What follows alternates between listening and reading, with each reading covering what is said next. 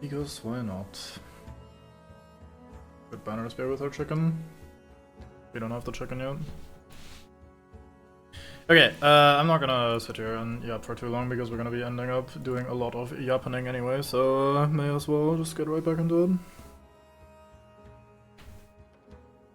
Been doing not super great physically recently, and as a result I'm a little exhausted and tired, but we'll see. It'll probably be fine. If I recall correctly, we ended by doing our level ups and everything. Yes, level 3 card unlocked. Level 3 card in the deck. I'm gonna extrapolate from that way that we've done that for every character. Is this something I might want to craft maybe? I don't think so, but can't hurt to have a look. So we have hat, we have boots. Don't have a torso for you yet. You do have the perk where you ignore downsides, don't you? Yes, we do ignore the -1 item downsides. So what do I mean by that? This game uses a relatively interesting system where heavier armor, even though this is hide armor, but whatever. Heavier armor has downsides, and that it puts -1s into your attack modifier deck, meaning that if you don't have a perk to prevent this from happening, wearing heavy armor will make you worse in combat, like you draw more -1s when you're rolling for damage. The characters that are supposed to be the tankier ones have traits, or at least I think all of them, but maybe most of them, I don't know. But yeah, they have traits like this, where it says ignore item -1 effects, and then usually also something else, but even if it's just this part. This trait basically tells you this character could be a bit of a frontline tanky sort of guy, because they can get rid of the -1 effects. So this character could use the crude hide armor without having the -1 in their attack modifier deck. But yeah, I don't know if I want to use it. I may as well. She's been kind of eating shit a little bit, which is not great. I do have a hat. The hat's important to stay alive. Traveling Cloth increases my HP by 1. It's very cheap at just like one hide. Could just get that. It's just 1 HP. It's nice to have. It's not bad. This allows me, for the first 2 attacks that attack me, I give the attacker disadvantage, which is like fine.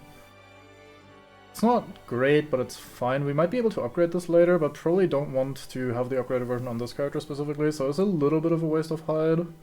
The crude shield is nice. It allows me to ignore one negative effect that an attack would give me, or that an enemy would apply to me. It doesn't have to be attack specifically, actually, which is interesting about the shield. That is actually a side effect that I didn't really realize. But yeah, there's a dumb small part of me that thinks having 2 shields on a character is stupid, so I kind of don't want to do that. It's very silly. I shouldn't think like that. So let's just make the crude hide armor make you a tiny bit more tanky. I think you also had the ignore bullshit perk. Let's have a look. Yes, ignore -1 effects and add 1+1 in his case. So you could also wear the hide armor. You also don't have any armor right now, and you do have 2 hide to spare. I might just do that, honestly. I tend to usually play games like this by being very stingy about resource usage, so since I don't desperately need it, I wouldn't do it, but we've had a lot of very close scenarios, and if I have the opportunity to be a little stronger and it doesn't cost me that much, like the opportunity cost itself isn't high, I should probably take advantage of it and actually do it. So for example, for the Geminate, this is a bit of a problem because the Geminate does not have the ignore -1s from armor, so they cannot ignore negative item effects, and so buying the... or not buying, but like crafting, for example, the shield, which, I mean, they don't have a shield yet, they only have a one-handed item. Crafting the shield would be pretty good, right? It allows me to prevent 1 enemy condition, but it also adds a -1 modifier to my deck, which... I mean, you know, it's not great. It's not really what I want in my life, so I'll probably not do that, which is a bit of a shame. But yeah, it's kind of like the heavy armor perk, so to speak, for the game. It's not literally for heavy armor, obviously, this is just a crude shield, as it says here, but it kind of fulfills that purpose. Alright, let's go and do the video gaming. So we have 2 options here, both are referring to the Algox questline. Either we go Algox Scouting or Algox Offensive. So either we follow the raiding party back to their mountain, or we follow this other party that was on the way to the mountain and start to... punch everyone there. Looking at the rewards, this is every loot item that is in the deck. So if we were to draw the entire loot pile, we would get all of this, including 1 random item in the loot pile. So we want to loot Well, we definitely want to loot anyway. But ideally we want to loot until we find this random item that is just hidden in the loot pile. And there's also a treasure chest in the scenario. Treasure chests and items can only be looted once, so if we were to replay the scenario, the treasure chest would be empty, or gone, I don't know. And the random item is no longer in the loot pile, so we can't just farm it. But yeah, these are just what we can get in the scenario. And they both have exactly the same reward, so we can kind of pick story-wise what we want to do here. This is a... how do I say this? I think this is a mutually exclusive branch of the path. We cannot do the other scenario if we pick one of these. I think that's true. I'm not 1,000,000%, but I'm pretty confident that that's true. I know from experience that this is not a major decision. So this is not anything that's like too different. We just play a different scenario, but it leads to the same story scenario, if that makes sense. So it's a different road to get to the same spot in the story, just like a different scenario to get there. Let's do Algok Scouting. I think this one is a little more fun. Actually, maybe since it's the digital version, maybe I should do this one. So what's interesting about this, you can see here these numbers in the corners on the portraits. This dictates that these are a different team, so to speak, than these guys. So we have two distinct groups of Algoks here, and they do not like each other, it seems, because they are not on the same team, so they will punch each other. In the board game, this is tedious because you do have to make the move for every enemy in the game as well. Like the game, obviously, like the board game can't just magically do that for you. My webcam is in a bit of slightly offset, isn't it? Let me move that slightly to the side. But yeah, in the board game this is a little more tedious to do because you will end up with scenarios where you have to move a lot of enemies and make a lot of actions and turns for them happen, which is really annoying. Let's do the digital. Since we're playing the digital, let's do the this one where it has two factions. So since we're on the way to a scenario, we get a road event. There was a landscape that told a story. It's this one. Heaps of rusted metal dotted with punctures from crude long spears and skeletons of fallen Algoks intertwine in a tapestry of carnage. You're picking carefully through the remains when you spot it. A robotic corpse with a still glowing chest. It looks as though its designer had attempted to make a savas out of metal, and the core powering it has remained charged long after its host passed. You pull the power core free, and it hums in your hand, warm and pleasant.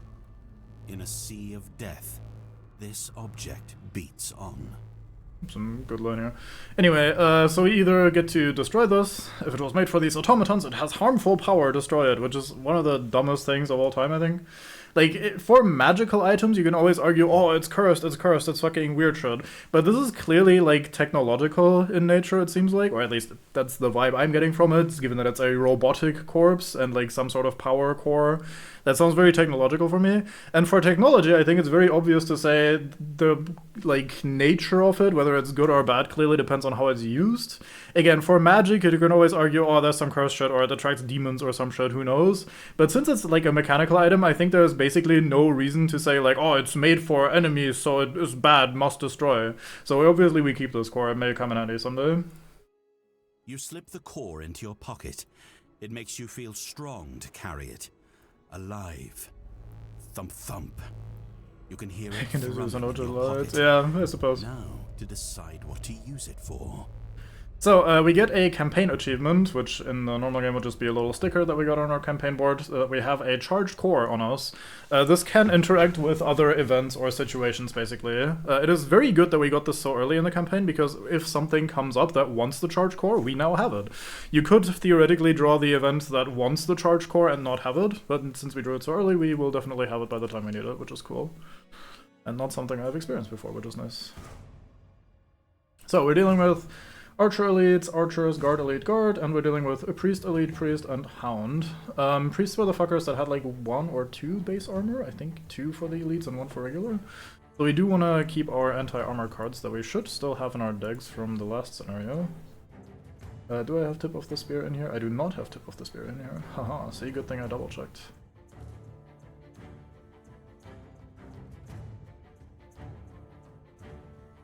In that case, I probably want to get rid of Deflecting Maneuver and do Tip of the Spear instead. A bit of a shame because Deflecting Maneuver has such nice initiative, but we do still have 2 very good initiative cards here. And Tip of the Spear has the built-in 3 Pierce, which is very nice. For my Drifter, you still have No, you do not have Fortify in there? Yeah, I threw them out, okay, I made sure. I should probably consider replacing this card at some point, Fruit and Preparation. I don't ever play the top half of it, and I rarely get to play the bottom half because I feel like I always need to move. It's basically just a basic card where we either do basic top, basic bottom at initiative 14. The initiative 14 is very nice, so I still end up using it, but maybe I should get rid of it at some point. I always feel forced to keep Deadly Shot because it's my move 4 card. I could hypothetically play this bottom here, which is a buff that makes our next 4 moves, or 6 moves rather, have +2 movement, which then means we don't need to specifically play Deadly Shot, but I think I don't want more than 2 persistent buffs, and I tend to play the +2 melee attack one like 100% of scenarios, and I tend to also play the armor one a lot, or the healing one. We're currently on the armor train. So, there's a world in which I don't take Violet Inheritance, but I don't think it's this one. Yeah, I put this back in for the get a bonus thing back. I remember us exchanging that last time. Maybe No Remorse goes. I don't play the top heal that much. We put Fortitude in. It's another relatively fast card. No Remorse is one of my fastest cards though, which is... Vile Assault feels too good not to use, so we're definitely keeping that.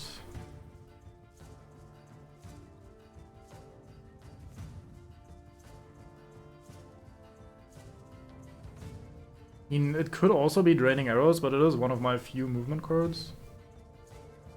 I actually am not certain what to exchange.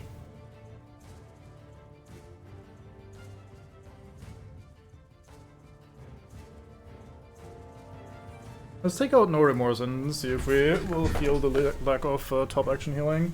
I do run into that situation quite a few times where I want a heal on my top action, but and I think for these ones we didn't really do that much. Dynamo, kill an enemy with an attack that would have cost at least 4 more points of damage than necessary. Not impossible, but unlikely. Never have your health drop below half maximum health. That is very unlikely for the way I play Banner Spear. Kill an enemy and loot the bag it drops in the same round. Not impossible, but unlikely. I guess that's the best we have. These are not ideal for my Banner Spear. Never collect a loot bag from end of turn looting. Ideally not. Never use your lowest initiative played card as your initiative card. This one keeps throwing me for a loop. I have an issue with initiative in this game, which is that low initiative is a low number, which means you go fast. That I hate that. Because if someone says, oh, this has very high initiative, I think, oh, they go fast, right? Like, if my initiative is high, high is good, so I act early. But that's not the way the game does it. So I fundamentally keep fucking that up. I look at this and I think, oh, this is easy. I never play my slow card first. I usually play my fast card first. But no, it turns out actually this is wrong. This is just, you have to be very slow all the time. Which makes sense because it's called Dawdler. But again, in my brain, high initiative is a good thing and makes me go fast rather than slow. So take only long rest during the quest. Very possible. That's probably the safer one. I don't want to be that slow. This one really hurts, I think. I am a big fan of of being fast, of high initiative, of low initiative, I should say. So yeah, I think we'll just take this one as the slightly safer option. Use a card to negate suffering 5 or more damage. We can probably force that. Kill 2 elites. Not impossible, but not ideal. Collect fewer loot bags. I hate having to manage this, especially since I'm playing all 4 characters. I can actually manage this. I could just let it rock and hope it works out. But I do have a decent loot card that I always play on you, which is the Apparition here. This bottom action is a loot and teleport to a shadow, so there are a lot of scenarios where I do end up actually using that. My Gemini loots very little, so this is not ideal. Let's try preventing 5 or more damage on a card. Have no cards in your hand each time you rest is almost impossible for Geminate. That is very, very hard. Suffer damage from an attack on the same round you long rest. Not impossible. Never use a potion. Aren't you one of my few guys with a potion? You are. I mean, this is not a crucial thing. I can just unequip the potion and then click on this and get a free completion. Now, the smarter thing to do would be to not unequip the potion, instead have this in case of emergencies. Like, if it looks like I'm losing the scenario and only this potion will help me, I can still do it. However, I'm unequipping this because if that happens, tough luck. And by having the potion available and smiling at me every time the character gets to act, I will accidentally at some point forget about my fucking battle goal and just, like, send the potion and ruin the battle goal. They'll be tired from the raid, so this is your moment. Sapper had explained, pointing you toward the foothills of the Copperneck Mountains, where her scout tracked the Orgok's attackers. I doubt you'll be able to fight them all on your own, but maybe you can find another way to subdue them if you get close. On the other hand, they'll be worn out after this little battle, so feel free to test your luck. Just remember, even a tired Algox is strong enough to rip someone in two. After hours of tracking, you find yourself before a cave. A wide black stain on an otherwise pristine mountainside. A crowd of Orgoks moving around in front of it. Getting a bit closer, you realize there are two different groups of Orgoks gathered at the cave mouth, and they seem to be fighting. The defenders look like the Orgoks who attacked Frosthaven. Huge, brutish things with fur-covered muscle and vicious strength. They're throwing punches that could flatten a longhouse. You've seen it happen. But you can tell their strength is flagging against their assailants. The attackers, on the other hand, wear leather robes and move their clawed hands in intricate patterns. Covered in the same white fur as the defenders, they stand their ground outside the cave, guarded by wild beasts as they hurl magical storms of snow. You creep in close, and the battle begins to shift. A flank has thinned out on one side, and you can see a path into the cave ahead. It won't be easy to break through the fighting, but if you want to see what the defenders are guarding without getting your hands dirty, this is the best chance you're going to get.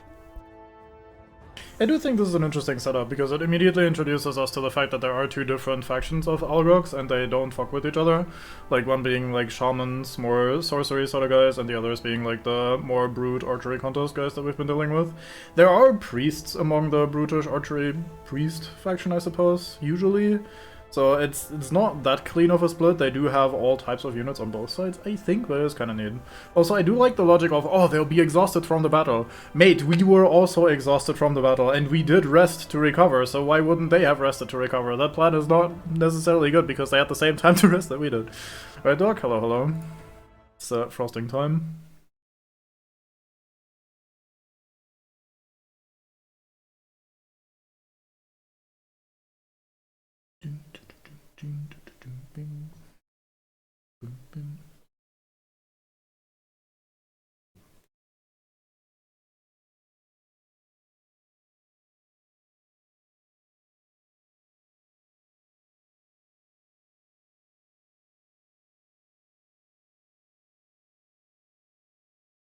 Slowest loading in the game.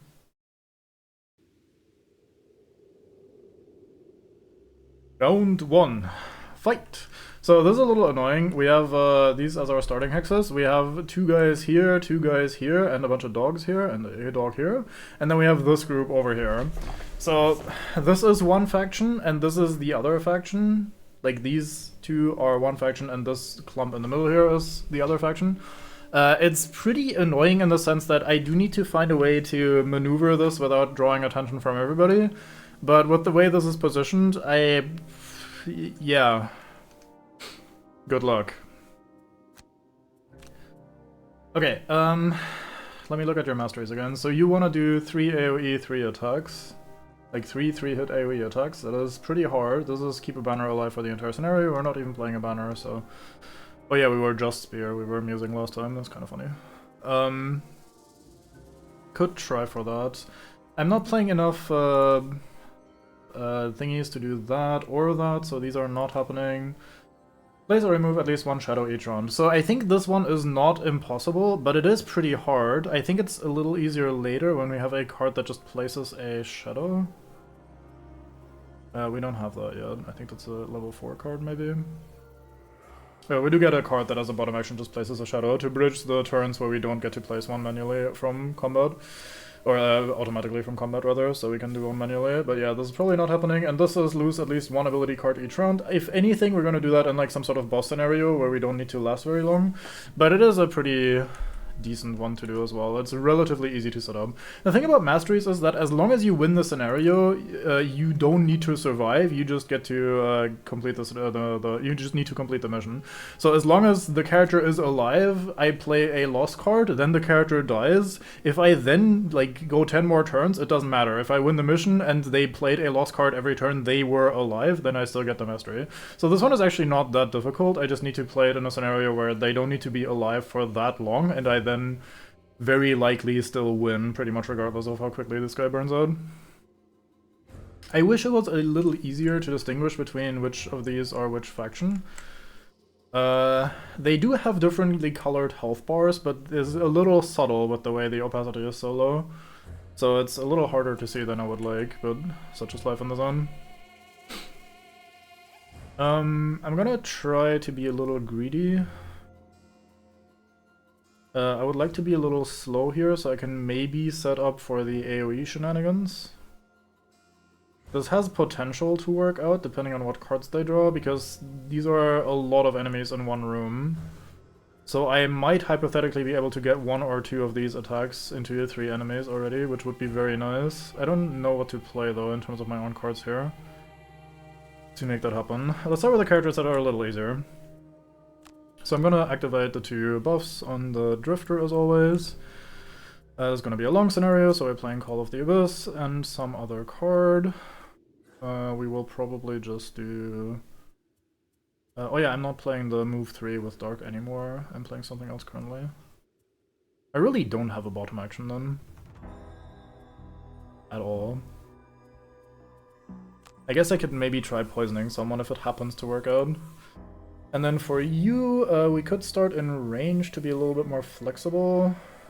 I do want to be slow, so I'm always low priority for these guys.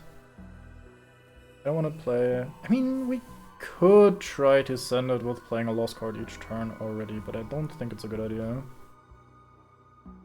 I'm assuming we're playing this as a move action and then playing the top of this as my offensive action, and that should be slow enough that most of these shouldn't bother us. As for you, I do have someone that is moving, but they're moving at 82, which is very low. There's a world in which I get to do this afterwards, and then together with the Deathwalker hit 3 people. That is not a very likely scenario, to be fair, but it is possible. We could try for it.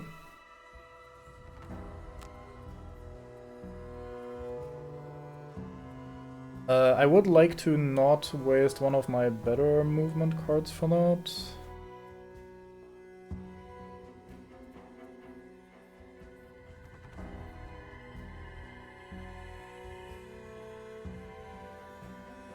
Yeah, it's pretty rough. It will get easier as we get more cards, as long as we level up the AoE stuff. So if we pick more cards in the... Like, we get, like, the card choices on level up, there are more AoE cards to come up, so we could just pick more AoE cards, which increases our pool of potential ones to hit, but yeah, it's rough either way, definitely. Since the winter Cube's cranium with frigidity is so fierce, his hair follicles were fatally frozen, he's not bald, he is Frosthaven. Alright everyone, it was a good stream. We got to almost play 1 round, so what more could you really ask for? Thanks for watching, and I'll see you next year.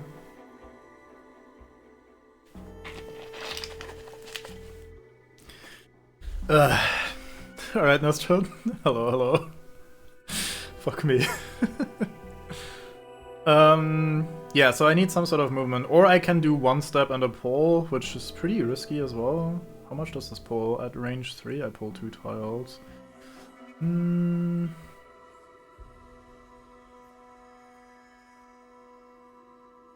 This asks for at least a warning. Yeah, that's probably fair. Nah, fuck it, we play this so we can position more. Okay. So there's a lot of stuff that they're now doing. Look at all these actions. Again, if we're playing the board game, I have to manually make all these actions happen and like think about what targets do they pick, where do they go, what do they do, and it's really tedious. But we're not playing the board game, we're playing the digital version, so they can do all this for me. The priests rolled the funny disarm card, so one of my guys gets disarmed. It's the drifter who's not attacking. Very good. Didn't even take damage. Fantastic. Yeah, so now this faction ate 3 fucking disarms, fuck those guys. And now the dogs are doing dog things.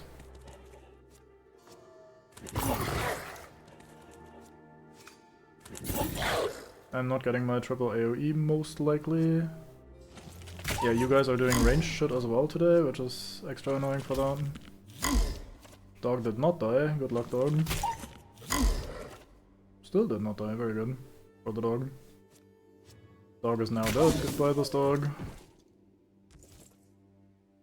And you were disarmed, I suppose, and that's why you went there. Okay, so we have no opportunity for the funny AoE shenanigans. Also, hello, Art, of course. Hello, everybody that I am missing, my bad. You activate your bullshit.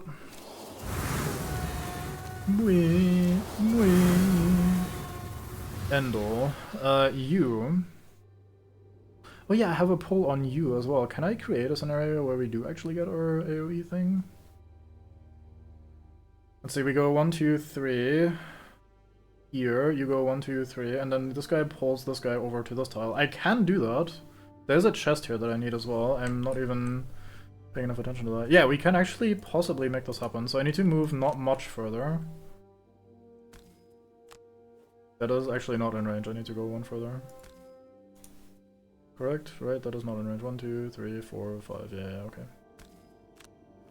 1, 2, 3, 4. Yeah, now I can pull him here. You slap for a incredible 1 point of damage. And that's you. Now, I did put my Geminate in a really bad position for this. It'll probably, hopefully, possibly not matter, but it might. 1, 2, 3, 4. You could go here, so I can go and poison the priest, which is probably the guy that needs the poison the most, realistically. Could poison the dog or the guard just to get them killed faster, which is also pretty nice. But the priest is the guy that is, like, the sturdiest, so we wanna ideally deal with him. Or hit him with the poison to start doing some damage. And now we get to hit all 3 of these, just as we planned. So, the dogs have Retaliate 1, however, our funny Unbreakable Wall card here has Push on it, Push 1. So we can push the dog 1 tile, and now it's out of range for Retaliate. So there's an interaction there with Retaliate that you might not have known about, but that is how that works. Push you over here, and I don't push the priest. Okay. Next turn. So yeah, that's our 1 out of 3. Sorry, 1 out of 3 cards already done for the AoE shenanigans. Fuck me, I can't speak. I don't think I can set up another one like that.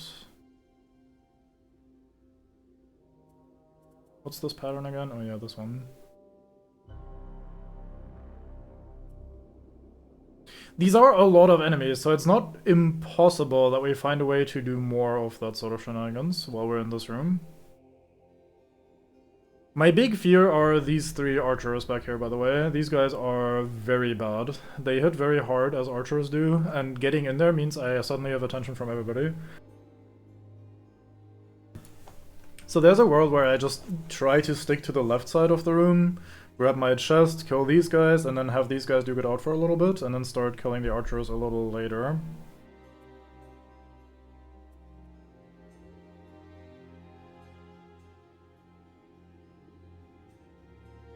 But this is pretty close to being able to do more AoE shenanigans.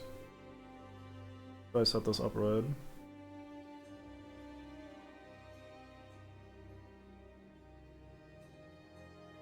Like, if I walk here, pull this guy, I get to start hitting an archer, which is very appealing.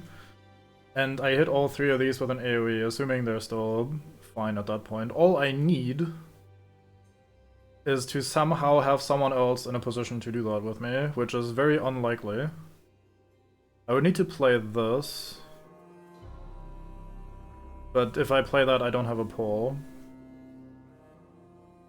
Like, I would need to be here, and an ally would need to stand here, which is impossible, because I can't... Like, they can't swap with me on their turn.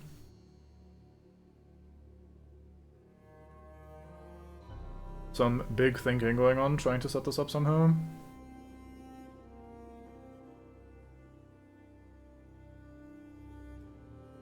Can't quite pull this guy far enough to create a trio here in these tiles.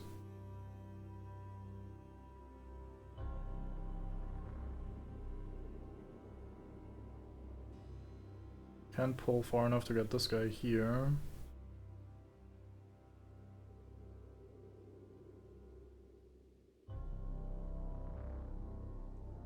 Now, technically, there's not that much reason for me to try so heavily to make this happen right now. I don't really benefit that much from doing it right now. But getting this done early is obviously nice because it gives me a perk point, so the earlier you do it, the better. And I already got to do 1 out of 3 in the very first action, so the chances of me getting this are not exactly 0, and it would be quite nice. I won't get that many chances of doing it, so I should probably try to take advantage of them when I get them. I could go here, 1, 2, 3, and have another guy go here first.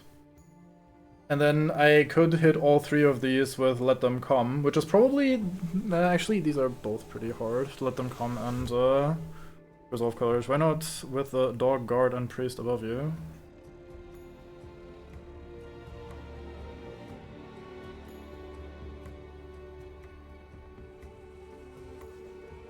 What? You mean these 3?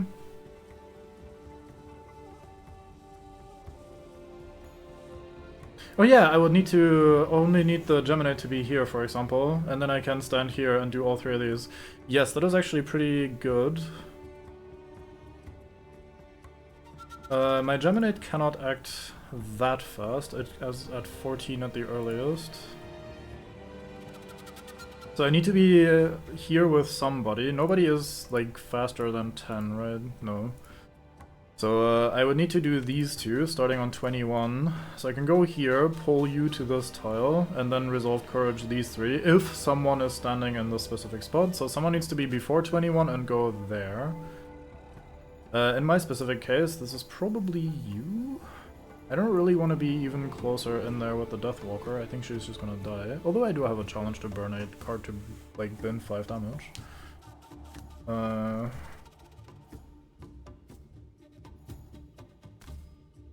Could also go there with a Drifter. 1, 2, 3, 4, slap this guy. Or shoot over here a little bit. I think we did pick a shooting card at some point, didn't we? I got rid of Deadly Shot. No, it's still here. I'm just dumb. Don't mind me.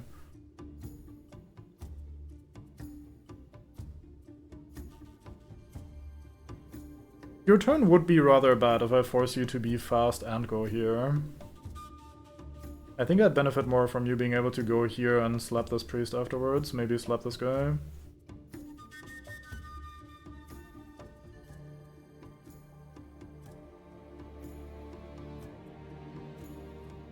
Yeah, I think you'll do this. Go here and get ready to slap the priest after the AoE attack. You, like I said, I want to ideally have a little bit further back. We did not make Dark last turn, so I don't have the improved damage thingy. I could possibly shoot you, but I actually want you alive, so you tank the dog for me.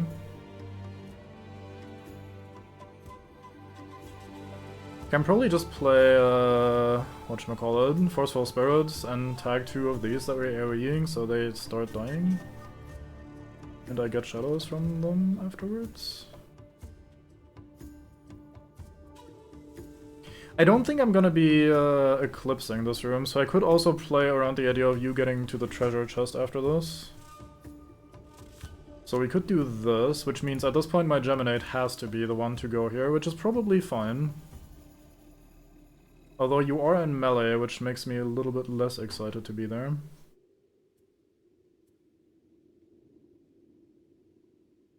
Although it's a pretty good drag down, actually. If I go here and then drag down these two, that's okay. And I'll use the bottom of you as a default action. So you go here, do drag down on these two. There are a couple issues with this plan. For example, the guards often act on 15 and do annoying shit, so this dog might die. And some other problems like that, but I don't think we can do that much about it. Okay, the dogs are really fast. The archers are also really fast today. And they set traps, which is not great. That is it though, so... It's not impossible that this happens. You did not manage to kill the archer. Okay, so... You go base move here. Skip, drag down, rotate like so. There. Why do I have to target this tile to make this happen? This is awkward for the template. Okay, anyway. Seems pretty good. Forgot they punch each other. I thought dog would run to you. Oh. No, I have to go here and pull this guy.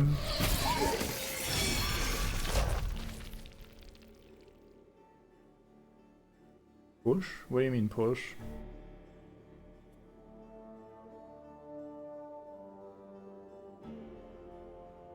What am I missing? Why does this have a push 3 on it?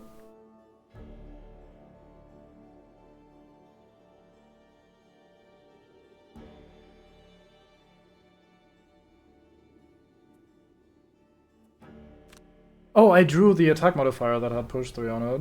Yeah, draws the +1 push on it. I guess I could move the dog over here. No, the game is not hallucinating. I have an attack modifier that gives +1 and push, and I just forgot that I drew that. And the game didn't really... Like, it is in the battle log here, you can see I drew the push +1 thing, but I just didn't recognize it in time. Please don't kill this dog. Thank you. And you should shoot this dog. Good. Okay, so we go here. We pull you over here. Then we do the top of this and punch all 3 of you. This did count even though one of them missed. Yeah, very good. Okay, so now we only need to get the last template, which is gonna be the hardest one, I assume, but hey. Still pretty good progress. Please walk into melee and heal, as Dara wants to do. Guards walk a lot and punch hard.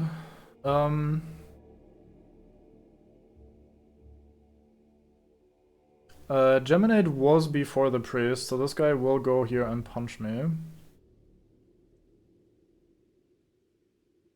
I could kind of all in on the idea of finishing this challenge, this fight. What are my options here? I have a walk 3 still.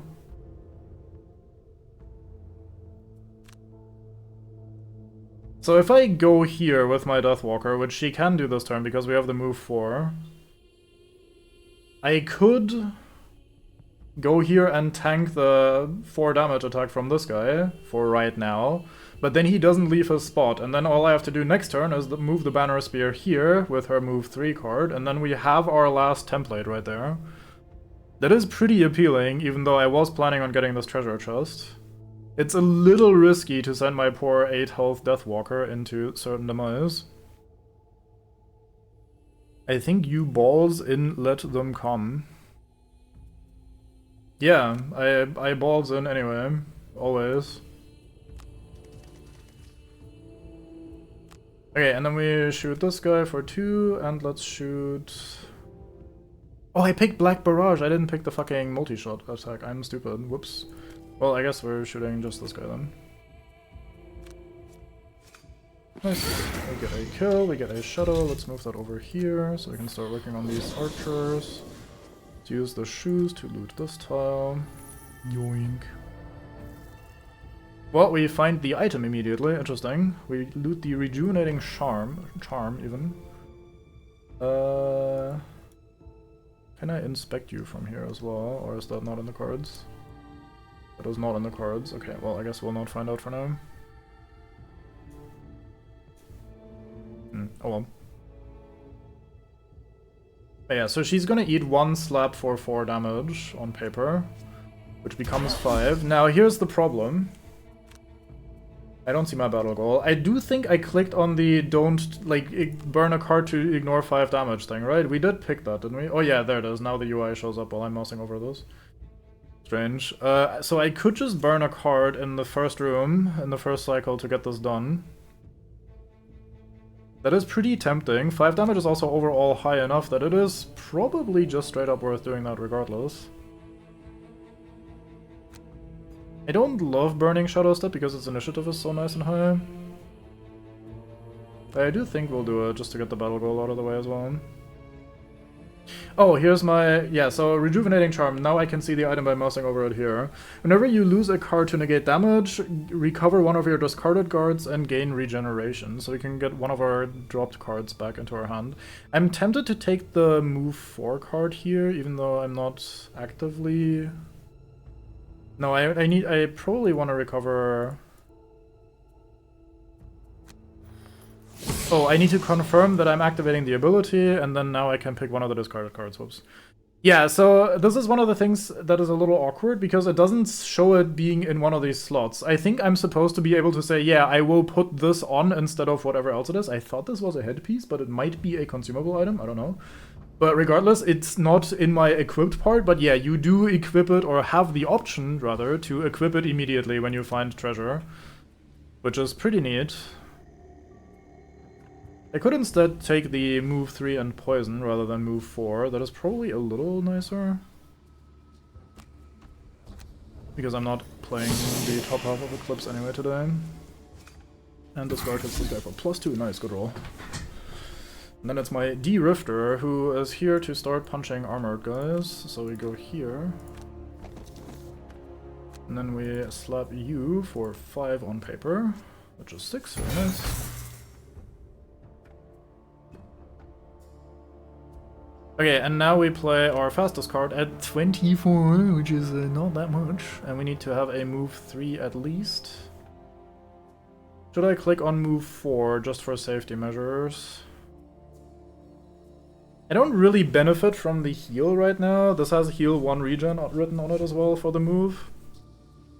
The question is, do I want to play Tip of the Spear as well today? And I might still end up playing that, so I think we play Meat Grinder. Even though we are wasting the heal, so to speak. As for you, you probably just start slapping this guy for more.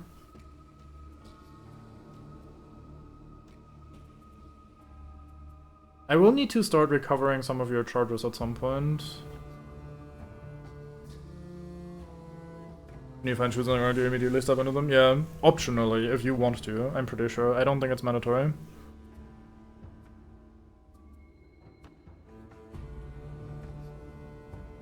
I'm thinking this card is nice because it's for us 5 damage, and if it kills we get a one of our charges back. The problem is this guy has 5 HP and 2 armor, so we're probably not killing him with that. The bottom of this is also nice because it's gonna be on average 1 damage and bleed.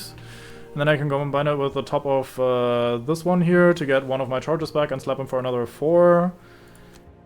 It's all very slow, though, is one of my issues, and this play does not want to move unless, like, they don't go very far, in which case I can probably still reach him with a basic action, but it's a little slow. Don't really know what else to do about these two, though, otherwise. Like a hermit crab. Yeah, just move into a new house. So yeah, I guess that's just your turn, even though it's slow as shit. Now you want to act after the Banner Spear, so we pick a card that is at least 25. So for a initiative tie, the second card that is selected is going to be considered. So for this it's 24 and then the second card is 62. So if I do this, for example, I would then need to pick a card that's at least 64. I'm probably not playing Fluid. I mean, I might play Fluid Knight tonight. This turn anyway.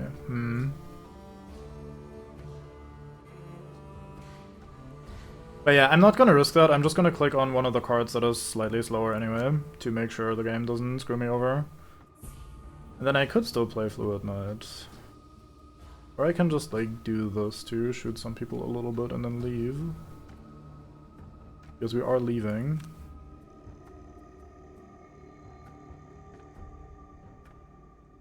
This allows me to leave relatively early, so I think that's better. As far as you go...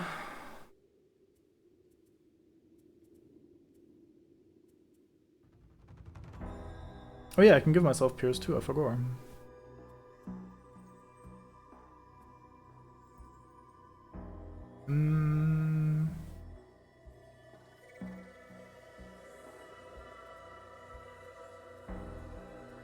This does also change me back into melee shape, which would be nice.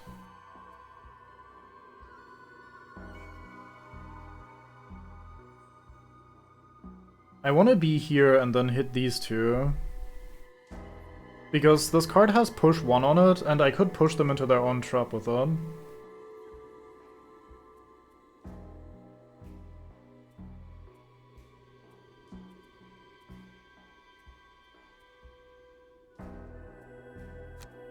So I think we do that. I think we move here and then hit these two with Scarab Flight.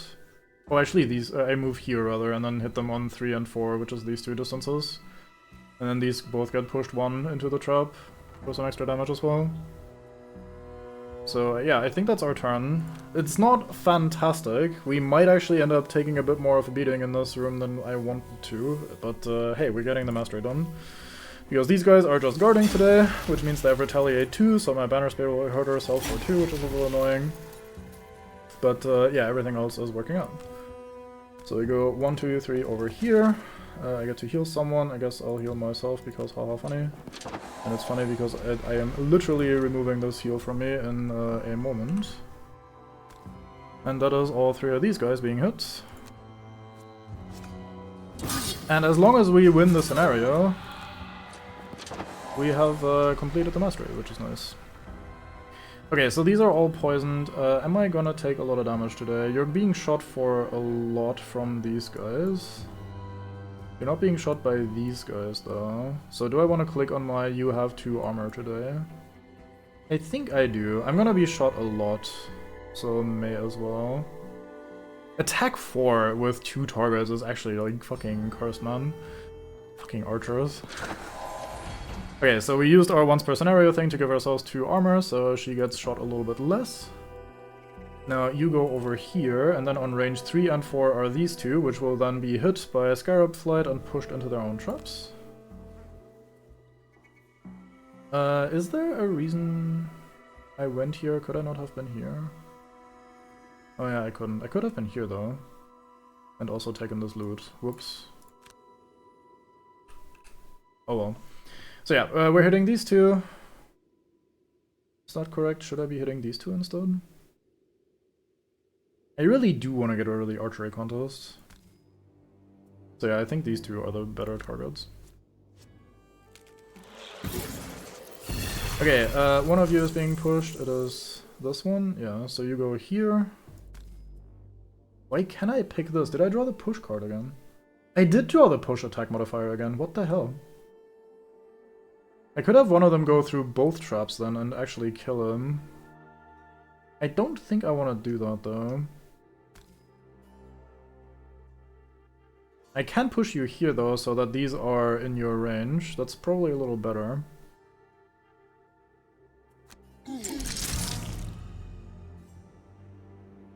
And then you just go into here. So their own silly 3 damage traps are hurting them now, which is nice. Okay, that is... next is our Shadow Lady. I am set up to shoot 2 people for 2 damage each. I could be killing this archer if I'm lucky, so let's go for that. And then we also hit this guy and mark him for death. Doing these two. Archer Elite, I want to mark you for the shadow spawning thing. You take 4 damage, you die, I get a shadow. Let's place it here to start messing with these guys in a bit. Do I mark for death the other guy as well? Absolutely. Ooh, that's a big hit, nice. Yeah, like I have been saying all the time, this fucking attack modifier deck becomes so fucking good. It's already really good with only 2 minus cards in the deck anymore, but like, she starts hurting a lot, and it's very nice. Then we go over here. This makes me the target of this idiot, which is annoying. And probably not great, but it does mean I get to heal, or I get to loot this guy, and I do want to loot this guy. Although the priests are very late, so there's a chance the Drifter actually manages to punch them to death. We'll find out. Get one hide. So, he would have shot me there with double damage, by the way, so that would have been 8. However, thanks to the hat that we have, it's only a +1 instead, which is 5, and then with the 2 armor we got from our once per scenario thing, we are now down to 3 damage. And I can also use my shield to bring this down even further, down to 2 damage, so I think this was a good turn to do the armor. It already kind of paid off, I think. You're shooting me as well, but you missed. Oh yeah, they also have disadvantage on the attacks because we have the new armor that we used, the crude hide armor, so both of those shots had disadvantage on our banner spear, so the helmet hadn't actually mattered, it just looked funny. And you got hit with a -2, so that's pretty good, only 2 damage for you.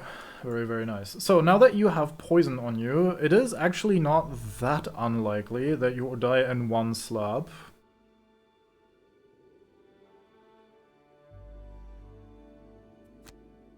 Since these are not next to each other, we can't use the cleaving headshot, which is a bit of a shame.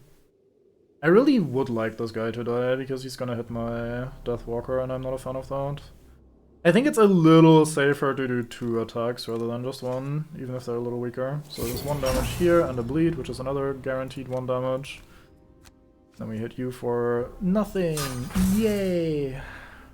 At least we get one of our attack charges back. That is a bit unfortunate, but hey. Such is life in the zone. Overall, pretty good turn still. Hit me for 4. Yeah. Had I not burned a card there to prevent the first instance of damage that we took, I would have now had to burn a card, so... Well, ultimately, even though pretty much... There's the armor with the disadvantage coming in. So that was only a -1. You shoot this guy as well. This guard is eating shit. Okay, so now that this madness with your mastery is done, let's try to be reasonable here. If these guys stay like this, which is not likely, I do have a very good tip of the spear here. But it's pretty slow at initiative 60, so I might want to summon a guy and then do combined effort instead.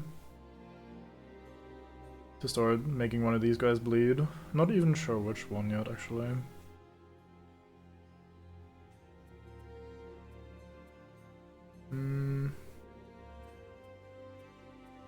I don't want to play the heal yet.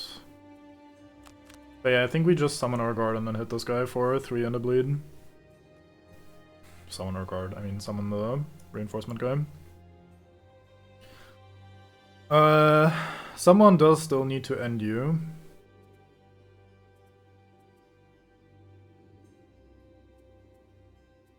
Might be Drifter's turn to do it.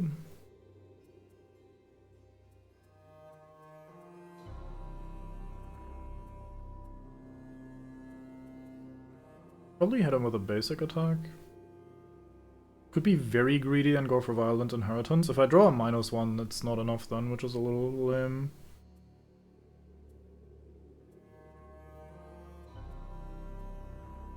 Yeah, I think just doing a basic attack is probably fine.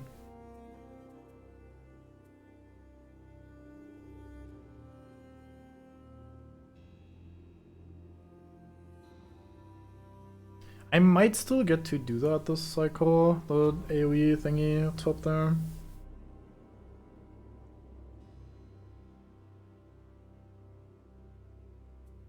Or just use it to slap you for 2. I do want to play the top heal here at some point, although are we doing that this cycle? Maybe not actually, maybe this is just what we're punching for basic with. Yeah, I think that's what we're punching for basic with actually. Okay, your turn, you are going to be Fluid Knighting for sure. The problem is, who are we stabbing? We could go for this archer. That's a very appealing target. We do need to worry about these two, now that the guard is on its way out.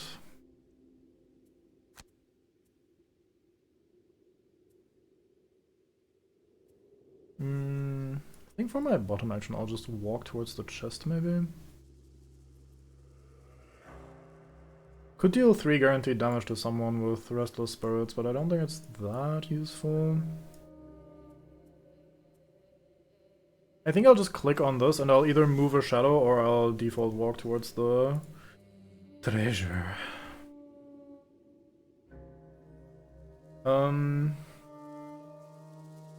There's a world in which I just go here and stab this guy a lot.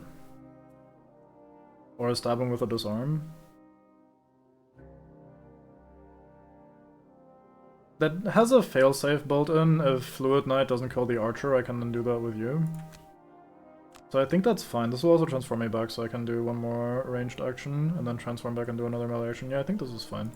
It's a little slow as always, but such is life. Okay, we have archers being fast today, which gives them immobilize, which is not what I want to see. The priests heal and bless, which is a little scary. And the guards throw their weapons, which is also not ideal. Cool. So starting with you, we said move and a basic attack, so we go here. I'm gonna skip movement here, so we're adjacent to only one enemy, so we recover one of our passive charges. Let me give you a basic slap, which on paper should kill you. Very good. Could have done violent inheritance, but it was really not that important. Okay, and then this shadow goes and stabs this archer. Very good, that is a dead archer. That's what we want to see. I don't think I need to move any of my shadows, so I think we'll just basic walk towards the chest. Very looty goblin on the fucking Deathwalker today. Archer Elite immobilizes my banner, that is a bit lame. Also 4 damage, ow. Take that on the chin. We summon our reinforcement over here. Let's take this hex. And then we use our reinforcement to give this guy a bit of a slap for 4 and bleed. Very nice, that is 4 and bleed. The guard now walks away and shoots the guard that we just summoned. Oh, this guard also attacks me because we're very fast. Whoops, that is not great. Don't think I could have prevented that. Still not great though. Okay, then you get to jump for 3 and stab someone. Could jump for 4 if I wanted to, because I have the movement shoes, and I should probably do that. I think I wanna go for the archer over here. Then we start by poisoning ourselves and bleeding ourselves. What? Oh, it fucking... Did I just mess up and accidentally use the life-giving amulet because it was the icon here instead of the other icon? That is my bad. I just got rid of one debuff, but not of the other. Oops. And we draw a miss just to make matters worse. No, it didn't. What happened to my poison? Oh, it asked me if I wanted to fucking use the specific Geminate ability, and since it just uses the, like, generic Geminate icon, I didn't understand that it was my once per game I can prevent a condition thing. Oh, that is really unfortunate that it doesn't make that any more clear. I thought since it showed me 2 icons, I click on one, I confirm, then the other one shows up. And I fucking wanted to click on that one and confirm that as well, but in that case it was asking, oh, do you want to get rid of the thingy? So I needed to play that slower and read what it actually was asking me, which is technically, I suppose, fair, but really frustrating. Did I say freezing ourselves? Whoops, I didn't mean that. I meant bleeding ourselves. That's alright, Dango. This is called the dedicated suggestions button. Oh, for the early access? I don't think so.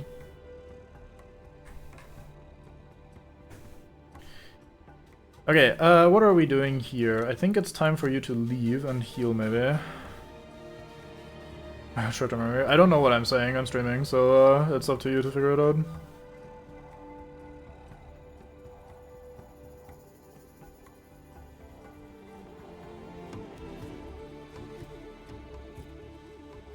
I'd prefer not using up all of my charges for my melee attacks.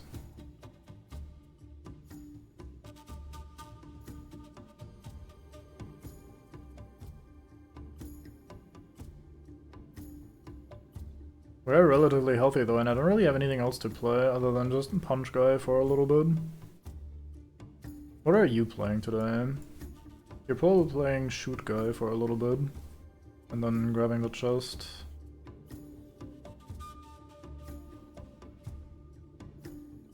Yeah, that's probably your turn. You're probably doing these two. Let's say on average you're shooting him for 2 damage. He's not anywhere close to dying.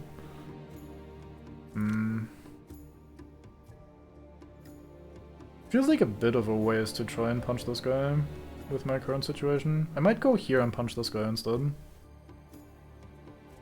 That feels a little bit more attractive. Not massively more attractive, mind, but at least a little bit. I could also go here, activate armor and retaliate, and try to draw attention away from the banner spear. That is also faster than the fast guard card, so that might actually be the best play. Or at least the one I'm gonna go with. I'm gonna pretend like I know enough to say, oh yeah, this is the best play. Not the sort of thing a cube might do.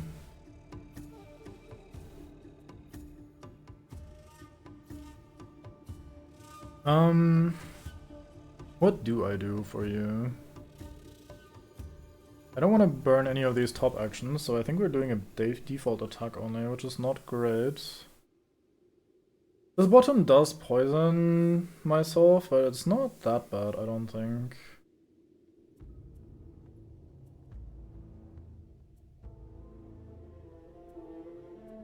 So I could, like... I don't need to be fast, because the only guy close to me is this disarmed archer, so he can't do anything anyway, so he'll just sit here. So I could be slow. So I don't need to play this, but I don't really benefit from not playing this. I could also just shoot one of these and then stab you for default without activating the bottom card. That still transforms me, which is kind of what I want. And then I don't need to be poisoned. But I could also stab him with advantage.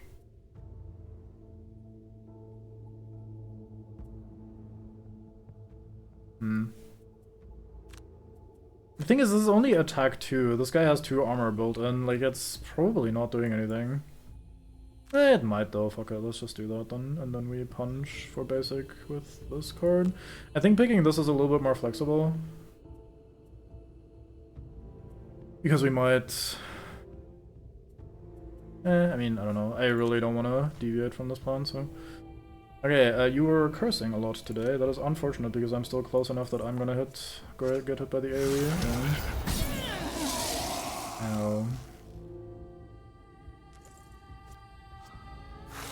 It's a bless for 4 damage. Ow, that is not great. Now needs to burn another card, which I'm not very happy about.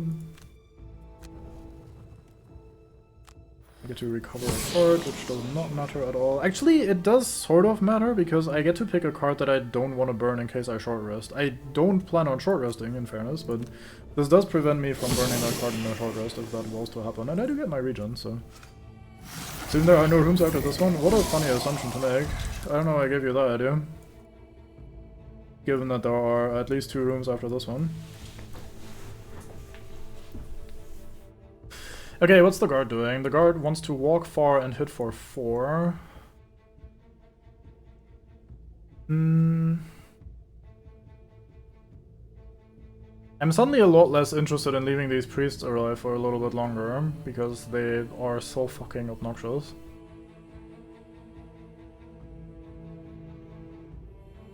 I technically don't need to kill everything here, but we are a little slow at the moment when it comes to moving on from here. So I think clearing this room is still probably in my best interest. I don't think I leave here fast enough for these to start attacking each other again, basically, is what I'm trying to say.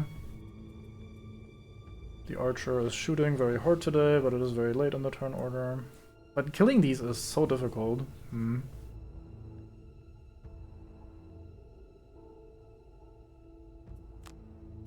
I do think I'm gonna stick with the plan, go here and tank for the banner spear. You do have 2 more cards here, right? For next turn, yeah, you do have another turn before the rest.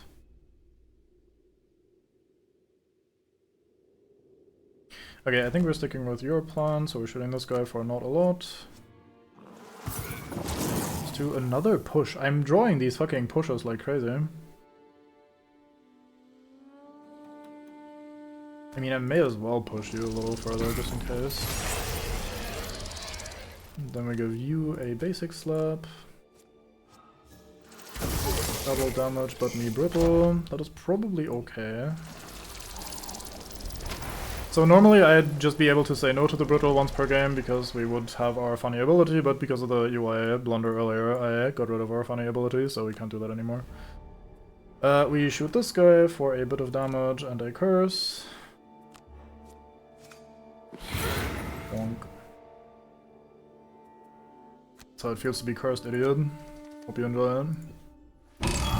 Loot this, we get a bunch of loot items, very good, so we got 1 lumber and 12 gold. Nice. Yeah, so I was just going to heal you and walk away. I wonder if I should open this door.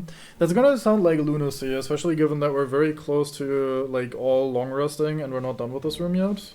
But there are probably both factions present in that room that might start punching each other early. And I don't really have any good thing to do today anyway.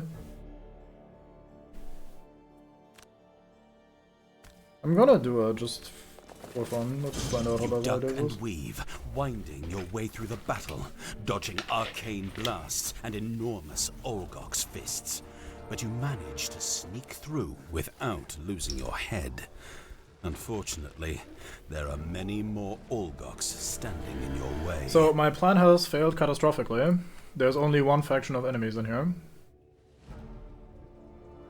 I call fuck as the result of this. That was really unfortunate. I thought that was gonna be more of the other faction as well, so they can start killing each other while we're hanging out. That might cost me the game. We're already not in the greatest spot. And now we just added 4 more enemies that get to come in and shoot me and slap me very hard, and they have no one to focus on but my guys. I can either have you die, or we burn 2 cards from this card. Let's get rid of you and probably you, since you're kind of a low value card. I'm gonna get shot 2 more times, which is not great. There's the curse, thank you.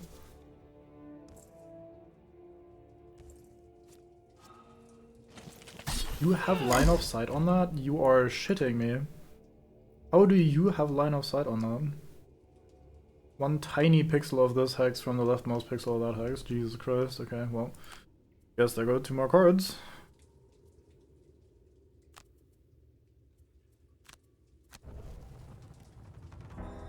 Okay, as weird as that sounds, that could have actually still been worse. But I do think I need to quick rest now, rather than long resting on you. I can't afford to have any of my characters die because this is an escape scenario. I'm wondering if there's a world where I can manage to leave far enough away from these guys that they maybe get shagged by the priest again, so that these 2 might start hitting each other if I just flee towards this corner. That might be my only play, because I don't think I can go through here quickly enough. But yeah, I'm pretty sure you need to quick rest, unfortunately. This is my high level card. I would not love losing that, but really I don't think we get to play it anyway, so may as well. So the 2 ways I think about this going is either I try to YOLO through here, try to get to the end as quickly as possible and just escape. There are gonna be like a lot more guards here, I think. I remember this room being like very... bunch of idiots just standing in your way heavy.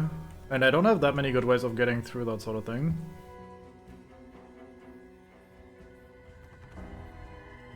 So I could try to bomb rush through, which I don't think has a very high success rate. But I'm already very annoyingly burnt on cards on my banner spear. So I don't know if she can live long enough to make it out of here if she doesn't just rush it. Might be our first loss. Yeah, this door opening was a fucking, like I said, a catastrophic decision that did not work out at all. Could have sworn there were more of the 2 faction thing going on, but apparently not.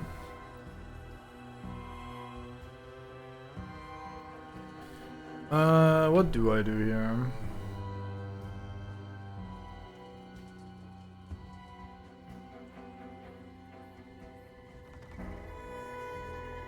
This is also happening at a time where everyone's card pool is pretty exhausted.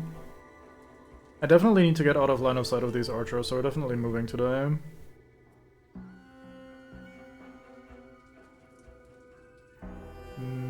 Could move to move you as well. I'm still in range of these two then, definitely. I'm probably just running and throwing the spear.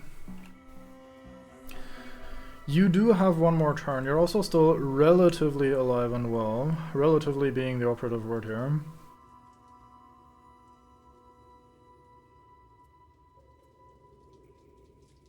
Could go here and punch these two with my AoE card. It's not gonna do that much.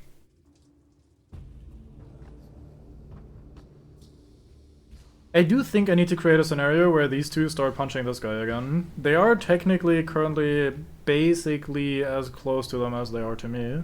And the Geminate can technically still leave.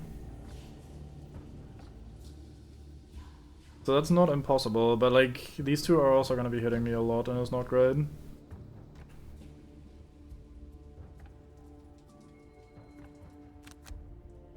Well, let's just click on the two cards that we have. You might now want to actually quick roost. Because of how badly this has suddenly gone. To be fair, I'm the least worried about you escaping, because of all characters I can just needle a shadow through and then teleport to the exit and be like, lol, I'm out by. So you are really in just the prime position to sit here and have a chill time. I'm also probably not killing anything this turn, so I don't know how much it matters if I quick roast.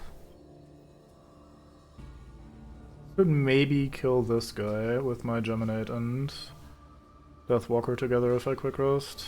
Is there any card I would really hate to lose here? I think these are all okay to lose. Yeah, I'm probably not moving much and I don't think I have enough stamina to burn this card. Attack 3 is also reaching the point where it's probably not gonna be strong enough anyway for now. So yeah, we're not redrawing them. Okay, so it's another Fluid Night time. And then we move all shadows a little bit, probably. We're probably only gonna have one shadow, actually. Because we're eating one to strike this guy, and that's not killing. Unless my Geminate goes before and does some good work. My Geminate would go before, to be fair.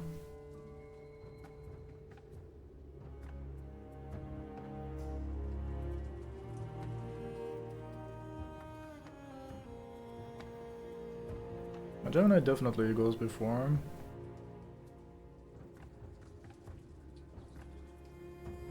I do think you need to move. Makes me very unhappy. Do I have a poison dagger on you? It's exhausted.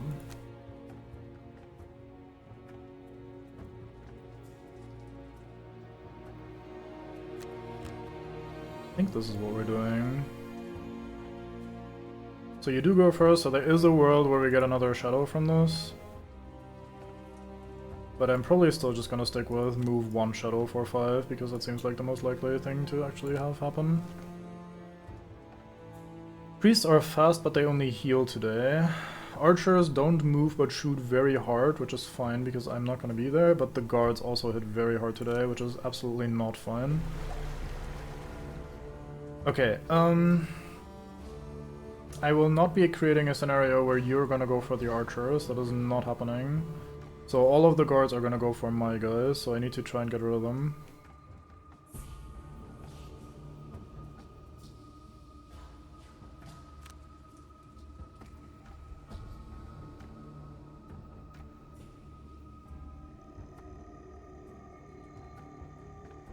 I could have actually pulled this guy into the trap, I can still do that.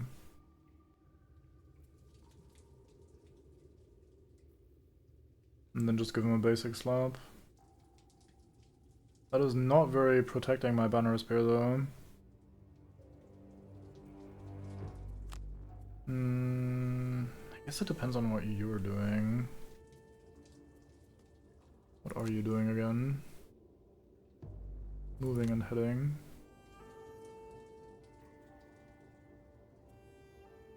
I can't stand here with my drifter. The archers are gonna shoot him into a world of death.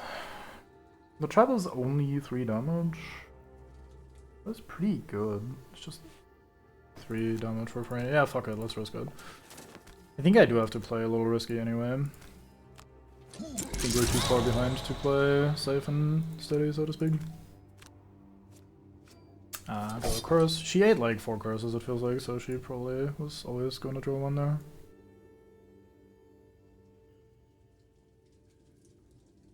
One, 2, 3, 4, 5. So if I'm standing here, you're not hitting me. 1, 2, 3, 4, 5. The problem is you're gonna hit me because you have line of sight on me because you're a cheating bastard.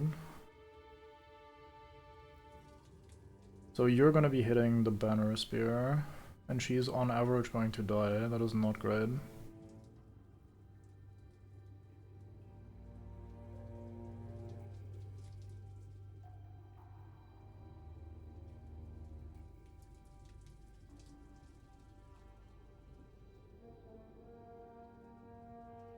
Did kind of navigate myself into a bit of a corner here.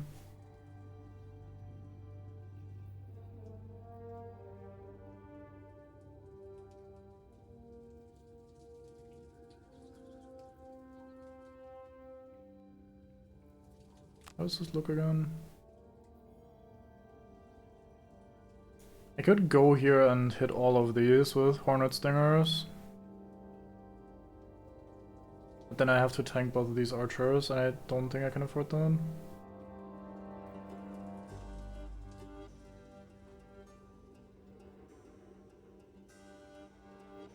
Yeah, I think pulling that guy into the trap was not the right play. It was so tempting though, I couldn't really say no.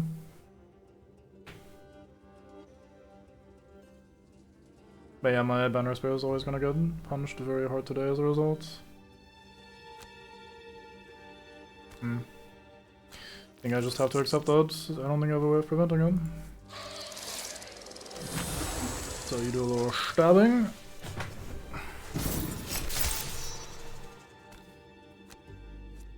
Aww. That wasn't gonna be good enough for him to die from bleed anyway. He dies, that's probably another attack. Oh, actually you're going here as well. But your initiative is low, so it doesn't really change anything.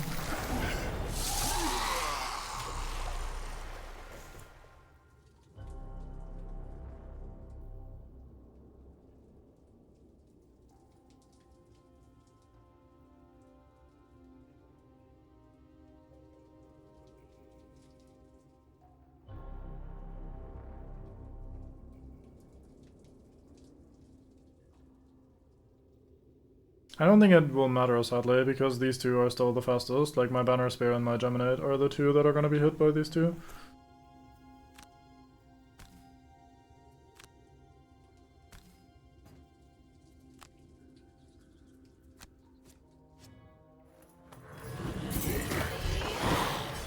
But hey, at least one of the elite guys goes in. Banner Spear only gets hit by 1 guy. Which is still more guy than I would like.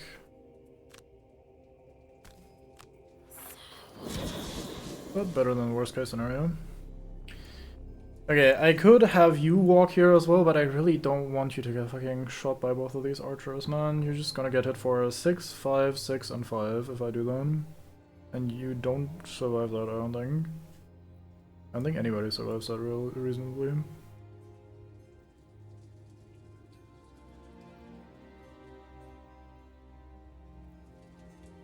That said, I don't really have a turn for you.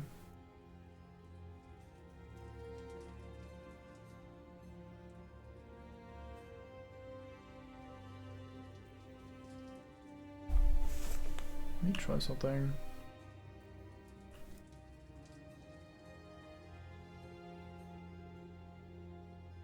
You do not have line of sight to this tile at all, so I could stand there. But you do have line of sight to these two. Yeah, everything here is terrible. So this is the only safe one, so that does not matter. Let's see, so the order is this guy goes first, he goes here, slaps my banner spear. I'm just gonna have to survive that somehow, and I'm just gonna have to hope that it works out. This guy then goes here and slaps the Geminate. Even if I stand here, that is not changing anything. That's what these guys are doing. You're then gonna try to shoot someone, and I don't think you have range on anyone, so you two are not doing anything.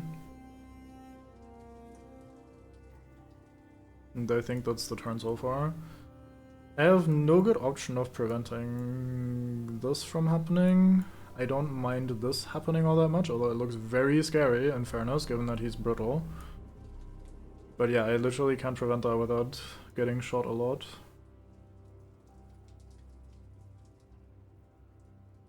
Guess I could walk here, so this guy slaps Drifter instead. This means I get shot by the archer. No, I used my amulet already. Also, Drifter had already, Geminate is already active.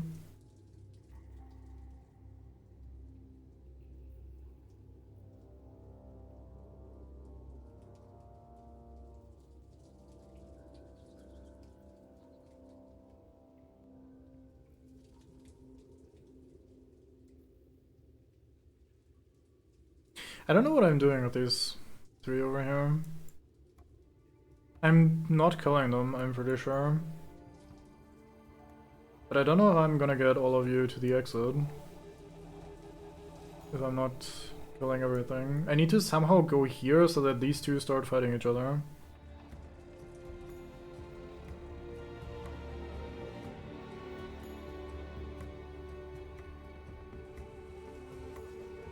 You don't even have the jump boots, so you do need to have these guys move.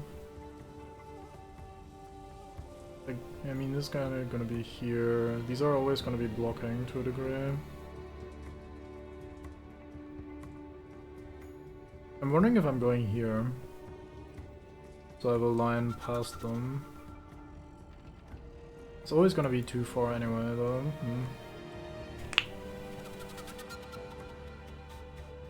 Well, it's less that, it's more the fact that I would need to somehow arrange this with not very great mobility characters right now.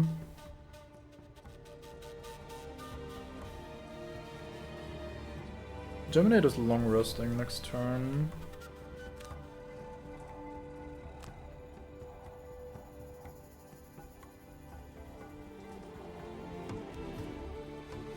I might have to stand here and eat shit. And then we're killing the non-elite guard and hoping that works out. So we can then proceed through that, maybe. Or I go here, shoot the non-elite guard. I do kinda like that more. Fuck me, this is hard. Put myself into a really bad spot and it's difficult to get out.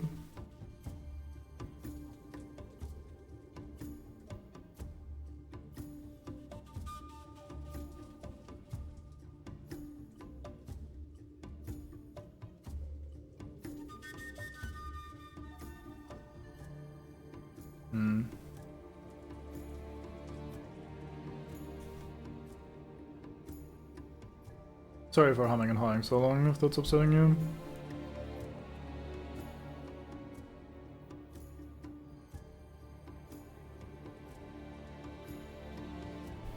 I think I just do two basic moves. I think I slap this guy and go here, and that is hard basic, but it's kind of all I can do right now.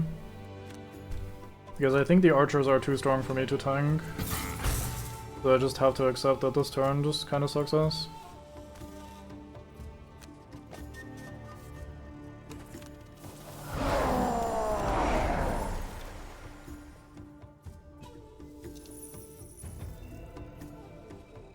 I have a battle goal for you to only long rest, but that's not happening. -1, we live, let's go. -1, we lived, let's go, but I do think I burn a card to prevent 8 damage, so that is a little much for my liking. I'm gonna get rid of you, I don't think I have an opportunity to play it today. Okay,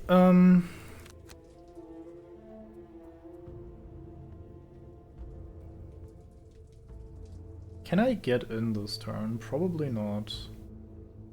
I do need to get rid of one guy that is blocking me, so I think we sit here this turn.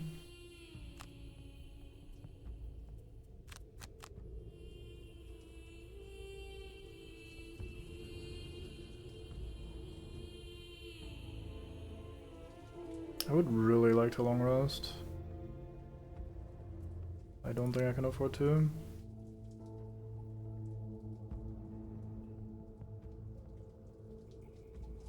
I need to kill this guy. I'm kinda mentally all-inning on this guy right now.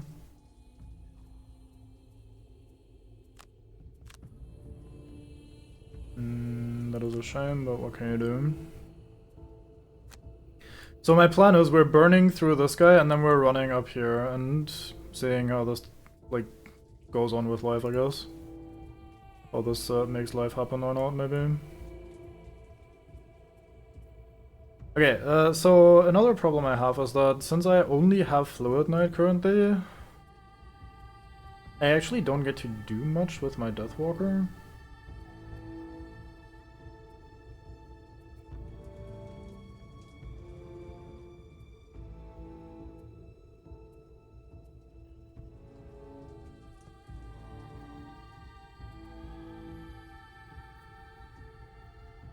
I think we do this, like we basically move here and then shoot this guy.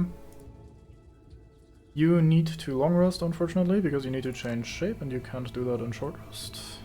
I mean, you technically don't need to do that. We could short rest and then play a melee set of cards. There is one card that I really can't afford to lose, though. At least one, which is the jump one. I guess there's this as well. But yeah, I really would prefer not quick resting, but I think I have to. I really want to keep that card if I can help it. That is significantly better, okay. And then... we're all very slow, this is not going well.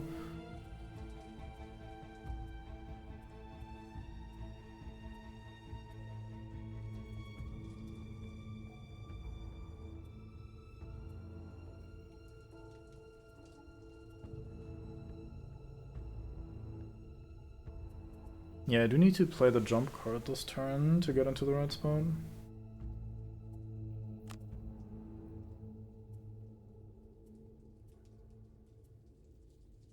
I think this is my turn. I jump here and I stab this guy.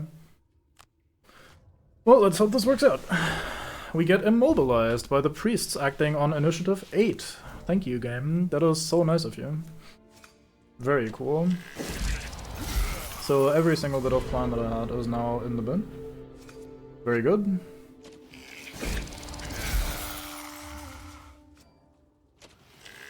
Okay, every single bit is an overstatement because they all targeted the Geminid, so just all of his plan is in the bin.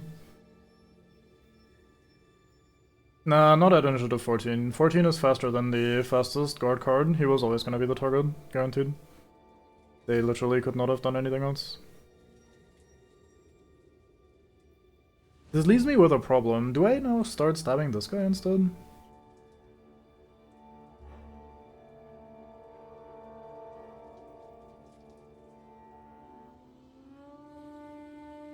The only one I can reach. I do have a pretty big slap for him today. Not everybody can attack this guy though, so I don't know if that's worth it. But I don't want to just sit here and do nothing.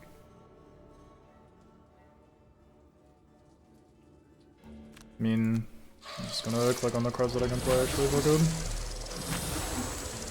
Might not wanna attack.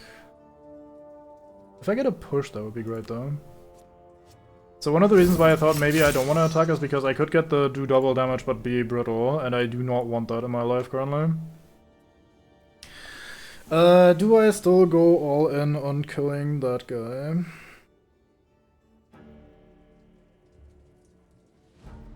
Don't really know what the alternative would be, to be fair.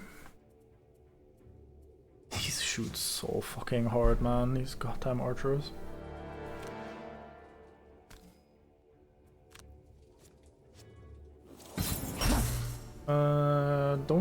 the Cleaving Axe right now.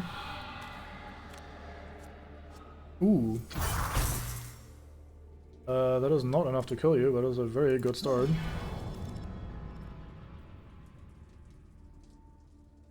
I cannot leave because you will then kill Banner Spear, so let's not do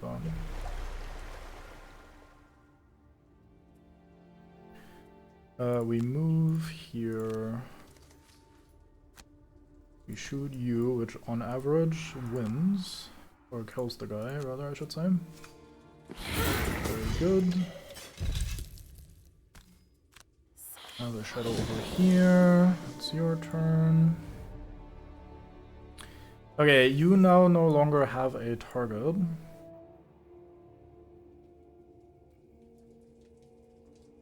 I can't afford to have you get shot ever.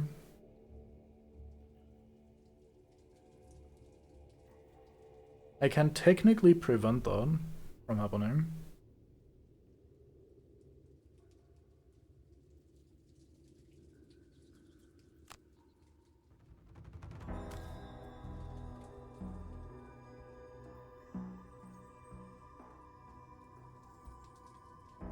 Do I want to do this? Kind of.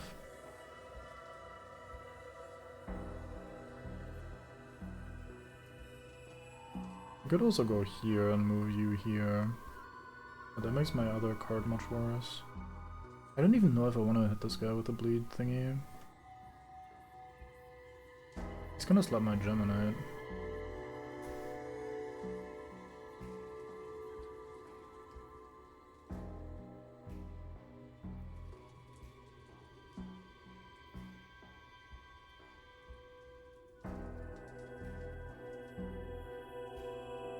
I have another idea.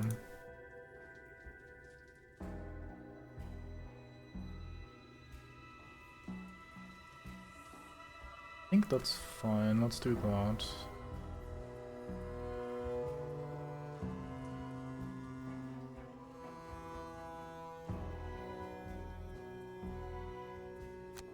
So you go here, we move you at least here, and I move you. Actually, I don't need to move you because the priest is so fast that the priest is always going to be the priority target over my drifter.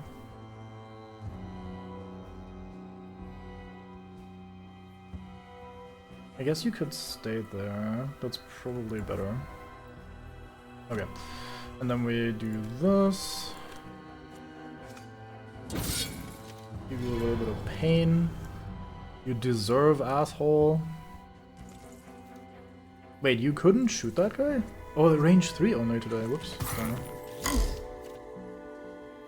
I keep thinking the archers just have near infinite range, basically. Like, in my brain, it's just like, archers, yeah, they just shoot you wherever you are. If you don't block line of sight, it's just like bin.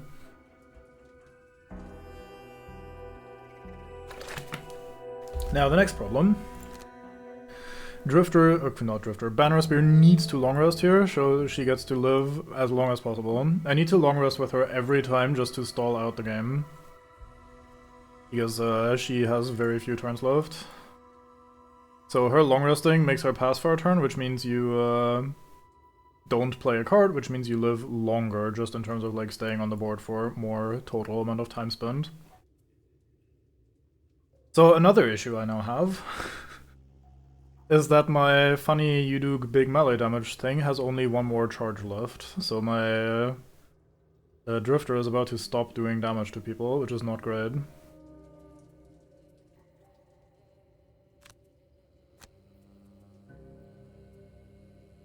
So I'm gonna go here and slap you for not all that much.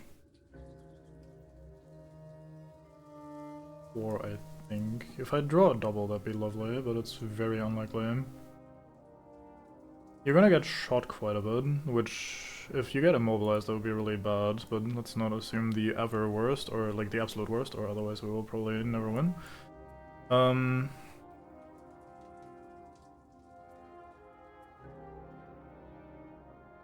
So this shadow is in a really bad spot because I didn't realize they would walk towards me.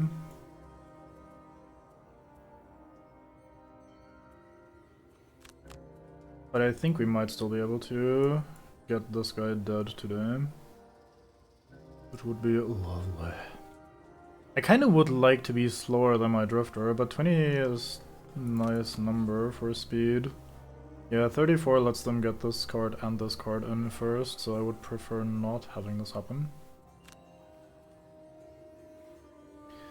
So, one of my issues is that you now need to be close-ish, like physically adjacent to this guy, so you can tank for my banner spear, otherwise you'll have to burn a card again. Which is not ideal. You moved to hair protection against the cold. Yeah, it was necessary. Starting to look a little too bad even for my standards. Right, Turtle? Hope all is going swell in the lands of Battlefield.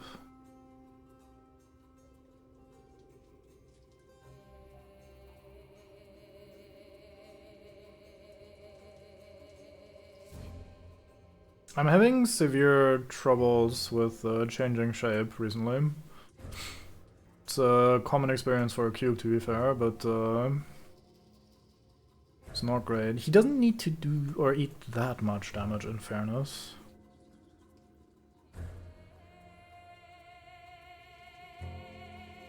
This probably doesn't kill him, is my problem. So I think I need to attack him twice, which means I'm in range of this guy. I guess I can find out. Like, and just adjust to what's happening. Sure. Okay, we are faster than all of them, which is a very good sign. The priests only heal today. Only heal is funny given that I'm trying to kill this guy. They're healing very late. The guard is doing basic attack. That's never gonna hit the priest because the priest is slow as shit, and the archers do basic today. With the archers doing basic today, how do I want to play this?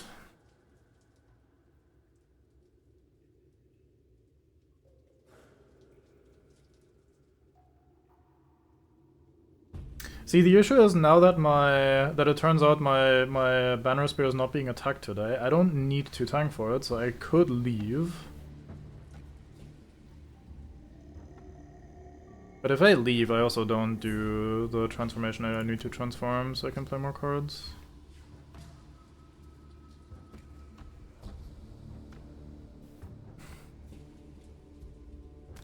Yeah, fuck it, okay. How much do we do? +1, so he dies. Very good. So this is 2 damage to the priest, he's on 1... No, the elite priest will go before him. The elite priest will not heal him though, so that's fine. He should now be dead. So I can walk for 2. I'm gonna walk here, I think. Is that actually correct? I can't see their model numbers. This guy could go before him. No, but he would go one of these two, so he doesn't heal. Yeah, okay, this is fine. Good, okay. If I don't make sense, that's normal, don't worry about it. I greatly appreciate, by the way, the Geminate actually physically changing between the range and melee forms. It really does help to keep you locked in on which shape they're currently in. It's quite nice.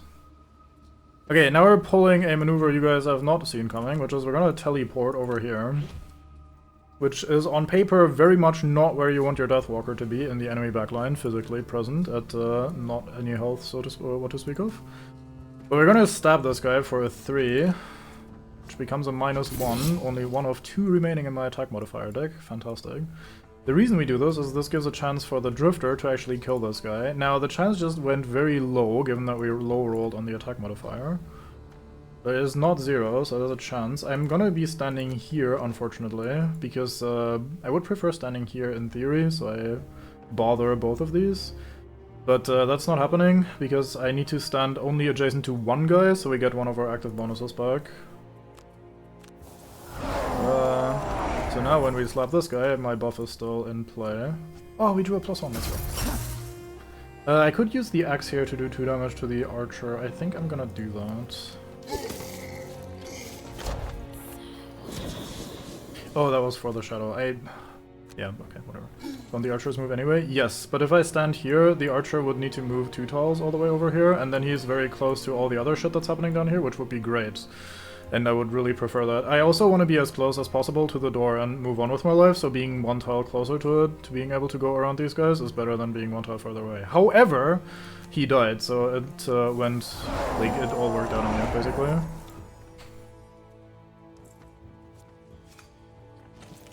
Ow, my Leben. Yeah, you're just gonna have to take the 5. You do a little fighting over here, very good. And now it's priest time, so he heals himself and blesses. This guy dies, this guy walks... Oh, he's only walk 1, yeah, there we go. Right, really? How went the... whatchamacallit? Darktide, that's the word I'm looking for. Hope all went well. I'm gonna keep my biggest movement cards, because I need to walk relatively far. You want one after we turn down the difficulty? Fuck yeah. Winning is all that matters. Hawksguys plus stems, unlucky.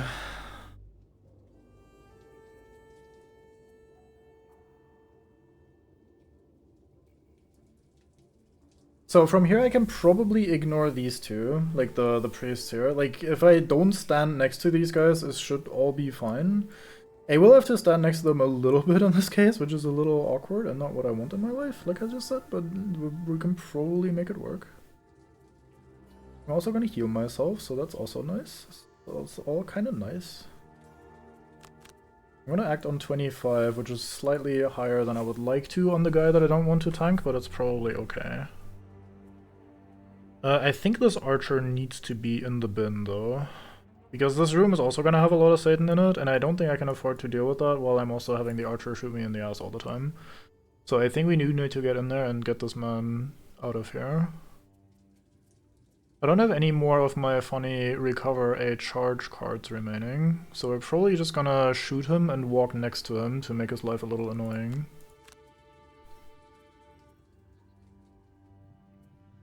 Okay, Deathwanker, is this finally long rest time? This is a pretty good long rest time for you, I think. We're not in immediate emergency mode. And getting a long rest here would be nice. Don't really need the items that you're using, to be fair, so I could short rest.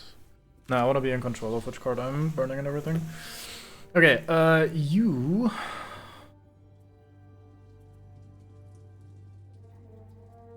have a lot of problems.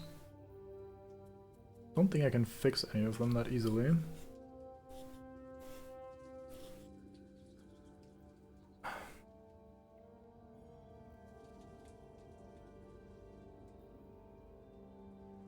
We need to get rid of this guy.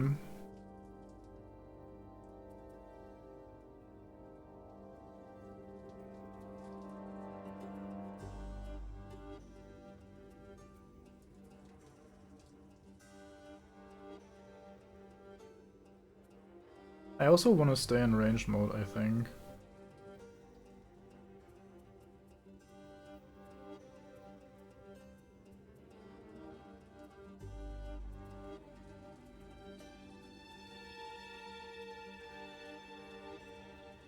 So we're only shooting this guy for 2 today, which is not great. But I think that's what I have to do. I do want to be in range mode for another turn. We don't have a lot of ways of getting out of melee anymore, so I do need to play around that a little bit. I'm gonna do this. So my plan is Banner goes here and moves both of these. Geminate will then be here, can shoot this guy from that position, and then move into the room to not die. Okay, then any Q and Daisy with scope, scope, yes, scope, which is good luck, don't die on bad rolls draws. I would literally never do that. This has never even been close whatsoever. I've always just fucking braved each scenario, first try, no worries, no stress, no nothing. Don't check the last one. So yeah, good luck. Hope everything works out. It's gonna be fantastic. You're gonna farm more clips and everything is gonna be sick. These are very fast enemies today. That is not my preferred method of functioning, but honestly it works out actually. So these two are just both gonna be shooting the guard.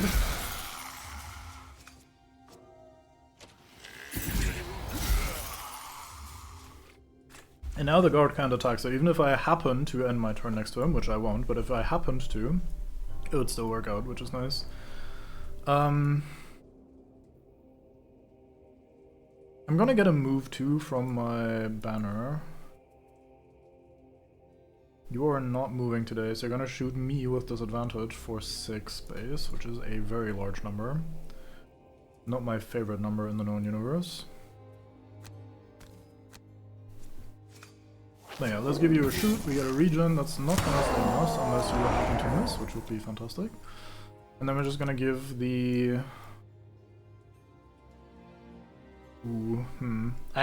Everyone could do with a heal. I guess the Deathwalker gets the 2 heal from her rest today, so I don't desperately need to heal her. And the Geminate is gonna heal itself for 2 today. And the Banner Spear is out of the range, so we can't heal her. I'm probably gonna go for the Geminate. It's your turn. Now the guard sits there, would like to stab someone but can't, and then it armors. Then you go here. And then we can move 2 people. We're starting with you, so you can stand up here next to the archer and tank it. And then we're moving our Geminate over here. Then for the other card, we're gonna heal ourselves for 2 with regen. And that's your turn. Then you are attacking this guy for 2, and we're not doing the push.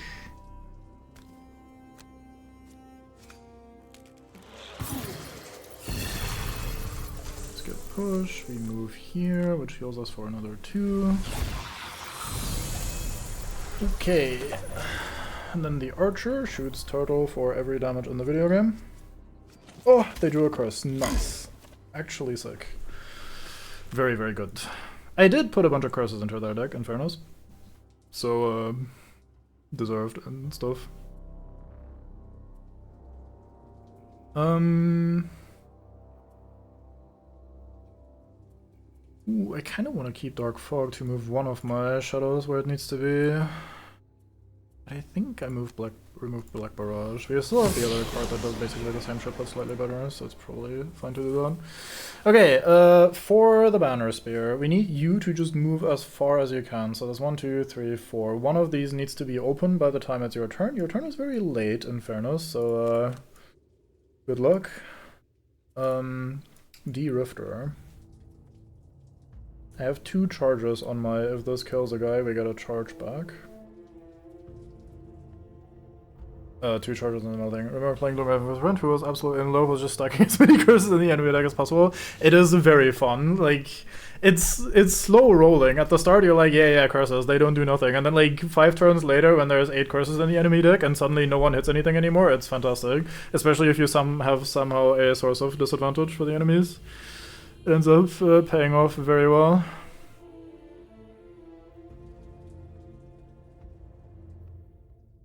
If I are meant to add a curse and there's a bunch of enemies around, begin salivating. Yeah. So, aside from my Drifter of all characters, I have a jump or teleport on everybody. I'm a little worried about how to approach this last room, because the problem is there are like 4 guards in this section here, which essentially form a wall for me. I could try to lure them all the way into this room so we can walk around them, but it is pretty difficult to make happen, I think. So I ideally find a way to get in very far in a single move with the Drifter, which would be like I stand here and then I go 1, 2, 3, 4, which is the best I have on offer. I think I have to go like around here. I think these 3 tiles are all enemies. And then I would have to end next turn, hoping they don't block me somehow. So I think that's the plan. The problem is arranging this. Do I still have my... Oh, I didn't bring the card that has move 5 total on it. Yeah, see, that was the issue. Earlier I was thinking like, yeah, I don't need momentum or whatever the fuck it's called. The card that has a exhaust move 5 at the bottom, or like move 3 and then move 2. And now I would really like it. Turns out whenever you remove a card, you're immediately regretting it. This card has really done nothing at all for me, unfortunately. Anyway, I'll stop yapping too much. We need to somehow find a way of setting this up. I do have sustained momentum in my deck. Oh, can I spend enough time to activate that and then move next turn?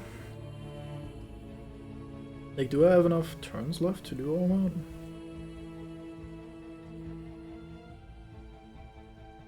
I could short rest here so I get that card active. But I do need to move once before that anyway.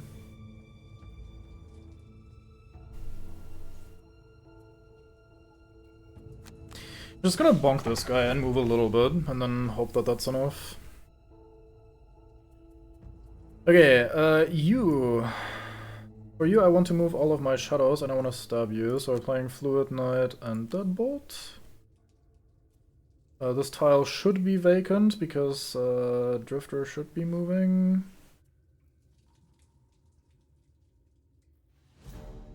Which is a bit unfortunate that my Banner Spear has to park here. I will need a move 4 from here with jump. 1, 2, 3, 4. Yeah, so if I start a turn from here with jump and move 4, she does reach it. I think that's okay. And then for you, this would be a great card to enter the last room with, the bottom of this. Like, jump 4 and disarm 2 people would be chef's kiss, just fantastic. So we are changing form, I think, but maybe not right now. I'm trying to... we do need to change form right now, actually. Because otherwise we don't get to do anything, basically.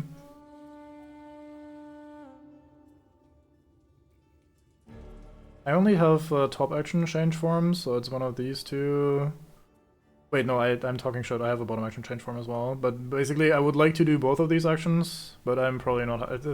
Never mind. Ignore me. I'm talking shit. I'm trying to attack and heal at the attack, heal, and move with 2 actions, and I somehow, surprisingly, can't find a way to combine 3 actions into 2 cards that all have different effects on them. So I'm trying to make this happen, and it's not happening. I guess I'll move here.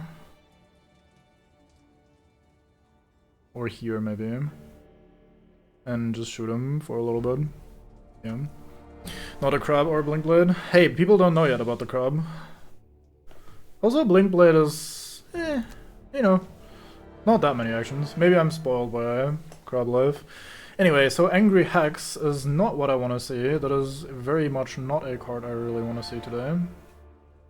Because that means they actually do hit the banner. And they do it very early, because they're fast as fuck. The Archer sets a trap at very early as well, which is also not what I want to see. And the guard is probably dead by the time it would act. Oh, you're hitting the bug, that is okay. And now you're hitting the banner because you double damage rolled on the guard.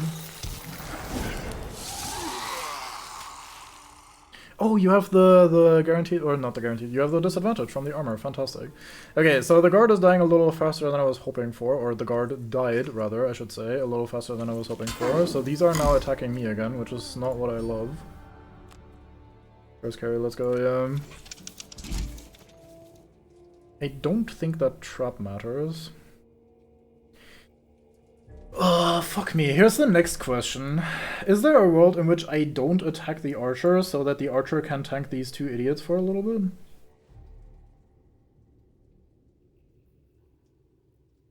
Or even better yet, is there a world in which I just kill these 2 idiots still? Or maybe just one?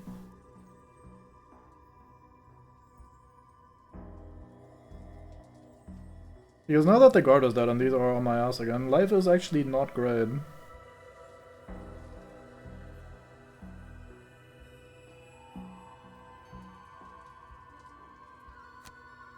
Let's start by moving all shadows.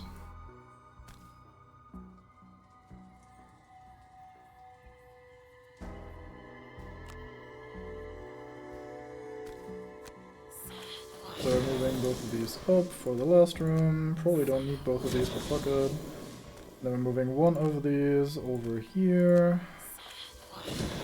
And this one can stay here in case I'm stabbing the shamans. Or priests, rather. So,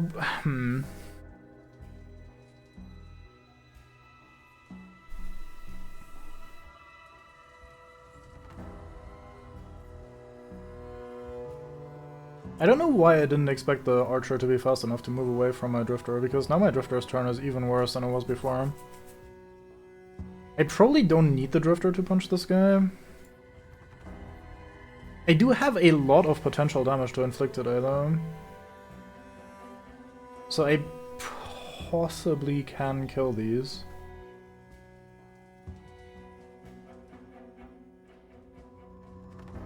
If they roll an immobilize or something like that, for example, in the next crucial couple turns, life will be very bad.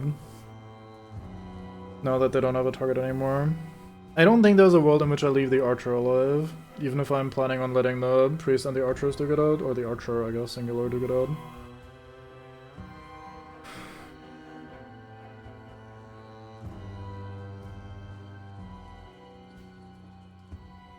How much is this? Pull 2?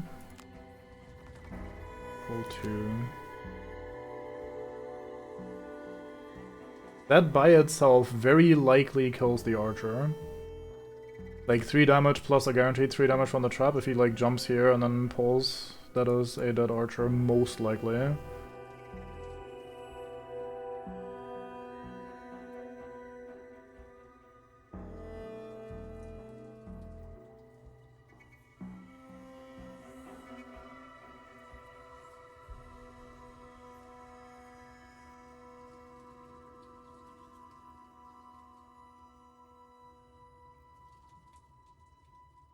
That is happening before my drifter, so maybe my drifter's turn ends up being okay. Yeah, fuck it. Let's stab the shaman or the priest rather. Actually, do I stab this priest or do I stab the other one? Attack 5 is probably the only opportunity I'll have to kill the elite priest. If I draw a +2 here, or a well, +1 is not going to be quite good enough, but... Actually, I would need more than +2 here. I don't have the +2, I would need double damage. There's another curse in here. I'm probably not killing the elite.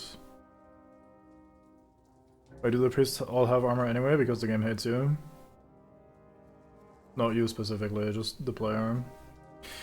I mean, I'm not killing either of these unless I draw double damage. And this is likely my only attack against the priest today.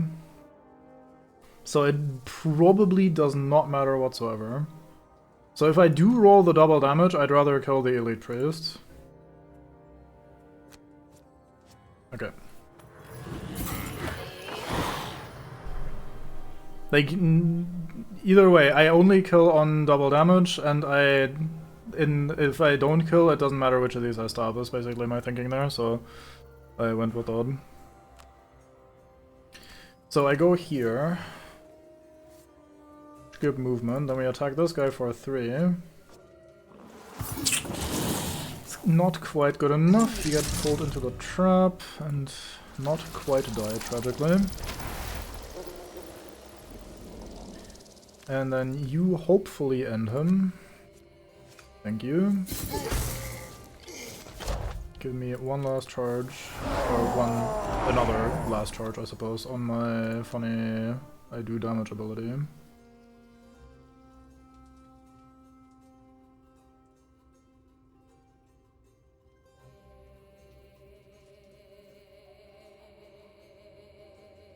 I'm considering walking here. That's why I'm hesitating. I was gonna just walk towards the door. I'm considering moving here, or I guess here. It doesn't really matter. This is slightly better, I guess.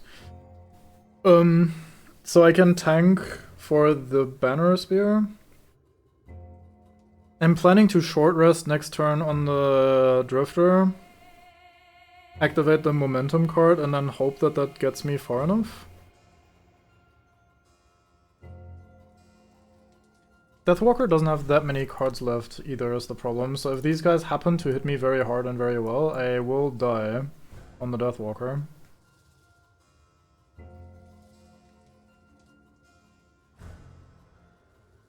Drifter can kinda tank it. Drifter still has a decent number of cards and has like 2 charges of armor. The problem again is that my Drifter has no way of getting over the enemies if they end up body blocking me. As the only guy, so he does kinda need to be here and ideally have the movement card up so I can just run in one big swoop. But I think he has to actually tank this here for another fucking cycle. Which is not ideal. Okay, there's no world where I can do anything offensive here, so I'll just run in as far as I can. You skip attack, and then you long rest next turn. And then you move here, and then your last action... Oh, you'll have to short rest after that, actually.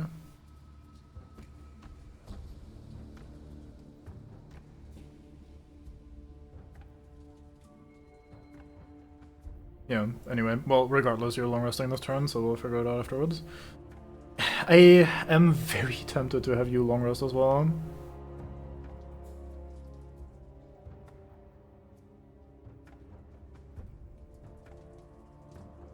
I don't get anything incredibly valuable, to be fair. Just control over which card goes away and some health back.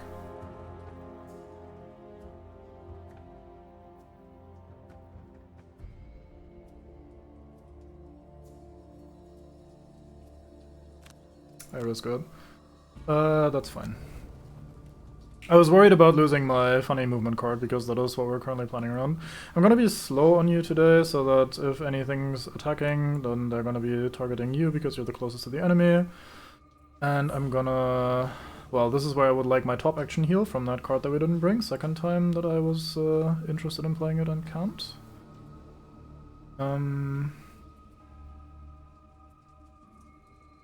I could be fast and play this for 1 more armor instead. Or I attack them and get a regen going.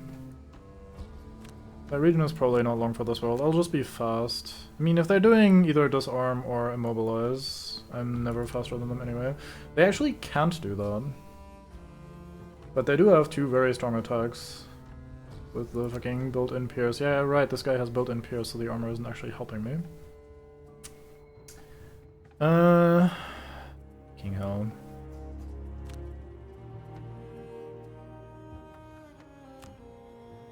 Yeah, let's play for the regen then, fuck it. And in that case, I also want to be as late as possible. But it's probably not a number that matters looking at their cards. Does it matter? Oh, it does actually matter. If they happen to do this, then I'll be last, which is actually slightly better. Okay, good.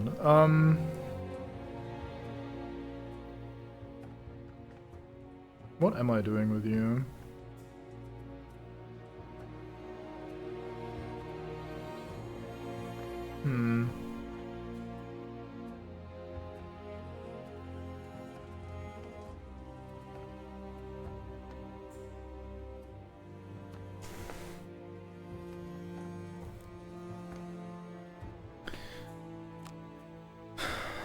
So your fastest action would be heal at 23. If I start with this card, you don't get to play that.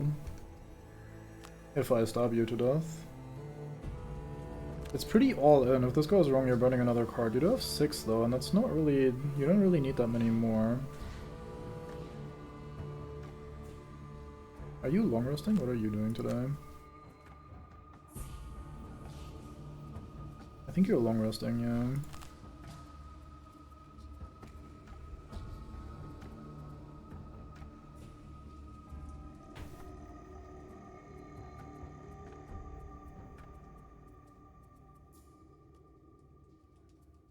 So I'm thinking I go here and stab this guy. I'm only stabbing him for 3, tragically, which is not that much. But I think I go here and stab this guy. If he dies, which that has a very decent chance of happening, not a guarantee obviously, but a decent chance of happening, I will only be attacked by this guy if they happen to attack at all, which is already just a 50-50. And I can tank 1 attack, that's fine. If I have to tank both attacks, that would be really bad. Has an enemy on each of the exit tiles and none of them ever roll a move. Well, I'll just be sitting here and sleeping for a while then, probably. I do have a couple turns to spare. Okay, so they rolled basic attack, so we lost the first 50-50. Now, do I commit to this plan? That is the question.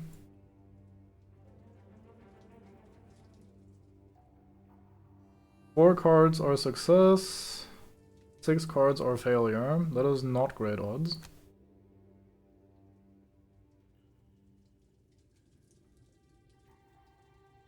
Oh, I have a much better idea. This just kills a guy. I'm fucking stupid. So I just move this shadow over here, and if this card ends in a shadow, or in an enemy tile, then the guy takes 3 damage and he has 3 health, so he just dies there. We're not playing the Eclipse top, so let's eat shadow to make shadow, as we were wont to do. So we possibly do that next turn.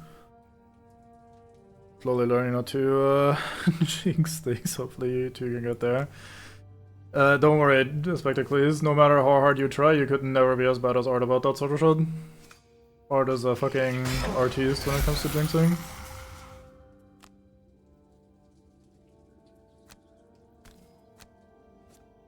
Basically has superpowers.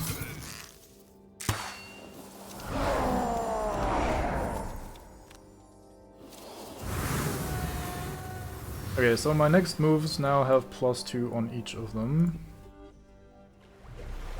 Banner Spear is long resting. We are running very low on cards. We're playing 2, then getting rid of 1 and another rest, and then we're jumping to the exit. This happens to work out exactly, I believe.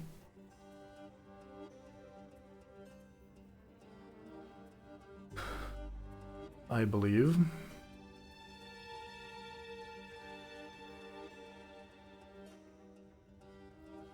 I do need to stand here, so I do need a move 3 to get into that position. So the move 2 is not going to be played.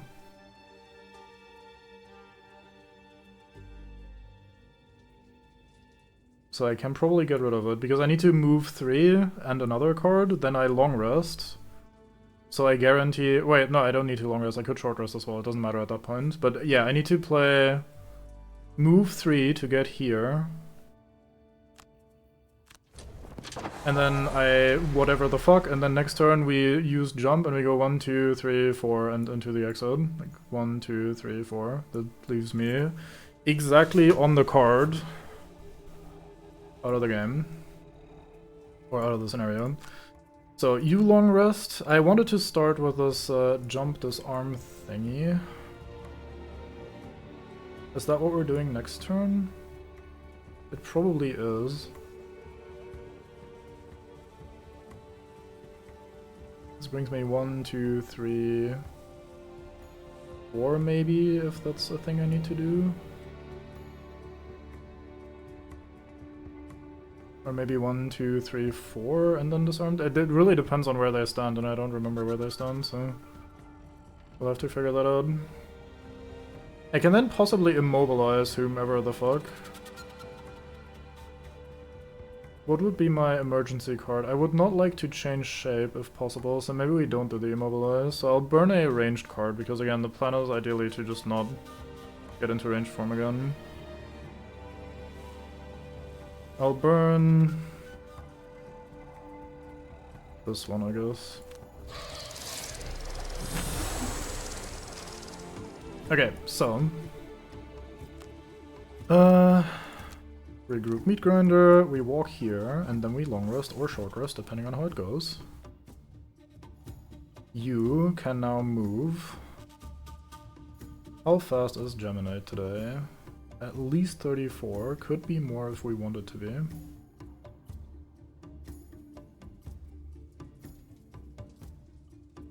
There's no particular top action I'm really excited about. Oh yeah, we can't do the immobilize because that's the card we're using to jump in there. I'm a fucking idiot, let's go.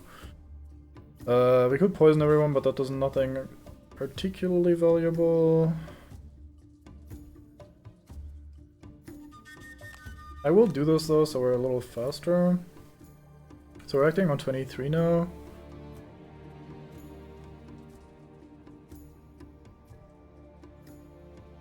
I will need 2 turns on the Deathwalker as well, I should remember that. Because I need to move a shadow and then teleport to it next turn.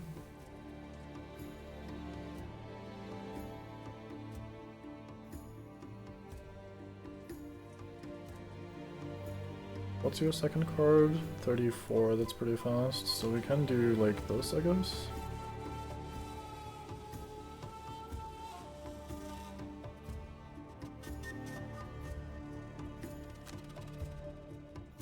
And then for you... I do need to be moving my shadows today, so we're doing this.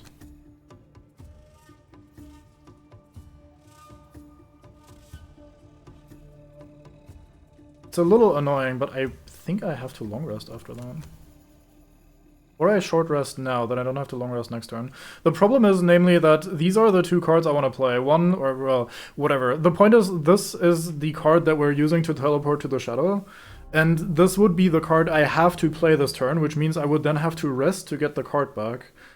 If I long rest, I might die, because it's taking a little long. Get it, long rest?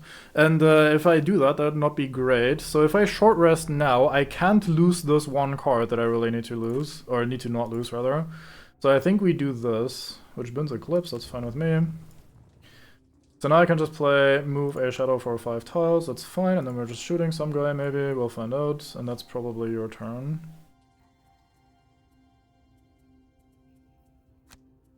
Okay, let's see. So you're just healing today, that is very good. You had 2 out of your 3 remaining cards were the walk in and heal yourself cards, so that was kinda... well, not guaranteed obviously, but pretty likely. Okay, let's find out what the fuck we're dealing with. I am going to use my boots here, I guess, to have more options when it comes to where exactly we're going. Are thinning.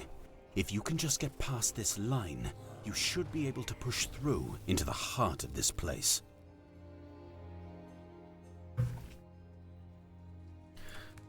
Okay, so they are moving too, and they are ranged attacking today. Oh, interesting. Well, that leaves a lot of potential for manipulating their movement and their position.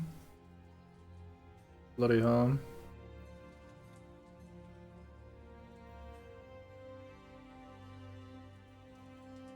You're gonna eat some shit today, Geminate, but I think you have enough cards to burn that that's fine. So, okay, we're still going here like we had planned, and then I'm disarming 2 targets. I'm gonna disarm both of these elites. This means they should stay in place. So they should never accidentally walk into one of these tiles and block the path for my other guy.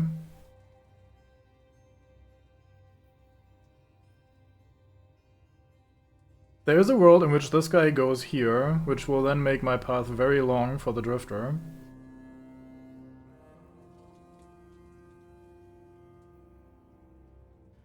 On the board game, we would be able to tell him which tile he moves onto, by the way. This is an ambiguous decision. There's no innate advantage for the monster to go onto any of these 3, so in those cases, the party would get to decide where the monster goes. In the digital version, we can't do that. In the digital version, the game just decides for you. I don't know how it decides for us, by the way, so I have no clue. I would see a world in which it takes the step directly away from me, but really he just wants to take 1 step away to be out of melee range. Well, we'll just have to take the gambit. If he goes here, that's really unfortunate. If these 2, then we're fine. Okay, we're just gonna be poisoning all of these just for funsies. There are 2 curses gone from my deck, very good. And I'm not escaping. But we are using our necklace to heal for 1 in case that happens to matter. The reason I'm not escaping is because I don't want these guys to move up and start attacking the rest of my group and fuck with their position. That might end up helping, but I don't have the brain to think it all the way through right now. Oh, we did just transform. Right, I said I didn't want to transform, and here I am transforming. Whoops, I might have fucked that up a little bit. Oh well. Right, so we can move 5 today. We're going to go... I guess here? That is the one tile I would like him to, or I would not like him to be on, but it doesn't matter at this point because we're going so far. With the +2 move, even if he goes here, we go 1, 2, 3, 4, 5, 6, so we're always good next turn.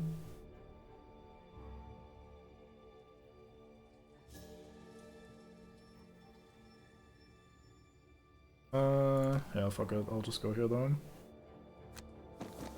Make the path a little easier. Okay, and then we give you a slap. If we happen to draw double damage, you get to die, otherwise you live. Very good. And that is you. Now the priest walks up and heals itself. Banner Spear. I cannot fuck this up. As in, I'm not allowed to fuck this up at this point. We're going here. Actually, this is better. Yeah, I didn't remember that I could just stand in the door once we're done with this part, so we are fine. I can either heal the Drifter, myself, or the Deathwalker.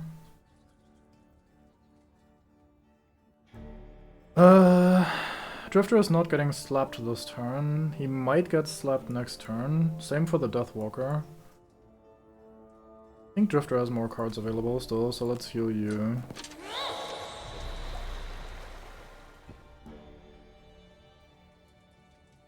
So you walk away, throw axe at Geminate for 4, which is painful but live. So +2, very cool. We burn one of our cards. Let's burn this one. Because we're in range for him, we can't use it anyway.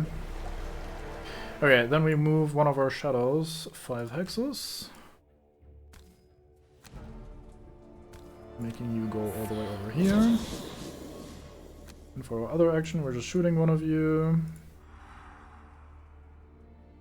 Gonna keep shooting this fucking priest because goddamn fuck this priest. This guy has been around the entire game.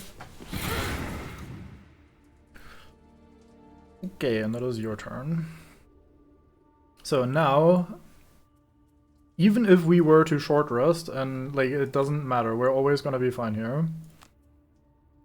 I'd miss and draw, like I have to discard regroup if I accept this. Okay, I rolled fortunately and drew the other one, very good. The reason I redrew here is because this has high or lower initiative, so we get to act earlier by playing this card first. So the other card was slower, and I didn't want to be slow, I want to be fast, so I can just leave with you. You can also leave today. Well, we do still have one charge of Crushing Weight, actually, that's pretty fun.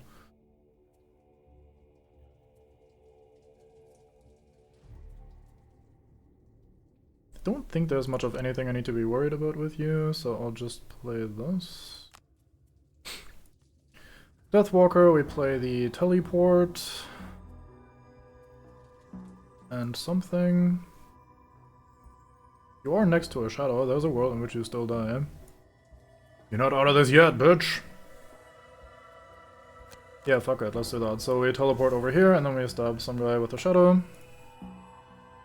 Dominate is already in a good spot for leaving, so I probably only need to go relatively fast.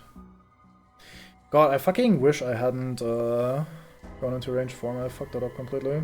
Assume you just leave with the Dominate on next turn, so form doesn't matter. Well, melee form has more opportunity to still do damage, maybe get a bit of experience in. Like, between, whatchamacallit, like Icebound Quills and something like the bottom of this card, I had 2 free experience points, for example, that I could just yoink. I guess I technically also still have some free experience on this form. But I don't get to do any of the punching potential.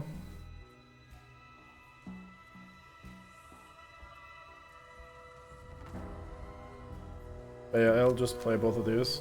Now the problem is he's relatively slow. I could do this, does it matter? 27 versus 36? This does lose to Hasty Assault, I suppose, so it probably does matter actually.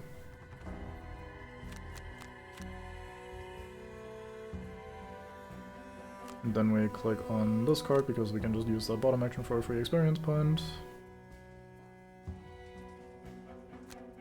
But yeah, this should be everybody out. The priest is very fast and does get to attack the Deathwalker, but even with the double damage, that should not kill the Deathwalker now because she's full HP. Oh, you just draw a crest, get fucked, idiot. Deathwalker is disarmed, so I can unfortunately not finish off the fucking priest. Aw, this guy doesn't die either. What a shame. Everybody lives just this once. Bye. Okay, you're disarmed, so you can't attack, unfortunately, so we can finish off the guy, like I just said. We just go here, skip attack, escape. You don't even need the jump boots because you go far enough. Nope, can't get another experience or anything, so we're activating the jump boots, so we can now jump. So we jump, I guess here. Heal you, not that it matters. And goodbye. Lemonade's turn, we activate this. Gives me a heal and a bit of an experience. Skip attack, escape, and we're out.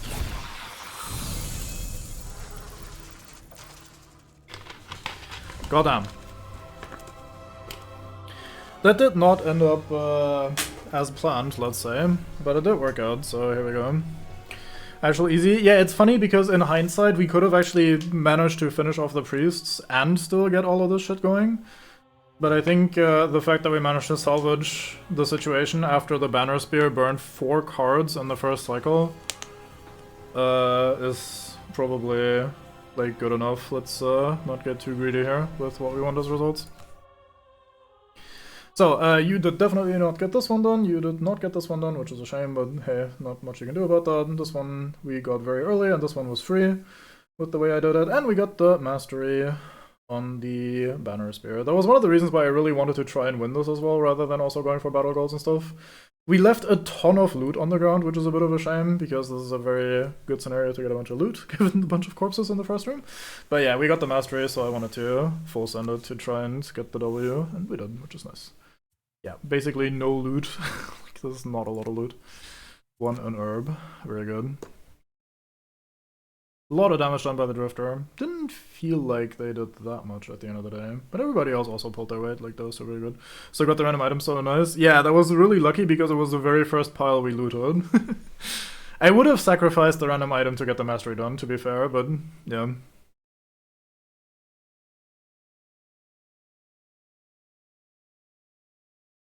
Two experience gained only from the Geminate, that is tragically low. 10 items used? What 10 items did you use? Was it the helmet? Oh no, it's I can't click on you in this menu.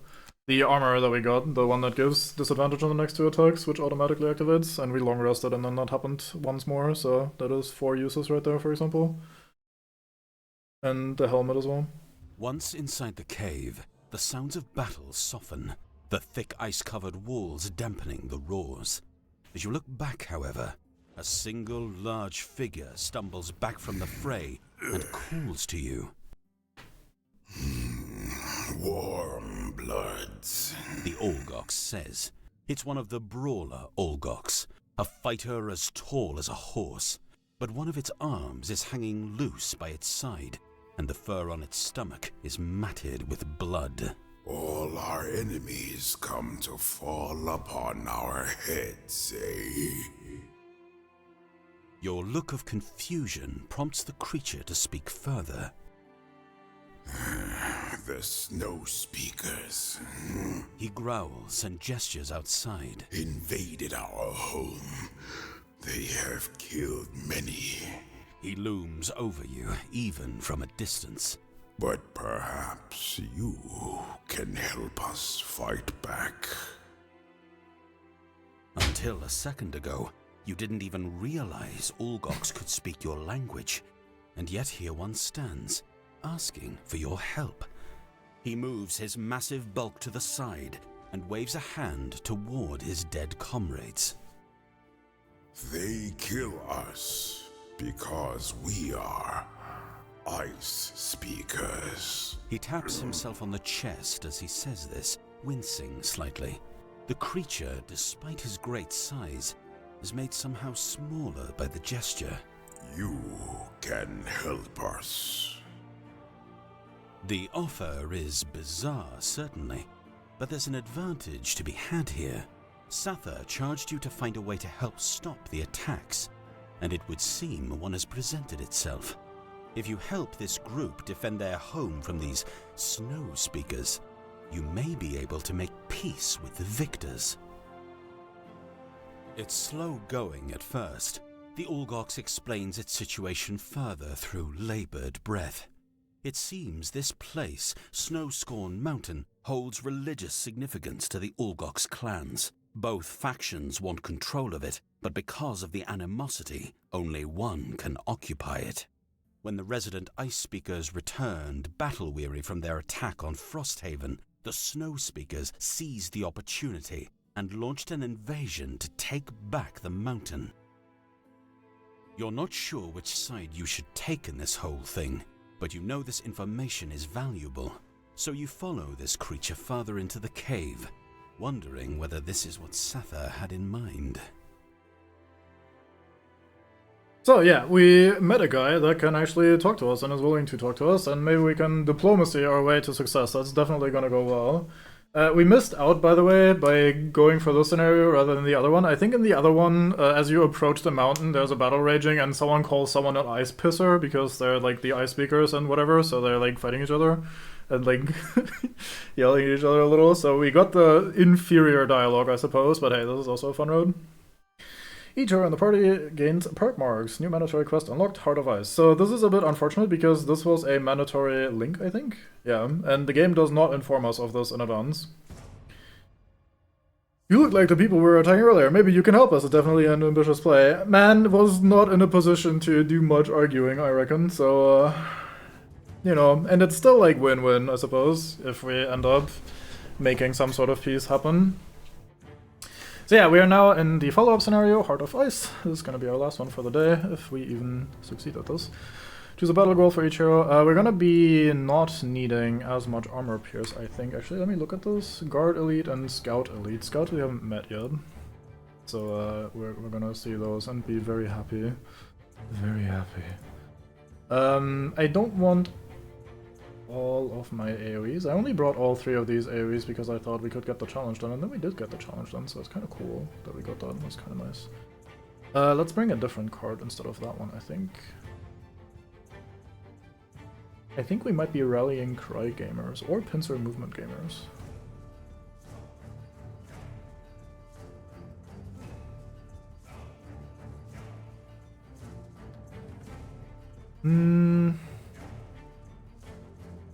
Trying to think ahead about this scenario, and I suddenly am not much of any gamer really at this point. It's gonna be a bit of an experience.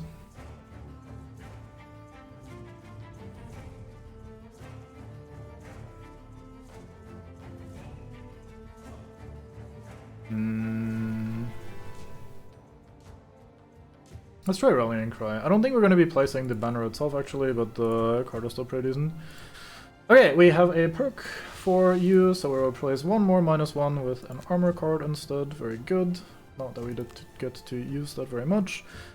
Die hard, never have your health drop below half your maximum health value, round it up. That is not happening, sorry. Collect more loot packs than any other hero. Unlikely, kill at least 2 enemies in the same round. Technically possible, given that we just did the AoE challenge. Practically unlikely in this scenario.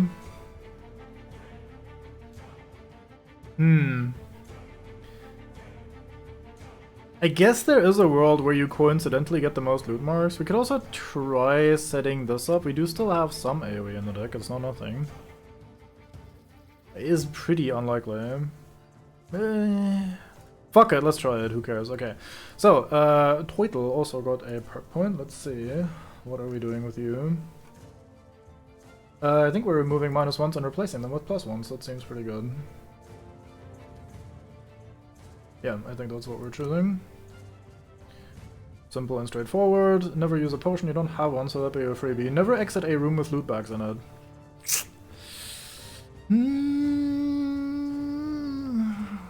This is gonna be a little annoying, but I think we can do this.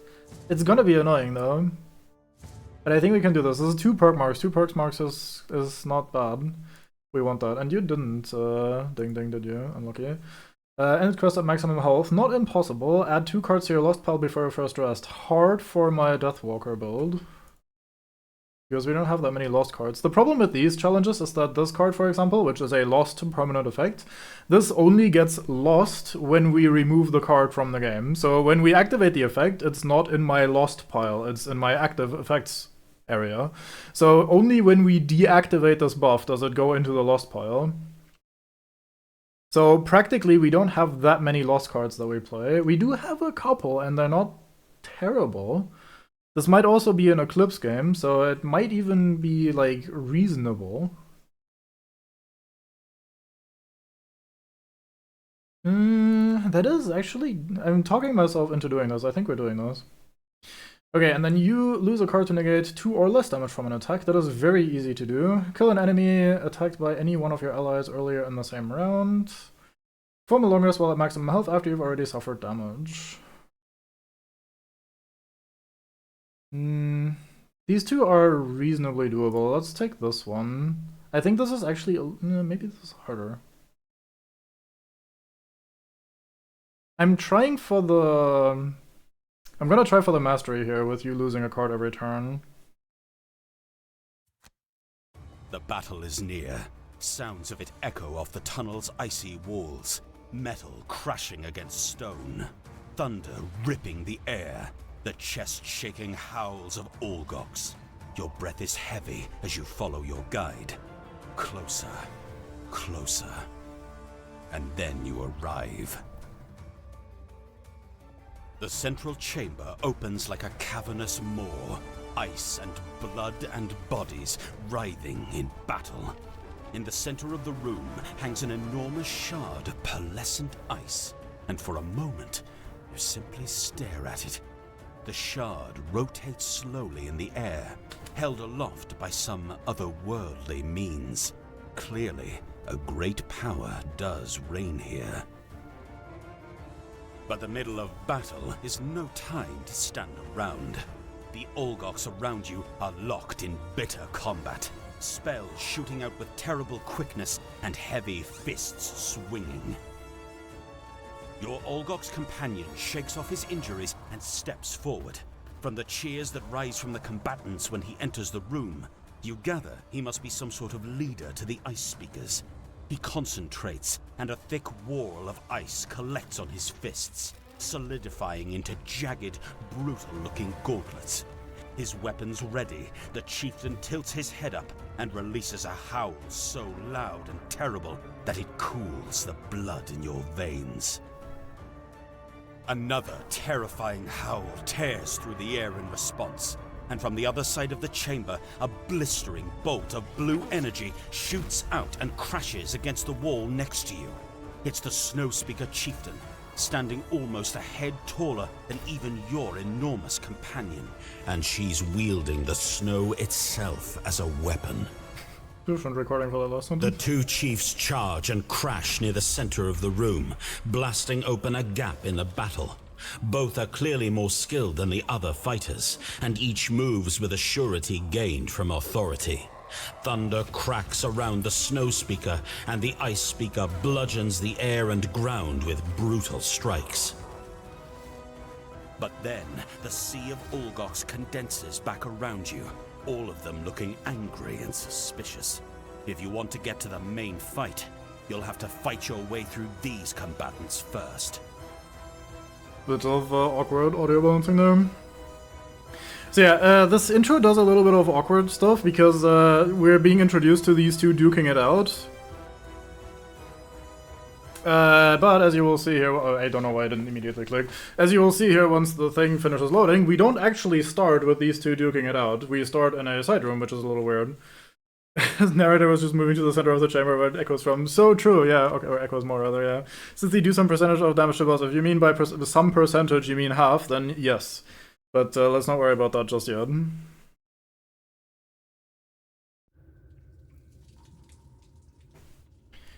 So, we have a room over here. This door will unlock when all enemies in it are dead. So this is why I think the game going like, oh look, they're fighting, oh my god, they're duking it out, is very funny when we're not actually in the room starting this. I would probably have done most of that narration where they start duking it out when we enter the room. But then we would have been like, oh, where's our buddy? So like, I don't know. Whatever. If I recall correctly, in the alternate version of this, where you come in from the other side with the other tribe, they will actually... Hey, these are two different factions, so why are they all facing me, dickhead? Anyway, I think in that case you do actually get to accompany them until you jump down, but maybe I'm misremembering, I don't know. Maybe that's the first scenario. Yeah, I think that's the first scenario, actually. Never mind. Regardless.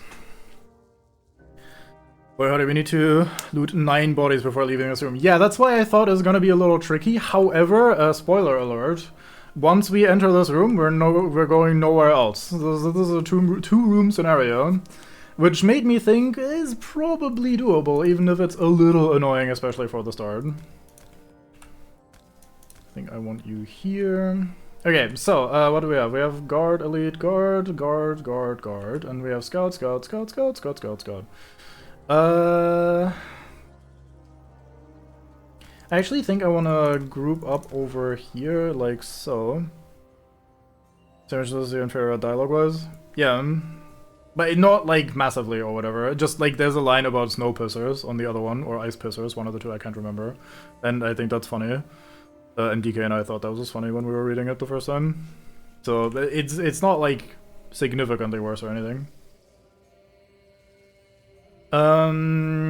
Yeah, so I think we're trying to congregate over to the right side of this room and trying to be slow on the left side so we don't draw aggro.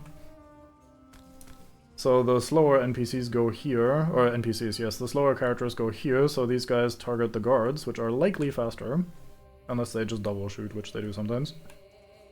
And yeah, I think that's gonna be pretty good. Hopefully. Banner Spear, let's start with you. What are we doing today? You were kill at least 2 enemies in the same round. Right, that was technically possible, but it's actually gonna be a little hard on this side. Maybe we go to the other side. It's mostly hard or annoying because this jar here gets in the way of me doing my AoE shenanigans. But I shouldn't start with AoE shenanigans anyway, because that's not gonna kill anyone.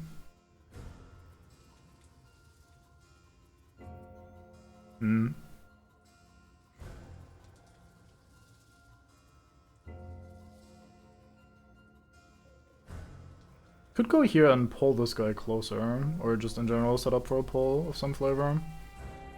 I do want to throw a javelin so I can activate wind so I can play this next turn. But I kind of everything combine draining pincers with whatever AoE banner spares to kill 2 enemies at once. Yeah, we'll see how that lines up. I don't really like planning that far ahead. Actually, this would be a reasonable scenario to also do this.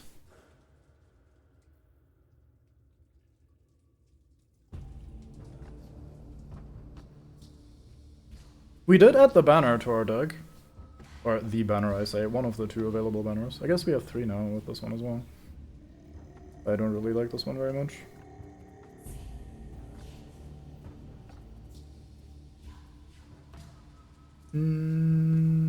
Yeah, I think that's actually what we're doing. I'm just gonna be slow then, actually. Fuck it. Let's just be slow. So that's our bottom action. Our top action will just be throwing a javelin then. You are slow anyway because you're activating the 2 funny effects. I forgot to change this card out, which is a little unfortunate because we won't need the armor ignore thingy, but such is life in the zone. We do Eclipse and then possibly Lingering Rot. I do have another option. I have a couple options actually. Oh, we could try for place or remove at least 1 shadow each round as well.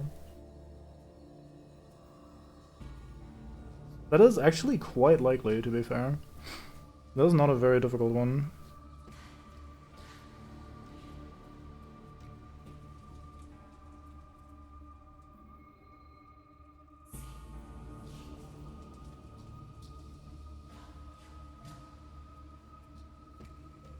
I think we'll just... I don't want to do that both at the same turn, though.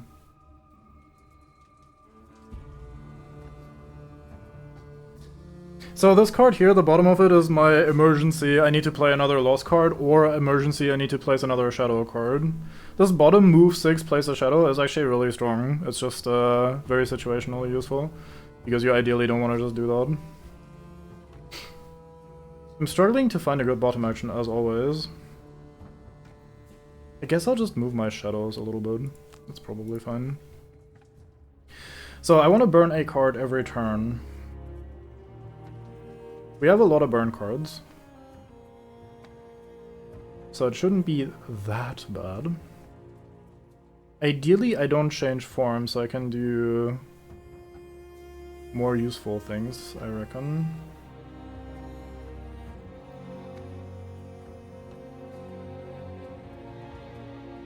I probably do this today then. I'm gonna be very fast doing that, that is a little bad. Ooh, that is very bad actually. Maybe I just do this. I'll move 2 and then stab someone with Icebound Quills. That way I don't transform, because I don't need to do the jump action, I can just do the basic move. That's probably fine. Also, just in case that's not obvious, if I have to pick between focusing on my battle goal, like killing 2 enemies in the same round here for example, or maybe getting this mastery done, I will gladly prioritize the mastery. This is a very short scenario because it's a boss scenario, like we're fighting a boss in there. So this is like prime material for a lot of masteries. Like relatively, this is not gonna take too many turns, we don't move that much, all that sort of shit. So like this is a great time to try and look for mastery completions.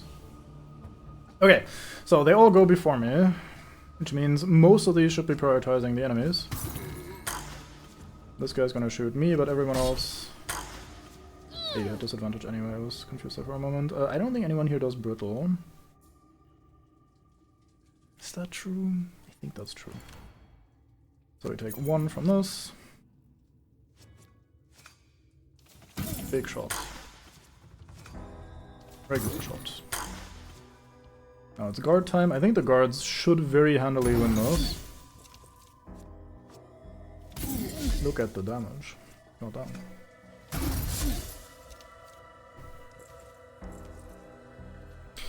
Okay, so now we are going to be placing the Banner of Strength over here. So, this is a banner, it buffs. Everyone within 2 gets to add +1 attack to one of their attacks each turn. So when I now throw this javelin at someone, which I'm not even sure who to throw at necessarily. I kind of want to go for the elite guards first, but this guy is in my way, so to speak. I think I'll just do this guy, because why not, fuck him. So now this did 4 damage, because that was my first attack this turn. And this goes for everyone in the party, so the more people you have in your party, the better, obviously. So we are gonna be trying to take advantage of this banner existing. Now, banners are summons, however, they don't move. So we can't move this thing. However, the mastery says, hey, keep this within like 2 tiles of you the entire game, what the fuck? So how do we do this? Well, we have cards that grant allies movement on Banner Spear, and we use this to move our banner across the map, basically. Which is a little awkward. There are definitely some moments where you're gonna be not very happy with that sort of shit.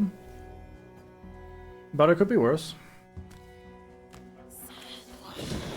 I can now move all my shadows for 2. I don't even know if I want to do any of them. I guess you go here.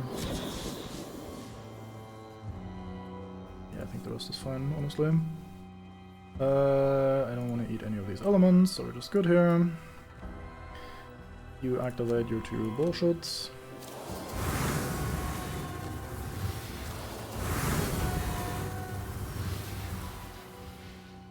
This is also arguably possible, but I think if I try to do everything at once, I'll either sit here for another 2 hours total, like it will increase my overall time in the scenario by 2 hours, or I will just start failing them in catastrophic ways because there's like too much going on for me to handle. Doesn't buff all attacks in action. That would be fucking insanely strong. Even just one, like this banner already is likely to give me 4 attack each turn. Like, even if it's only 2 to 3 attack, that is a lot of attack for a card that just sits here and does nothing. Like, or like does nothing else. Like, I don't need to play this card every turn or whatever. Like, if it was 1 for every attack, that would be fucking ludicrous. Like, an AoE that hits 3 people and everything, like, that would be way too much. So yeah, it would obviously be, like, fun for Geminate and others. But, goddamn, it would also be a little much, I would say, personally.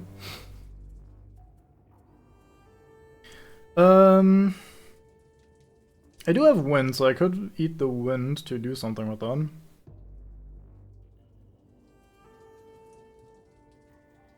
Could go here, punch this guy.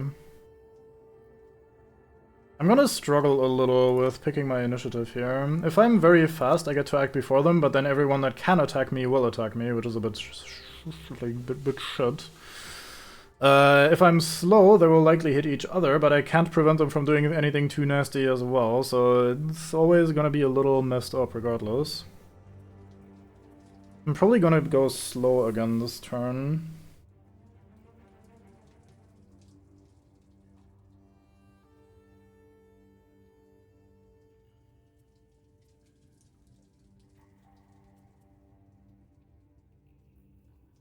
This was within 3, not within 2 of me. Okay, I need to remember that because I was thinking it was 2 because this banner has range 2. But it is range 3 that I need to plan around. Fair enough. I forgot, are the yellow guys on our side for this battle? Do we need to kill the red guys? No one is on our side. They're ever only, well, in these 2 scenarios, they're only ever, like, against each other as well.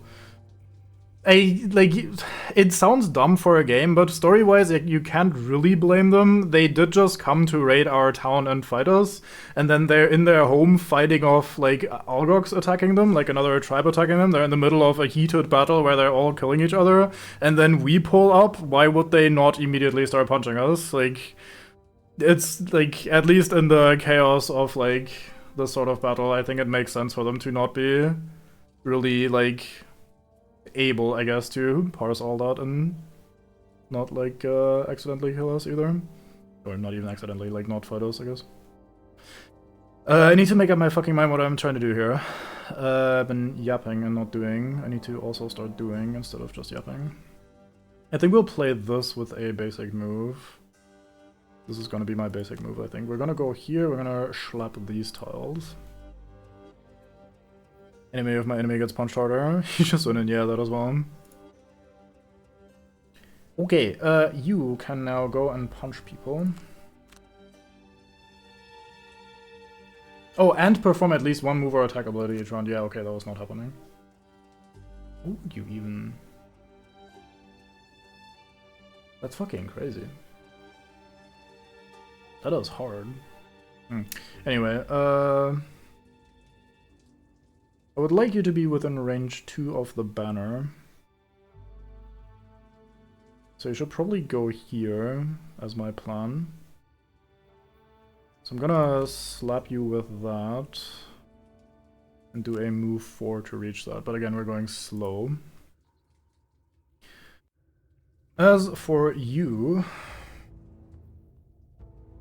This is a pretty good Lingering Rot turn. Where else am I gonna be playing Lingering Rot this game, right? Like, surely I'll just play Lingering Rot here. It's not my favorite thing to do, to be fair. But I kinda have to, I think. I don't think there's a good way of doing it otherwise. Now, Lingering Rot does not eat the shadow, so I do need to find a way of eating a shadow as well. Or making a shadow.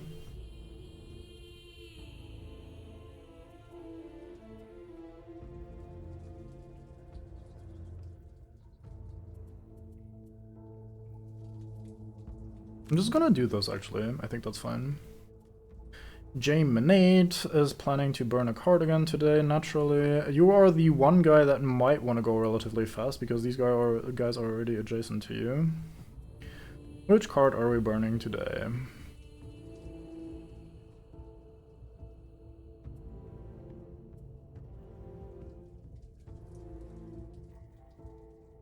We might be playing this top action.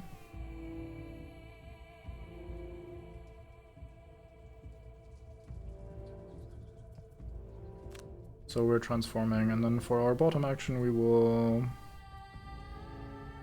Could activate this and get some elements rolling just for fun. Or I play this just to punch this guy a lot.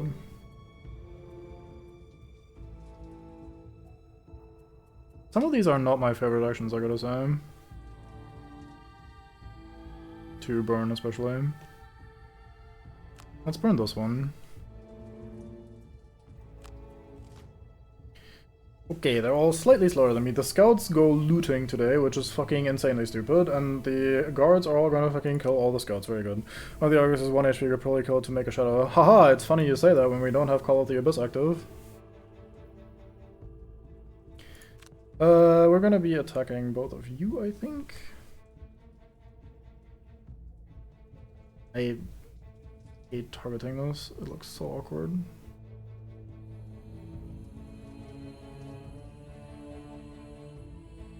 There, this is what I want, I think.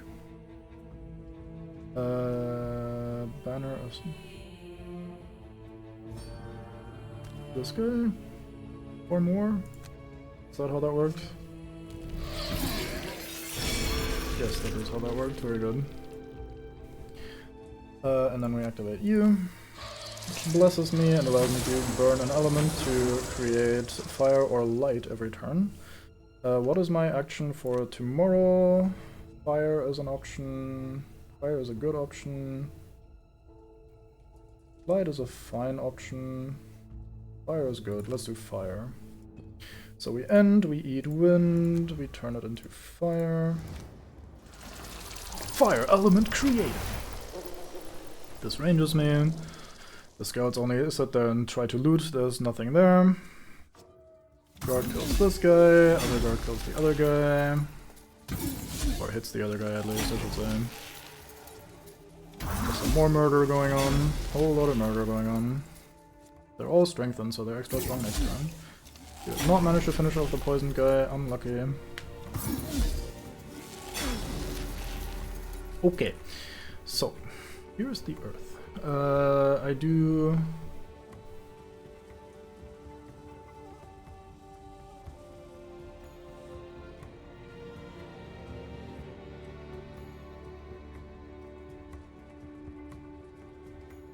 Nah, I think I'll just poison both of the guards by doing this.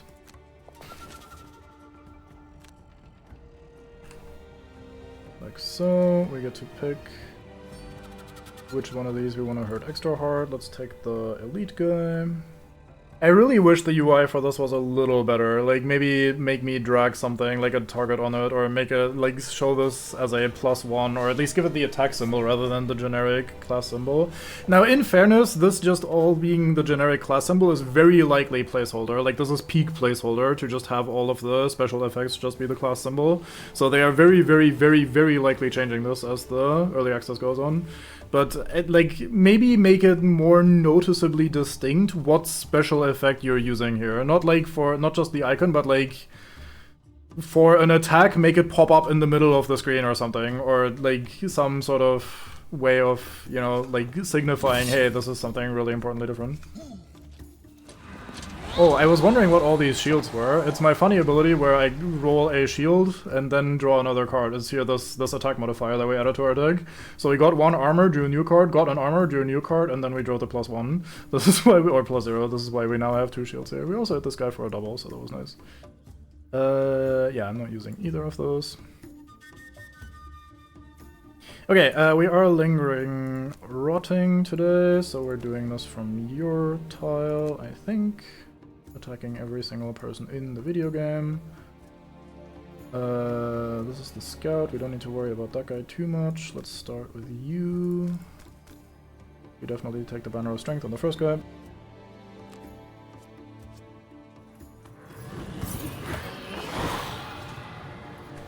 Can't move the camera while this is happening. Ooh.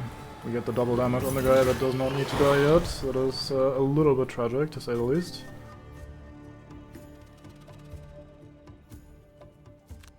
Let's make ourselves a new shadow. Let's place it over here.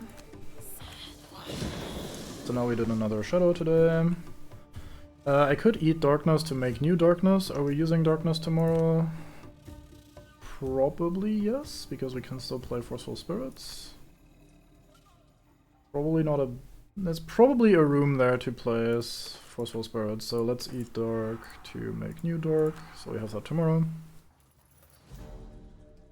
Element creation and usage is a little weird in this game. If you need me to explain this at some point, let me know, otherwise I'll just pretend like it's like everyone already knows, or at least like I'll just not bother, basically.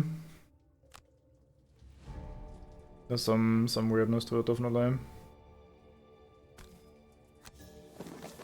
I'm gonna have to make sure that my Drifter goes very fast tomorrow, so they target me, and like noticeably more fast than the Banner of Spear, for example. If you slap for 5 with the Banner of Strength, this is almost enough. We draw a +1, so it is enough, hell yeah. We can spread 2 damage over to the other guard, let's do that, because it's free. Our improved attack modifier decks starting to really come into their own. Very nice.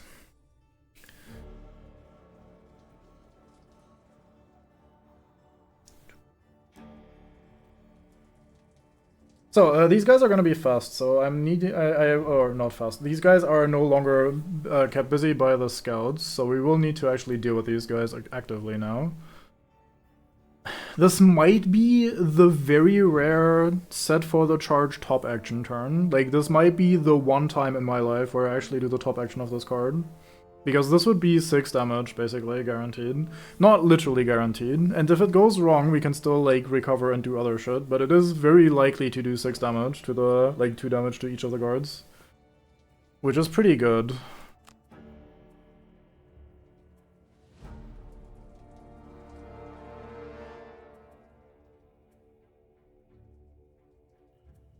For my other card, just so I have something to play in case this doesn't work out, I should probably pick something useful.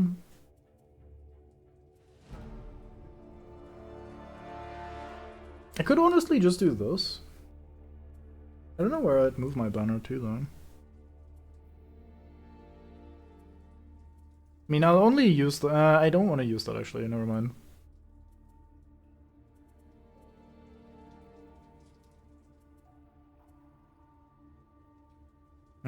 I really don't have a nice top action here. Or a nice second action. I'll just click on this and we'll probably find a way to fuck it up anyway.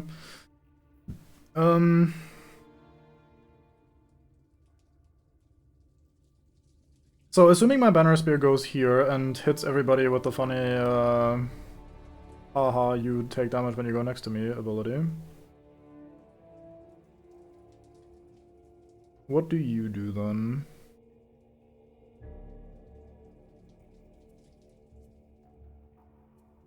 This might be the time to play this card.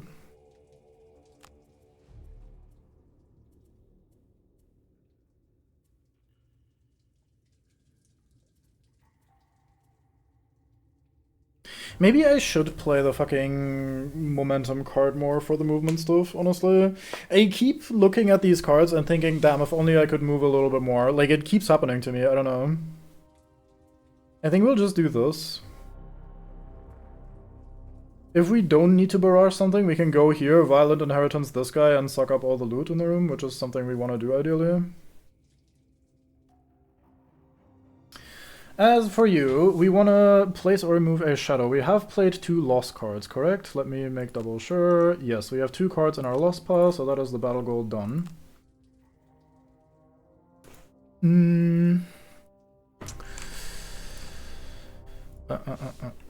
So we want to eat a shadow today, regardless of what we're doing. There's an easy way out or a hard way out. The easy way is to just play Fluid Knight, because whether it succeeds or fails, it will guaranteed eat a shadow, which is nice. For this specific purpose. I could, however, also think about playing Restless Night top. Which lets me eat this shadow and stop this guy for 1 million.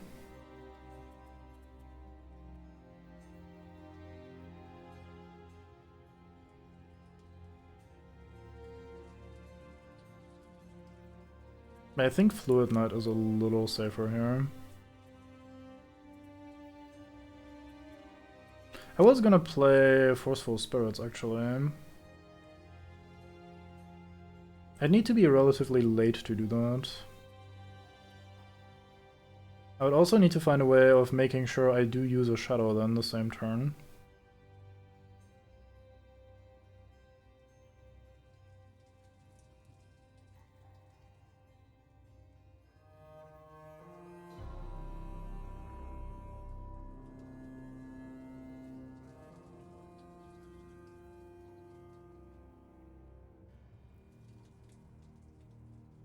I think that's okay. I think I can... I mean, I do have a bottom action that can eat a shadow if I need to. We do have 3 turns here with 3 shadows on the field, so we don't need to make any new ones immediately. But it is gonna be a little dicey from here on.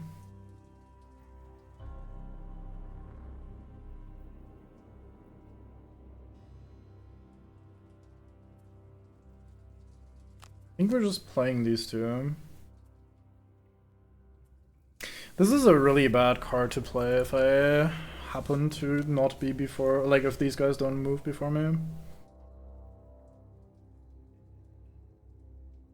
Maybe I just play these two. In that case I can also go fast. Sure, whatever, let's do that. You will very likely play a Firefly Swarm today, so I need to be on range 3 and 4 for each of you. Obviously there is only one tile and it is this one where this is possible, fantastic. And this is my move 4 card, so this is not happening. Actually this is also a possibility, so that is possibly what we're doing today. I don't know if I wanna... Actually I have the shoes to move +1, right? Yeah, they're still available. So you need to contemplate killing more people in one turn with Banner Spear.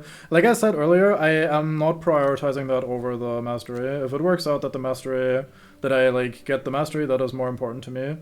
If there's a situation where it lines up to where I can maybe kill 2 in one swing, then great, but this is not looking great for it right now. And again, I don't find it nearly as important as getting the Mastery done, if I have the option to do either of them. I would have to go here and then do these together. That is pretty fucking good though, so I'm very interested in doing this.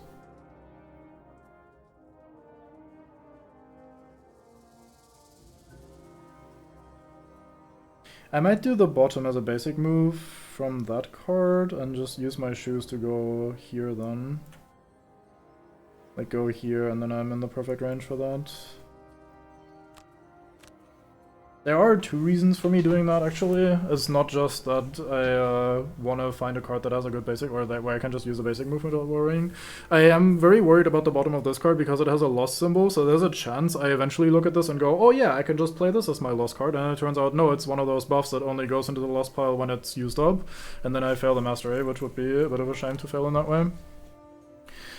Okay, they are very fast today, giving themselves a ton of armor, and they don't move, so it turns out my funny Banner Spear turn is actually not funny or good or useful at all. That is a shame. You're also just doing the retaliate thing, you're not slapping me today. You would like to shoot me with your bow. I think I still do everything I have lined up with the other characters, but I think your turn is just gonna be walking here and then hitting both of these with my AoE. We do this, we target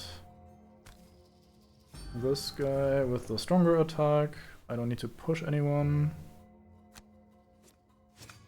Damn, if we had gotten like a double damage or something there, we could have killed him, or like a +2 was not enough actually, yeah, it would have been double damage, but yeah. I could push you, I don't think I need to.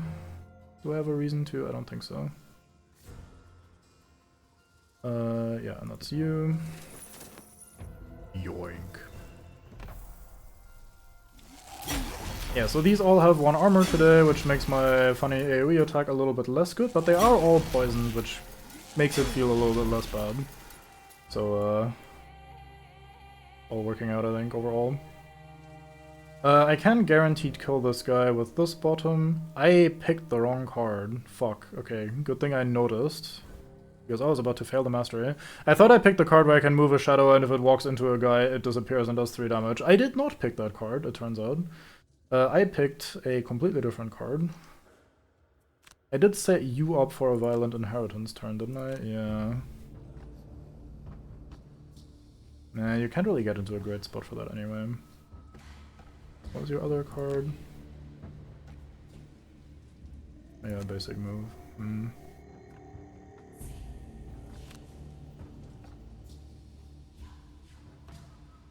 Yeah, you'll just basic move and slap these two then, although that's gonna hurt you quite a bit because of the retaliate.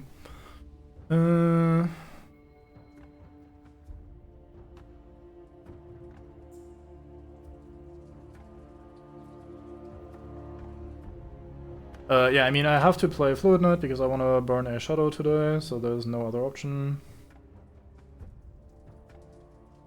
These are the more dangerous enemies, but this is very tempting to just finish him off because he's 3 HP. He's kind of annoying there. But I think I'll just stop this guy. I think that's the most important one. Oh, not quite, but almost. Shame. I can now move all shadows up to 3 hexes. I guess we'll move you here. Just in case that matters. Okay,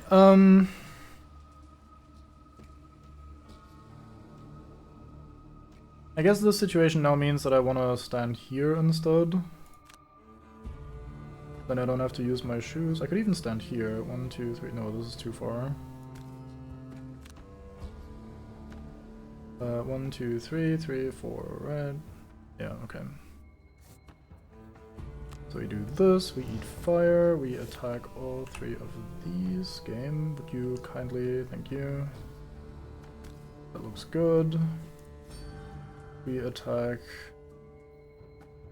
you with the banner.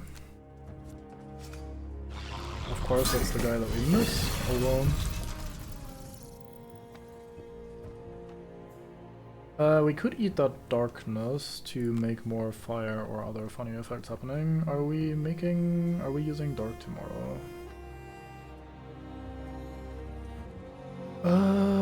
Possibly. Specifically, if we use forceful spirits, then we would need to use dark. What do I benefit if I make fire or light? Heal I don't really need. This card I don't really need to make any better.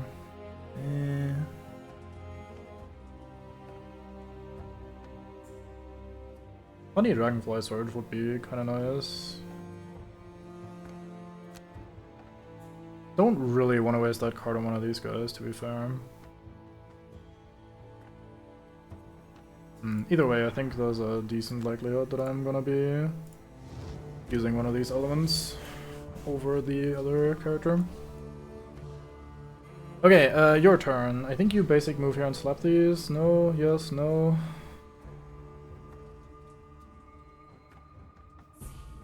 It's a little painful because of the retaliate. I kinda don't want to take that damage.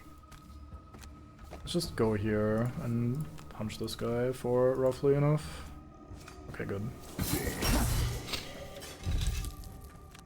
Yoink. Don't need to heal. Okay, this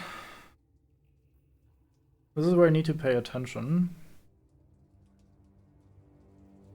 Which I'm not great at.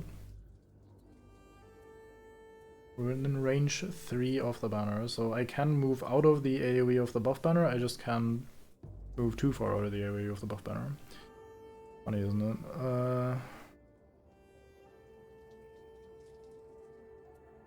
I'm gonna have a bit of a dud turn here on you, I think. Where I'm gonna just go here and move my banner up a little bit, and then next turn I'm gonna move the banner even more. And then we rest. Which is a shame, but that is just what you gotta do sometimes.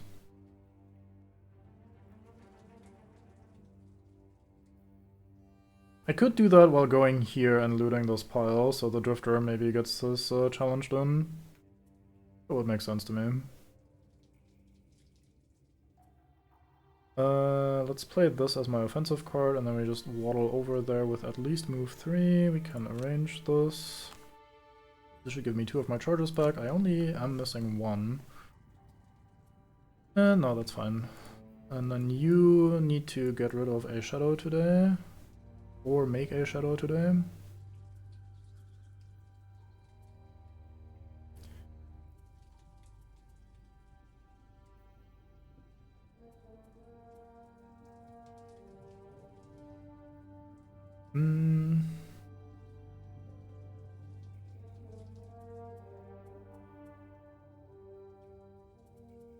Could just summon my guy. Kinda lame, but...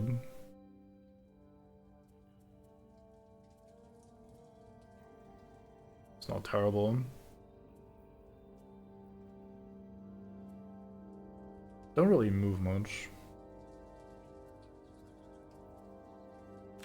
But yeah, I think I'll just basic move here and then eat the shadow to summon my Sunless Apparition. You are going to burn a card today. Unless someone actively stops me, I might just spend Dragonfly Surge on this. Which will hurt a little bit at least. So also not transform me back, which is a bit of a shame. Although I could technically stay one more turn in this form. I do have options for that. Yeah, that's probably fine. Okay. Very slow guards today. Very good. Like I know, wow, in time to get stuck on the flight path because too many people going to the Dark Portal. Rest in pieces. Migrating geese moment. Honestly, pretty good, yeah. It's not that wrong. Okay, so Banner gets to move for 2. Banner goes here now. Approaches the Glory Lands, I suppose. Someone gets to move for 2. Anyone here that needs to move for 2 specifically? I mean, I can leave you move 2 just in case that helps you in some way. Then we do this. Call it an S. Hey, I got the item, the Blinking Cape in this case. So did he just... do I get to use this and this in the digital version? Is that how that works? I'll probably never find out.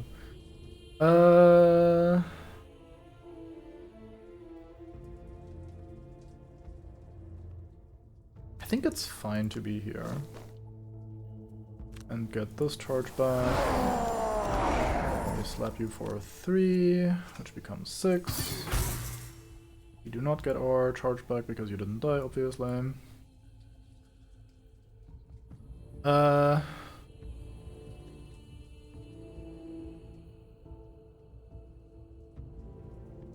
I'm gonna tank a slap here for 5, which is a little scary. I could just go here and summon my guy, but that's not very exciting. And I live for excitement. Ah, fuck it, let's be boring. So we eat this shadow. If I make guy here, does he die? Drifter is faster, so he should not die, this should be fine. So, Geminate time, we go up here. 4 or 5. 1, 2, 3, 4. This is correct. Good. You are never long resting. Actually, I would lose an ability card each round if I am resting, right? Like in the round where I rest, I also lose a card. No, surely? So I could arguably long rest. That could be the easiest challenge of all time. You just literally spend every turn resting. I don't know if that's how it works. Okay, we eat fire to attack this guy with advantage for 7, which becomes 8 with the banner as well. So let's see how this goes for you. What was my other card that I just drew there? I didn't get to see it. Oh, +1 and -1. Okay, unlucky. I don't want to push you. Does not benefit me. Currently no elements available. Yep, very good. I finished my mastery by sleeping a lot. Hell yeah. Was he bleeding? Why did he die? Did that also do bleed? Am I misremembering what this card does? It does do bleed if I eat fire, that's why. Very good. So he just fucking got completely shit on. Very good. Appreciate that.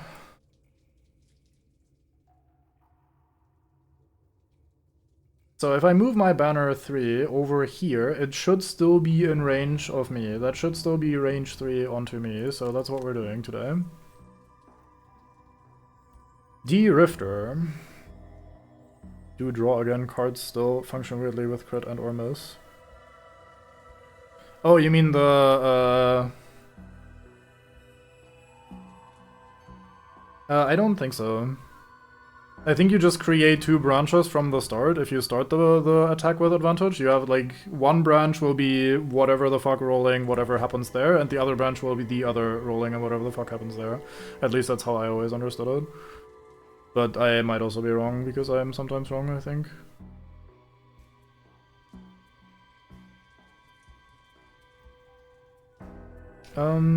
Don't really need to heal anybody else. I could just do these 2. I did just navigate myself into a bit of a pickle with you, didn't I?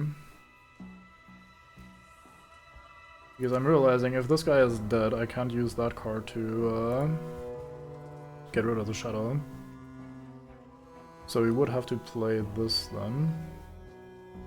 Which I am okay with.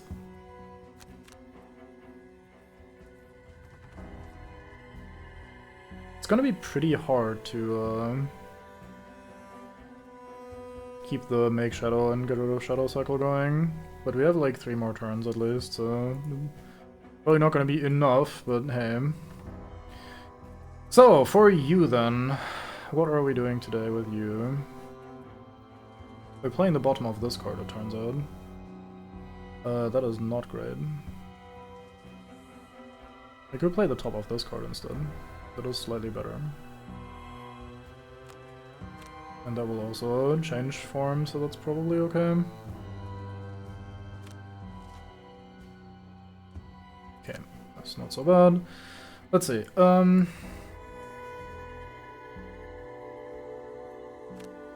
slap this man before other bonuses. This time it's tiny, do you see that? I should have done that earlier.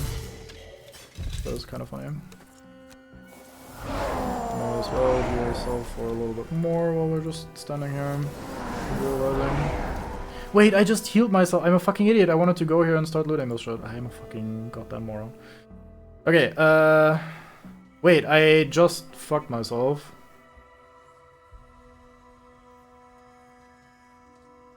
Because now I can't lose a card this turn. Because I don't have a target for this. Unless I open the door.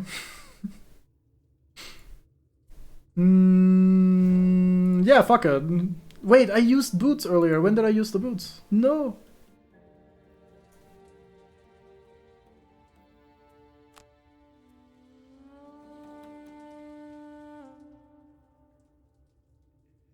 Yeah, this, I cannot do that. Fuck, goddammit. Piss. I shouldn't have killed him. It's all my fault. Okay, well, that means your challenge is unfortunately in the bin. Yeah, honestly, if that works, that would be very silly and very stupid, but I think that might have been the way.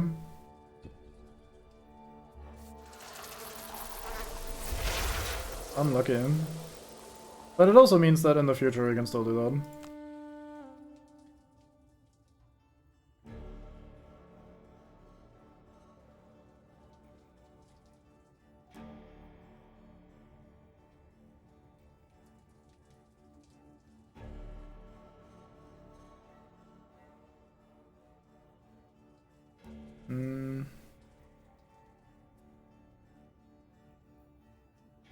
I mean, I could open the door. I'm wondering if I should do that.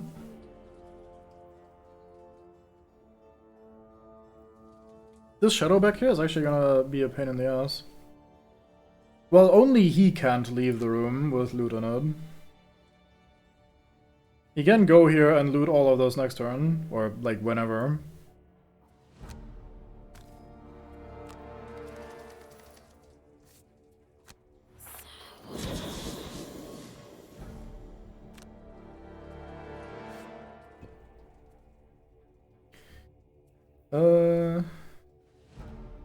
Yeah, during your turn perform teleport 4, teleport next to an enemy, this teleport must interact. Wait, what? They kind of fucked the text on this, but yeah, anyway, I get to teleport to a guy that must be near, I must be teleporting next to an enemy though. So you move for 3 over here. It has to be here because otherwise I'm no longer in range 3. I guess it makes sense. There's another room being opened before Ludus. Yeah, no, these are all meant to be solo doable, so to speak. Like, the idea would be in multiplayer that you don't tell your teammates what your battle goal is. So they can't be like, oh, I have to specifically line this up, or no one in my team may do this. So it would be a little fucked if that was what is happening.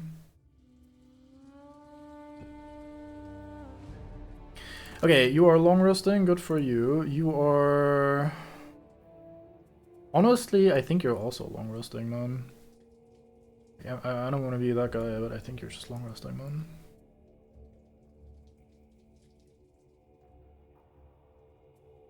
Because you need to loot all this shit, and you have 2 cards that can do that really well. And, like, spending a turn here doing nothing doesn't really help me at all, so... May as well also long rest. You cannot long rest because you're doing the mastery. So you are short resting. This is fine, I think. Made it to the Dark Portal loading screen. Fuck yeah, gamer. You're almost there. Just keep believing, and at some point it's gonna work out. Ah, fuck, I forgot to... No, I didn't forget. I can still do that. Never mind. Okay, so we unsummon our... Ah, fuck, I forgot to do that before the quick rest. No, I'm throwing so hard. Distracted Cube is bad at video games. No, it was gonna be fine, and now it's probably not fine. Ah, I'm throwing... Well, I guess I have to play this as my emergency card then. Time to restart. Well, aka go next mission, but yeah. I suppose. Don't think I'm playing this card, so fuck it. Of the Prelude, oh hell yeah. You think I was playing Rogue? Sorry, I don't know what you're referring to. Yeah, this failed because I was bad last turn. God damn it. Dumbass. I guess you're also long resting then, so you can go into next turn. So we place a new shadow over here. Right, that's what that's called. Sorry, I'm not WoW pilled currently enough, so that went right past me, straight to the bin. Mentally. I already missed those times. No, you don't. Stop lying just to make Art feel better. It was an abomination! I need to get rid of one of you, and it shall be you. We're not needing the AoE for this one. And then you do a little resting, and we get rid of... probably this. I didn't plan that very well, but I'm kinda tilted because I'm bad at throwing. Check out Mugetics. Oh yeah, that game. I'll probably give it a look when it's out, yeah.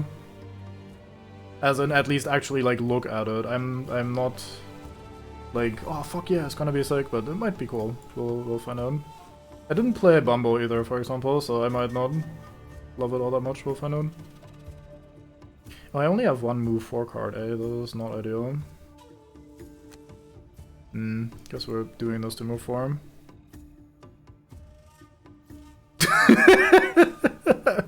It's like, wait, what? I mean, I did say that, it's not wrong. You'll play it? Hell yeah. Like, I didn't really look at anything beyond it just being like a Edmund Macmillan type thing. Does it have multiplayer or whatever? Like, what sort of, just stop is the quote. Like, is it like multiplayer and shit, or what? Oh, I see. Fair enough. Thank you. Are we opening the door today? I think we are opening the door today. Yeah, we're opening the door today. You're not doing that because you are going looting. XCOM every cast as well as a single player. Okay, yeah, cool. Fair enough. Yeah. Yeah, I'll very likely check it out.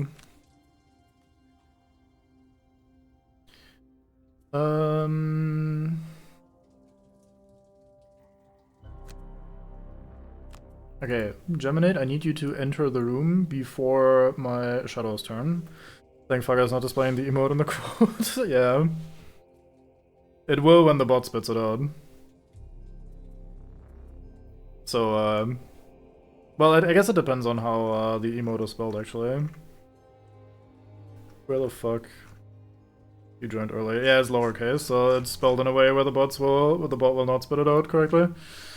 Because, poor turtle actually capitalized your name, like the non-deviant that you could have been, had you chosen to not lowercase your name.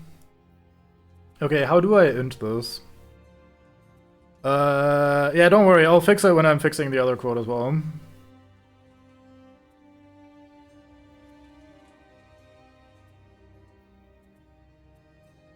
I guess I just do this and pray. This is going really poorly. This is not gonna go well, but whatever, man. We'll make it work. I could start in range form, actually. Like, I could do this and, like, go in, attack a guy, and then change form afterwards. Not like I need to burn more cards. Sure, let's do that. That's gonna be great, as we call it in the business. Boop, and then no action from you, and Banner Spear's turn. Now, you do a little walk-in today. You move up into the main chamber to see the two chieftains locked in mortal combat around a massive crystal of ice in the center of the room. The Olgoks behind you no longer give chase. They are fucking dead, man. To see what you do, but you can afford to wait no longer. If you're going to buy security for Frosthaven, you'll have to help finish this fight. It's time to pick a side. Aside from what? Also, I do like this, like, oh, they are no longer chasing you, blah blah. The door was literally locked until I had killed all of them, by the way, but whatever. Okay, so here is indeed where we pick a side. These are both just gonna be bosses, they are just active. The way we do this is we pick one of them and we deal at least 50% of their health to them, so it's not just like we go AFK while one punches the other to death. So we have to pick one and do at least half of their HP and damage to it to have picked the other guy's side, basically. They're all dead, they are no longer chasing you. You don't know this, this game has magic and necromancy and shit. Okay, what are you doing today? You are going very far and punching very hard, and you are going not very far but also punching pretty hard, so I want to be at least 3 away from you. Who is first, actually? You're first. Yeah, I need to be further away than the snow speaker, so I do not draw aggro. 1, 2, 3 would be for you, but you are after the snow speaker, so this is fine. This is what we call fine. Also, look at these stats, by the way. Move 5, have 2 armor today, attack for 12 against 3 targets. Attack 12, by the way. This guy is full HP and has 11 hit points. Just wanting to point that out. This is basic attack on 3 move. Attack 6 is also pretty good for basic, but yeah, anyway. I shall seize my incessant yapping. 1, 2, 3, 4... If I go here, I can't attack him anymore, but I'll also not die, which is probably good. That means I don't get to change forms. No, I do get to change forms, never mind. Now, there is another way.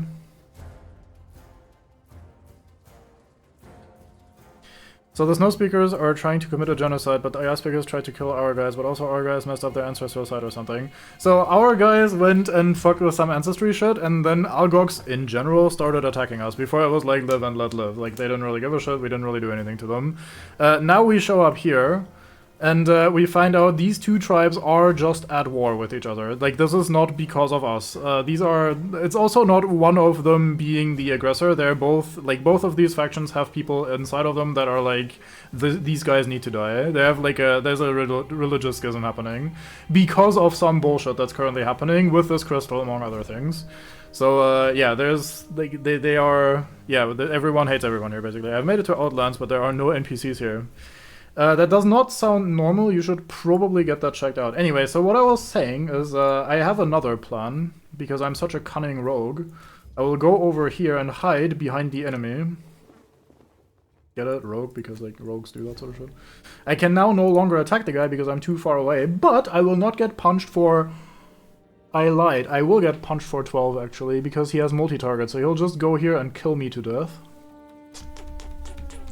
This might not have been the plan. Anyway, I blame chat for distracting me. It's time to get punched for 12, it's gonna be sick. At least I'll be in melee form like I am supposed to.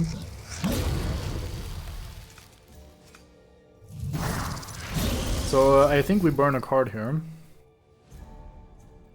I need to keep at least these two ranged cards in case we go back to ranged form, so we have literally something to play. I might not be playing this card. So, just to explain that as well, you might notice a discrepancy in these two. This guy has not that much health and does not punch for 12. This guy has a lot more health, has cards that give him armor, and he punches for 12. So one of these is a lot easier to deal damage to, and one of these will die by themselves, and in my opinion, it's easier to try to bum rush and burn the shit out of the Snow Speaker to death before you try to deal with the Ice Speaker. Like, even just killing the Ice Speaker is really hard, because the Snow Speaker is actually kind of shit. She is a fun character, like, she's cool. Haha, get it? But, like, she's also not very good at killing this guy, so if these just get to fight, I think Ice Speaker wins, like, 90% of the time or something. Like, they are very, very one-sided, these two. So I would like to punch Snow Speaker for 34 before she dies.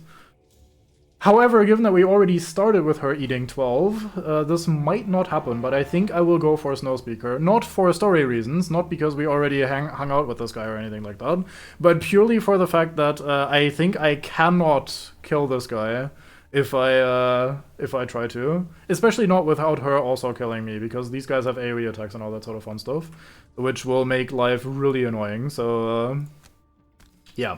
Either way, we're gonna move a shadow over here. And we're gonna use this shadow to stab the Snow Speaker.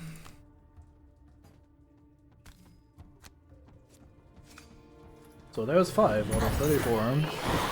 Guess this makes sense, using snow as a weapon didn't sound very intimidating. Yeah, she's a little silly as the opponent to this guy because she has like AoE spells and shit, which is like cool. I get it.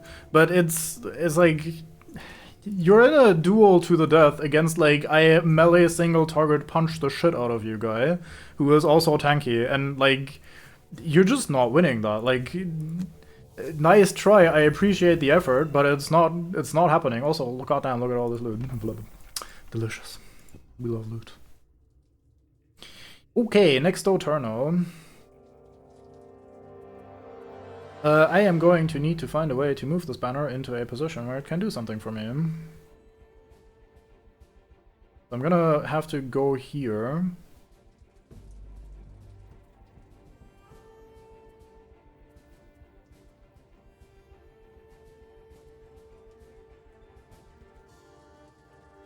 He doesn't even melee single target punch the shit out of you, he melee multi-target punches the shit out of you. You are one of up to 3 people whose shit is sleeping. Yeah, whose shit is leaving is pretty good. Yeah, it's true, it's fucked up, as we say in the business. So I'm gonna go here and move my banner over, and hopefully this works. It will probably not work. I don't know, sorry enough for this. I'm gonna sleep instead, don't wipe 2 bat rolls, and keep gambling. Good luck, gamer, thank you. Keep gambling. Oh, that's a good icon for, or like emote for keep gambling. That's probably the right call. Enjoy Wobble. Go gaming tomorrow. Go get him tomorrow, gamer. You'll get him. You're the gamer. Do the gaming. You will do gaming. I believe in you.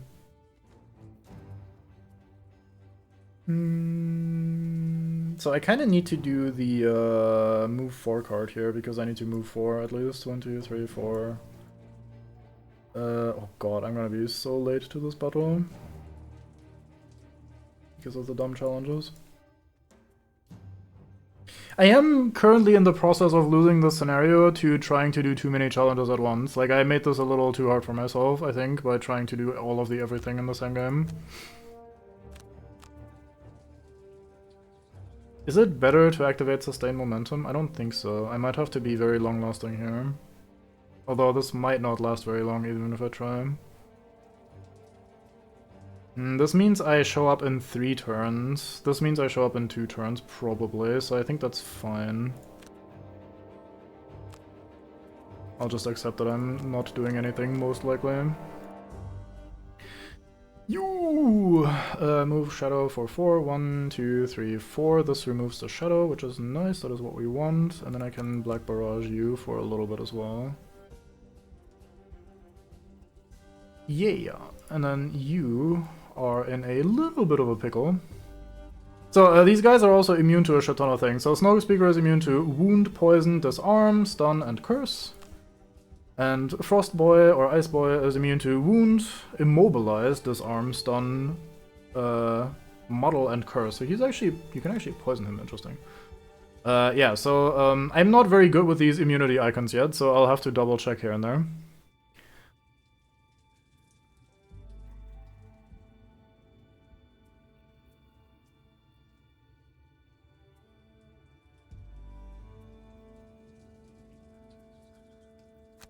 I'm gonna stab her and then leave. There is a treasure chest here, by the way, and I would like this. Ah, very cool.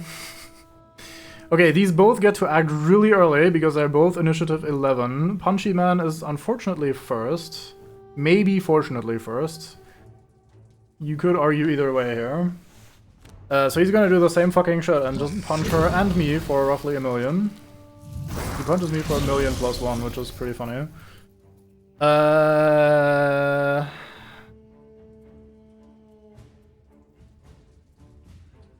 This is not going well for our friend the Changeling.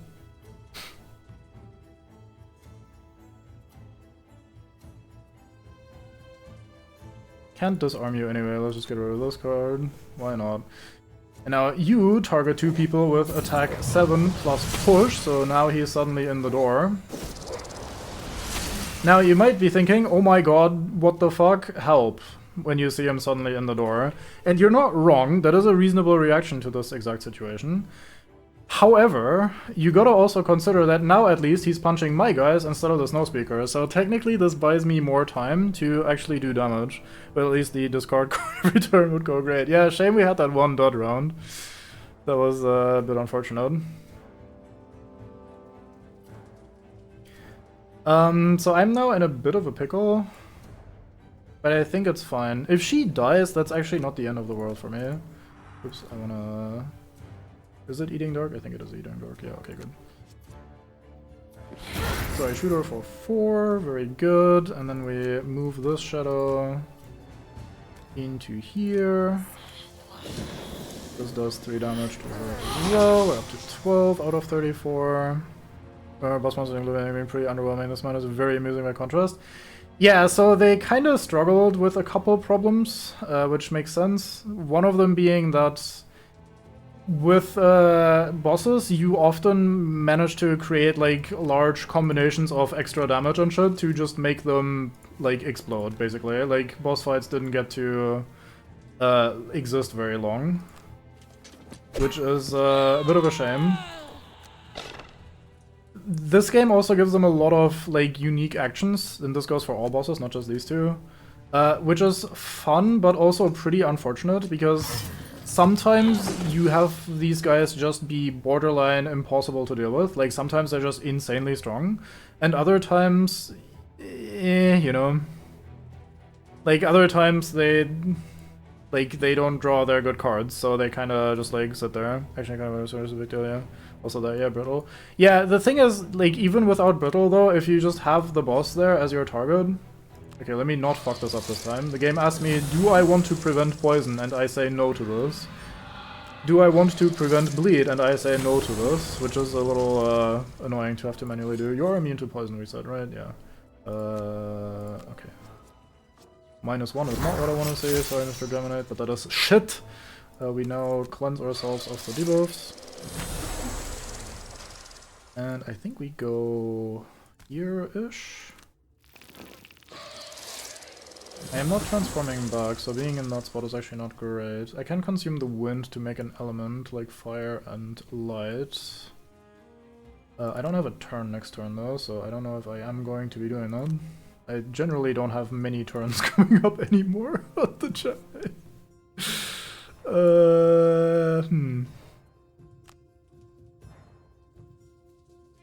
Funnily enough, I could actually give this guy the polio now. He's not immune to poison, so I could shoot him for some poison. See, fundamentally, I don't really care which of these two wins if I win the scenario. Like, if I hit both of these into the threshold, that would be okay with me too, obviously. Now it's not happening, but that would be technically fine with me. So, yeah. Could give him poison and start doing some damage then. We're already on 5 out of 40, so we're almost there.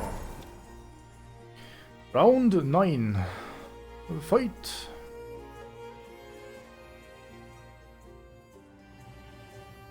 So, we have significant problems here now, because I am gonna be struggling to manipulate this guy into not punching me. Or her, for that matter. I will have to be very fast on the Geminate, which is unfortunate because I think my Geminate is long resting today.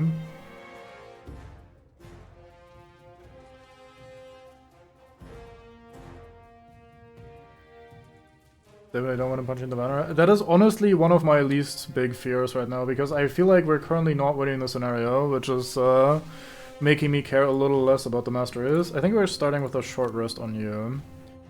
We're losing into my Embrace, which is not great. Fastest I can do is 23, that is not very fast.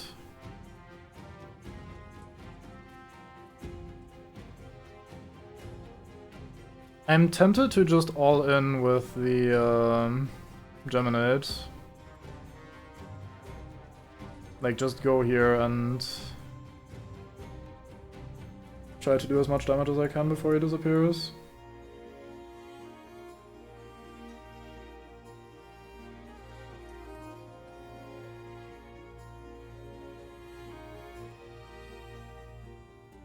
One, 2, 3, 4, so I don't even reach the treasure chest if I tried.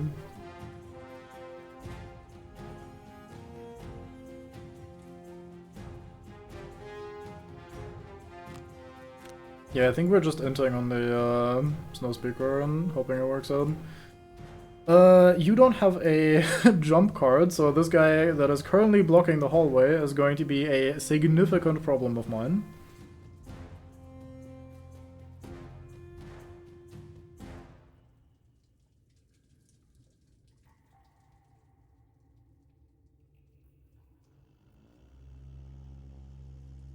I don't think it can, given the remaining cards, but it is what we're hoping for, I suppose.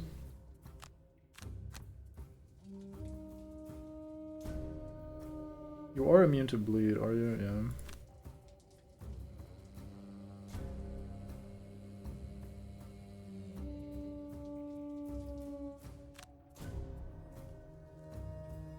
So you are short resting. This is fine. This is borderline perfect, actually.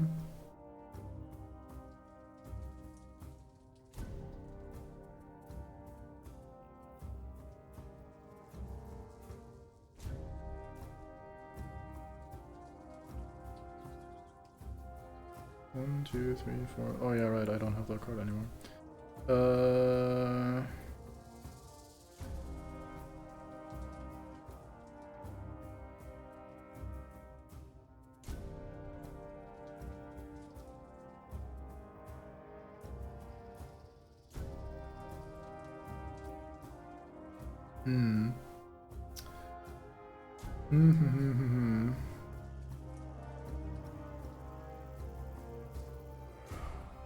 Well, I'll just have to wing it, so I'm gonna make a new shadow and try to teleport, and we'll find out where I go as we go. As far as you are concerned, what am I going to do here? I don't have a push. I do have a pull, and they're not immune to pull. Wonder where the shadow is taking me. It will take me exactly where I tell it to.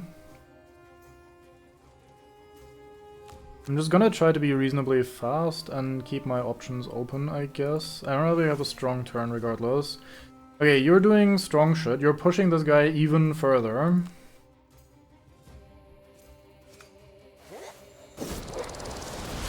There goes another card on the old Germinate. Goodbye.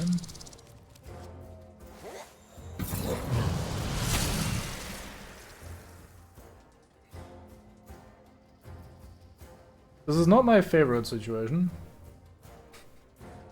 I'm gonna be honest here. It's not great.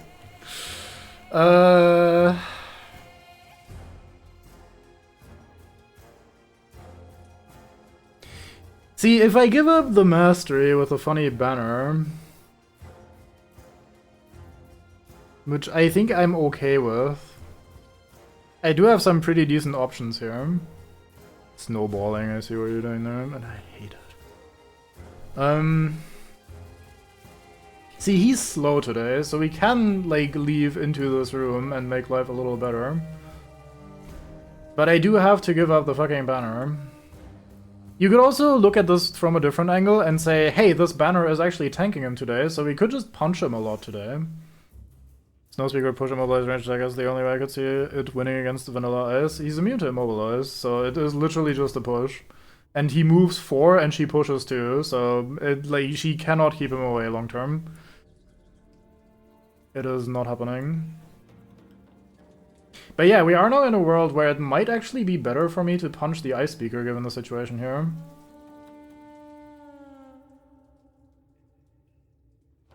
Like, I could just go here, start punching him with you. You can start punching him by making a shadow and shit. Like, you are here to punch him. We could just do a lot of damage to him.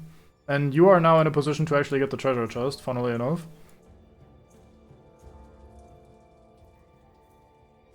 I think that's better, honestly. On the other hand, I could argue one of these guys stays here and tanks this idiot. And then everybody else goes in and finishes off the Snowspeaker. Which is also a pretty good plan. I think either of those can work. I'm gonna be a dickhead and try to save the banner. I don't know who he's gonna prioritize between these two. These are both summons of mine, and initiative order-wise, they should be both just before me. I would argue that he's gonna target the banner first, because the banner was the first summon in the order, so like it's technically the first, and should be slightly older, but these are both relatively ambiguous, I think, so I don't know what the game will do. But I'm gonna see if this saves the banner just for fun. Mostly out of the curiosity out of it, rather than because it actually does anything useful.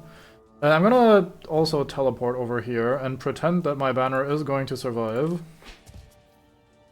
And then we're gonna punch this guy by also eating the wind. Good thing we had advantage, so we give him a cool 4. You know what? Maybe I'll just kill both of them, honestly. Fuck it. Like, I'm just gonna kill him, dude. Like, I don't give a shit. Anyway, so I am now having to make the very difficult decision of whether I go for the treasure chest or I go for the kill. Now, I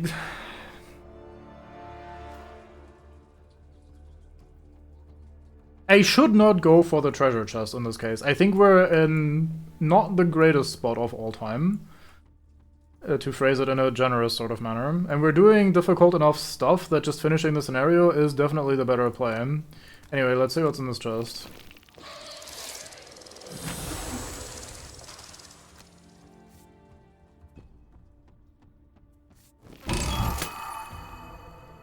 Treasure chest found. The Horn of Command blueprint. That's actually a decent little blueprint. We kind of want that. Okay, so I cannot reach the Snowspeaker. That is very unfortunate. They're gonna give you a little slap. Yeah, see, we're kind of just sitting here and beating him up, honestly. And he spends at least this turn just hitting one of the summons that don't do anything. He's probably gonna hit the wrong summon for my purposes, but you know. Like, this is definitely winnable, just like trying to kill the guy here, I think.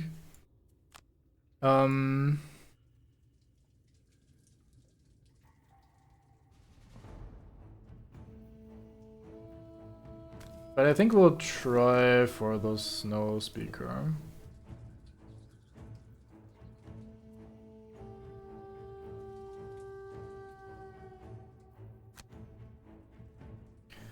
Let's make ourselves a little shadow over here. I'm gonna place it here because that way I can, if I need to, also eat it to make a new guy. Let me give you a little shooting.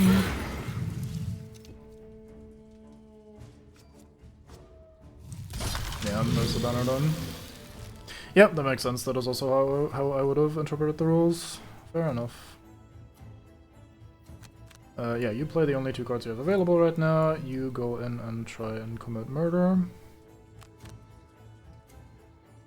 You do what you do best, which is try to keep your fucking challenge going. I could summon a guy.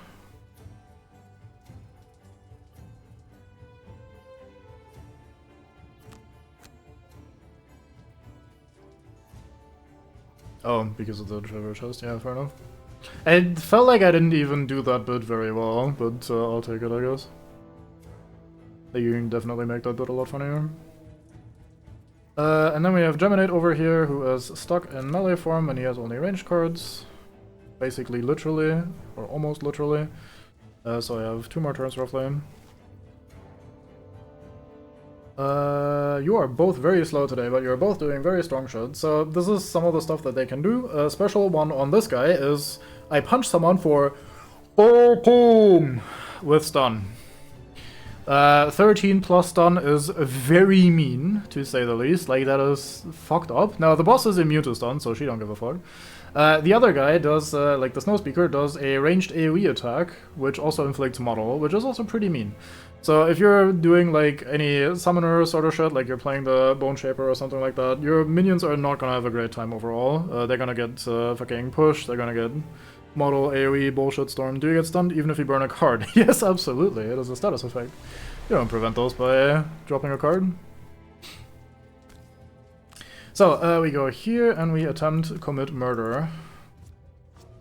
That was a very bad attempt there, Mr. Drifter.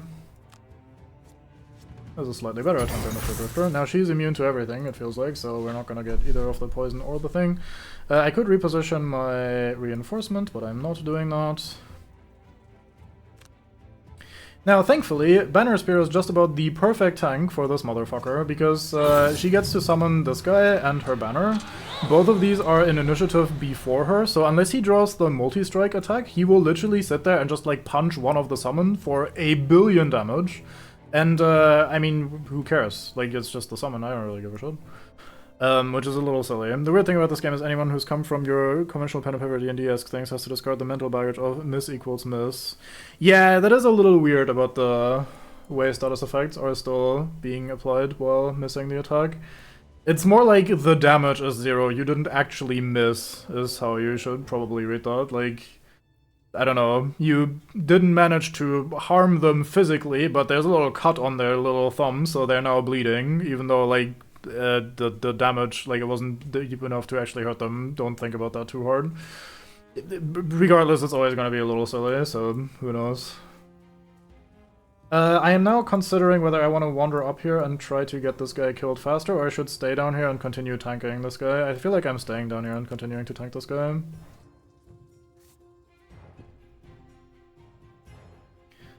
So, we are now going to be summoning a bloke. TM.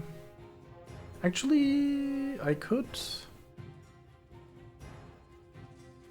Yeah, let's. No, wait, you're just gonna kill him with the AoE.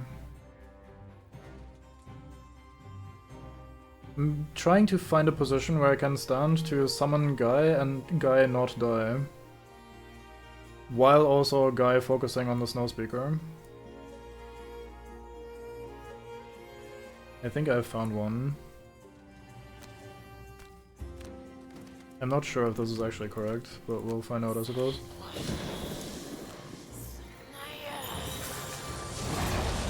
So this should be un-AoEable for all 3 of us, so she should pick these 2, which should spare the guy that I'm currently making. So you punch the ever-loving fuck out of the reinforcement, like that is the deadest reinforcement in the game. Double damage on the Snowspeaker, not my favorite experience. There's a cool 10 on their very first card ever, like damage ever taken. Very good. I'm gonna have to figure something out here. I might burn 2 from discard.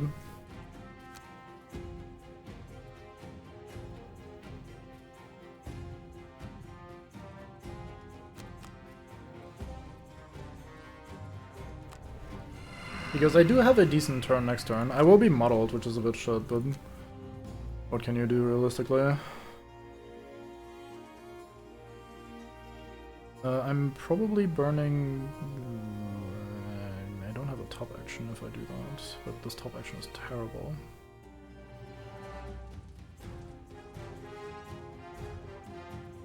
Oh, I have to burn one of these. I'm fucking stupid. Oops. Well, I mean, it doesn't matter because I don't have 2 melee actions anymore, so I'm literally useless. Very good. We can eat ice to make fire or something, and I'm going to do that because I don't remember... Yeah, she does benefit from ice existing, I think, so let's get rid of that element real quick. You need to either long rest or short rest. Given that the guy has a chance of literally punching you for all of your health in one moment, I do not feel comfortable long resting here. I am losing specifically my 1 minion card, which I just said was really good for the situation, so let's reroll that and prevent that from happening. I will now take these 2 so I can summon my minion if I need to. Let's do Drifter next. Probably also short resting over here. That is fine, I think. Bit of a shame that he is muddled, so my damage is gonna be likely around 0 today. But we can still get a little bit of damage in. My minion is now gonna go for this guy if he's faster. Yeah, it's now dependent on speed, which is a little unfortunate. 1, 2, 3, 4. 1, 2, 3, 4. Yeah, okay. So I do have the opportunity to get rid of this shadow this turn, which we're gonna do. Sad times when the difference between 10 and 12 HP is negligible because you're punched for 13. Hell yeah. However, I was on 14 HP, so it's even worse in some ways. So we are going to ranged form. We're gonna go move for... well, I guess 3. With this card. And then we'll just see if we can do something. So, unfortunately Ice Speaker is faster, so my minion is gonna go for the Ice Speaker. Unfortunately also Ice Speaker is gonna do the multi-punch bullshit, so I feel like both summons are not long for this world. Actually...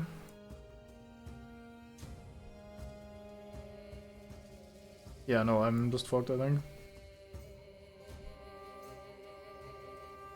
I mean, I'm not that fucked, honestly. It could be worse. It could be significantly worse. Actually, this might be gaming. This might still be gaming, actually.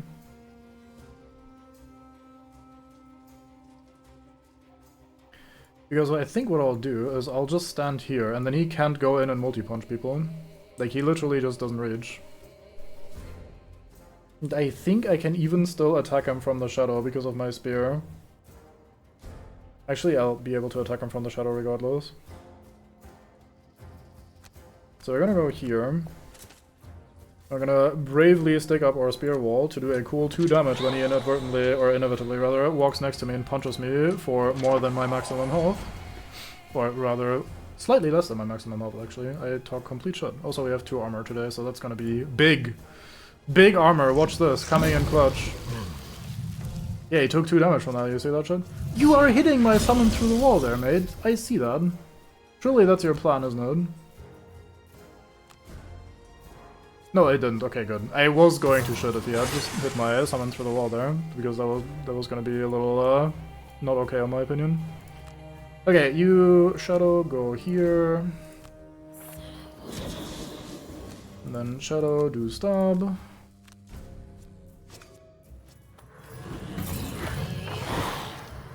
I am definitely doing enough damage to both of these. It is very funny. What are you doing again today? You're doing the AoE thing again. That is not great. I'll do this so you walk closer to the door when you get out of range. Get 1 charge of my punchy buff back. Punch you with my punchy buff for probably nothing because disadvantage. Ooh, nice, 2+1s. Let's go. Get the charge back. Roar. You. See, I could move 3, but then I would also get hit by the AoE, and I'm not about that life, so let's not do that. So I need to wait. What? Is there a benefit to doing 50% of it before turning? Oh yeah, no, I'm just... I didn't plan on this. I didn't want this. It just happened to be what occurred. What are my cards left? I have... if I don't burn this, I have one more turn, in which case I will be able to do an attack 2 at her. I don't think that's worth it. I think I'll just do my one guaranteed point of damage to her right now and call the Geminate a dead maid.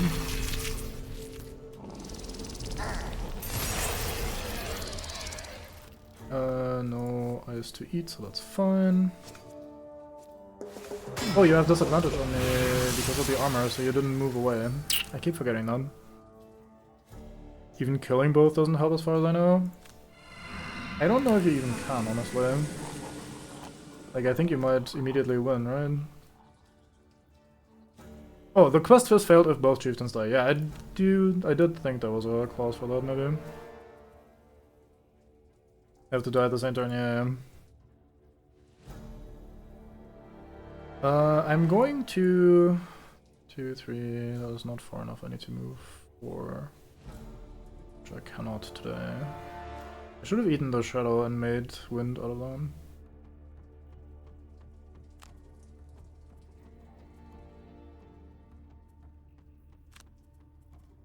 Do a little of this, and then we do some double slapping on you with our couple remaining buff charges. Geminate has already disappeared on my Wamo, etc. We short rest. That is fine. Because now we can summon one more shadow and immediately use it, and that will be the last turn for this character. There's a ranged multi-target for 11, because fuck me, goddamn. Anyway. We go back to doing a little slapping on you.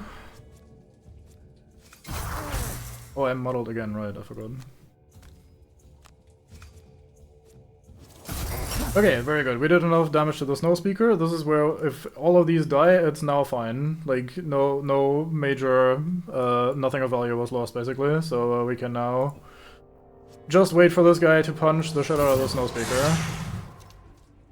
Is what I would say if I was a bitch. Let's fucking get stabbing, mate. Let's kill both of these.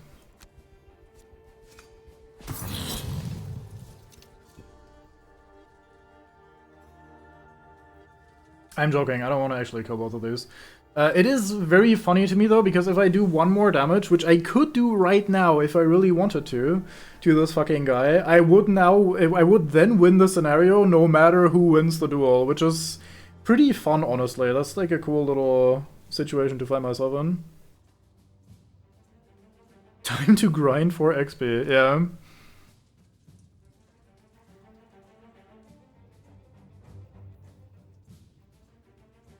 Shooting both of us right now.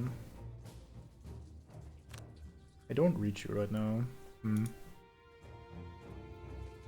Yeah, you know what? Fuck it. Let's play it safe. There, and now I leave. Bye. That's probably not where I want to be, actually. I think I want it to be over here if I could. Oh well.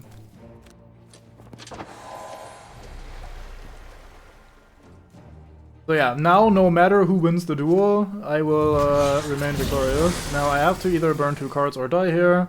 I am going to just die here.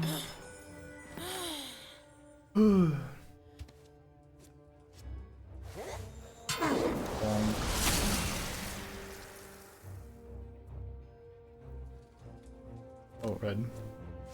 I thought it hit me twice there, but it was still confirming the amount of damage that I was taking. And we're now gonna be...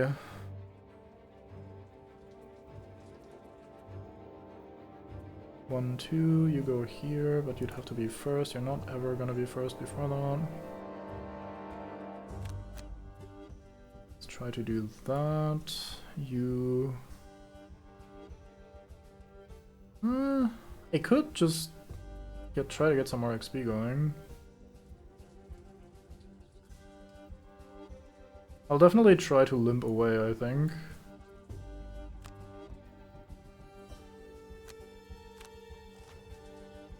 Basic and special one, so there's more AoE bullshit.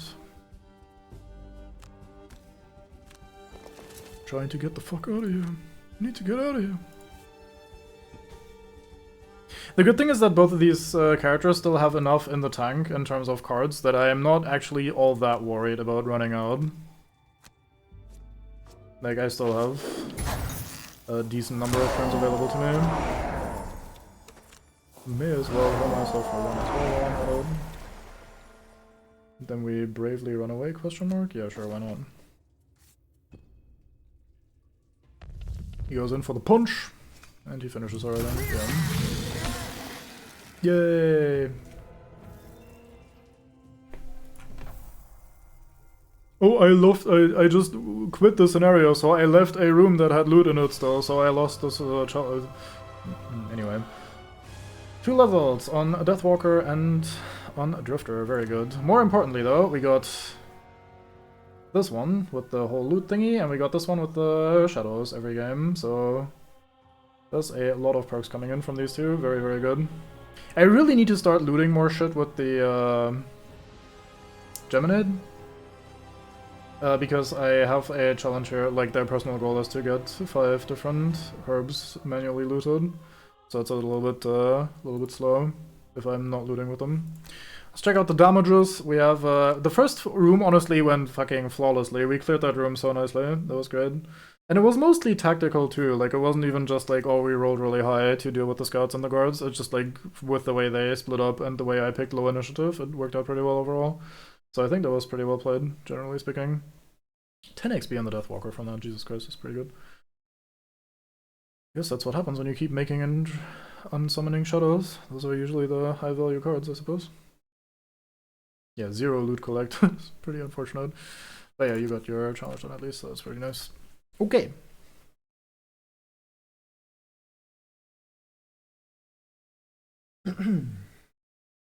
Now this obviously went a little bit later than I was A looking for. blood-curdling howl, a bitter shift in the air, one last fading flurry from the Snow Speaker, and the battle is over. The aged Snow Speaker chief collapses to the ground, lifeless, and the chamber grows still. Sweat evaporates from your forehead, and all around the battle-worn Ice Speakers look on, and the surviving Snow Speakers flee. A low voice rises up. A good fight, warm bloods. The voice says, resounding off the icy walls. It's the Ice Speaker chief, looking much worse for wear. He grabs his ribs, most of his weight settled on one leg. His face, though, shows not pain, but curiosity. You helped us defeat these invaders, and for that, I am thankful. But why did you do it? Why would you set foot in our sacred mountain and risk the wrath of our god, Giryu? It's the first chance you've really had to think about it, but you figure honesty is the best option here. You explain that you've been sent from Frosthaven on a mission to secure the town's safety, and that you'd hoped by fighting in the battle that you might forge some sort of treaty with this tribe. No, Chief Elend. The humans defiled the sacred clearing. There's a One of the fucking creatures Warcraft 3 roars orcs right here. incredulous. Like that voice. These are their strongest warriors. Shouts a priest. We can kill them easily. Man yells from the bathroom. Giryu has brought them to us to help defend our home. Elend shouts back at his surviving kin. To kill them now would be to go against his will. In return for their aid, we will allow their town to stand for now. At this proclamation, the entire mountain rumbles, and a fear crosses Elend's face. They're at the summit! An Olgok scout rushes into the cavern in a pure panic. A powerful snow speaker is performing a ritual. They intend to bring down the whole mountain. Elend turns to you.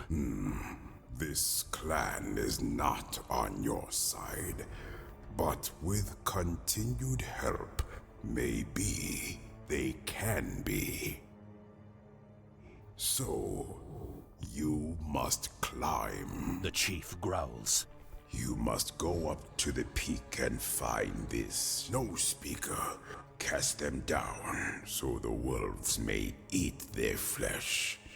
It will take them some time, so you may leave and prepare. We will stop them from leaving the peak until you return to prove your friendship. He nods at the rightness of his words, and then, considering you for a moment longer, I'm so right, actually, decides for on this. something Yeah, else. I'm so on. He claps an enormous hand down on your shoulder, nearly bringing you to the ground. And I shall send a champion to aid in this trial, He says, his eyes wide and fiery. to ensure it is successful. Finished with the Orgox Mountain, you head back to Frosthaven to plan your next move. There you find Satha speaking with a downtrodden populace, still reeling from the latest attack they barely survived. A few new support beams here and there, patch up some of the walls, and we'll be sure of snow in no time. You see, She says with a wink. the frost or fire in the world will keep us down for long. Her enthusiasm is met with minimal recognition as the residents continue to sift through the rubble. You grab the mare long enough to make a report of your time with the Orgox.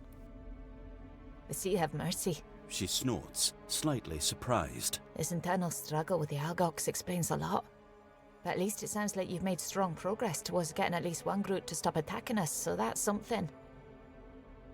We've had some troubling developments of our own while you've been gone. The mare continues. Some of the watchmen have reported lurkers of all things on the outskirts of the territory.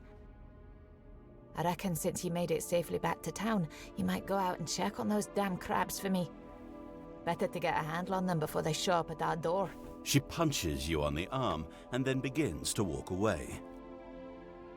Oh, actually, She stops and turns back. there was one more thing. A scouting party came back recently and reported seeing some strange metal constructs marching through the wastes. The scout tracked them east through the Whitefire Wood and then into some frozen valley, but couldn't follow them beyond that.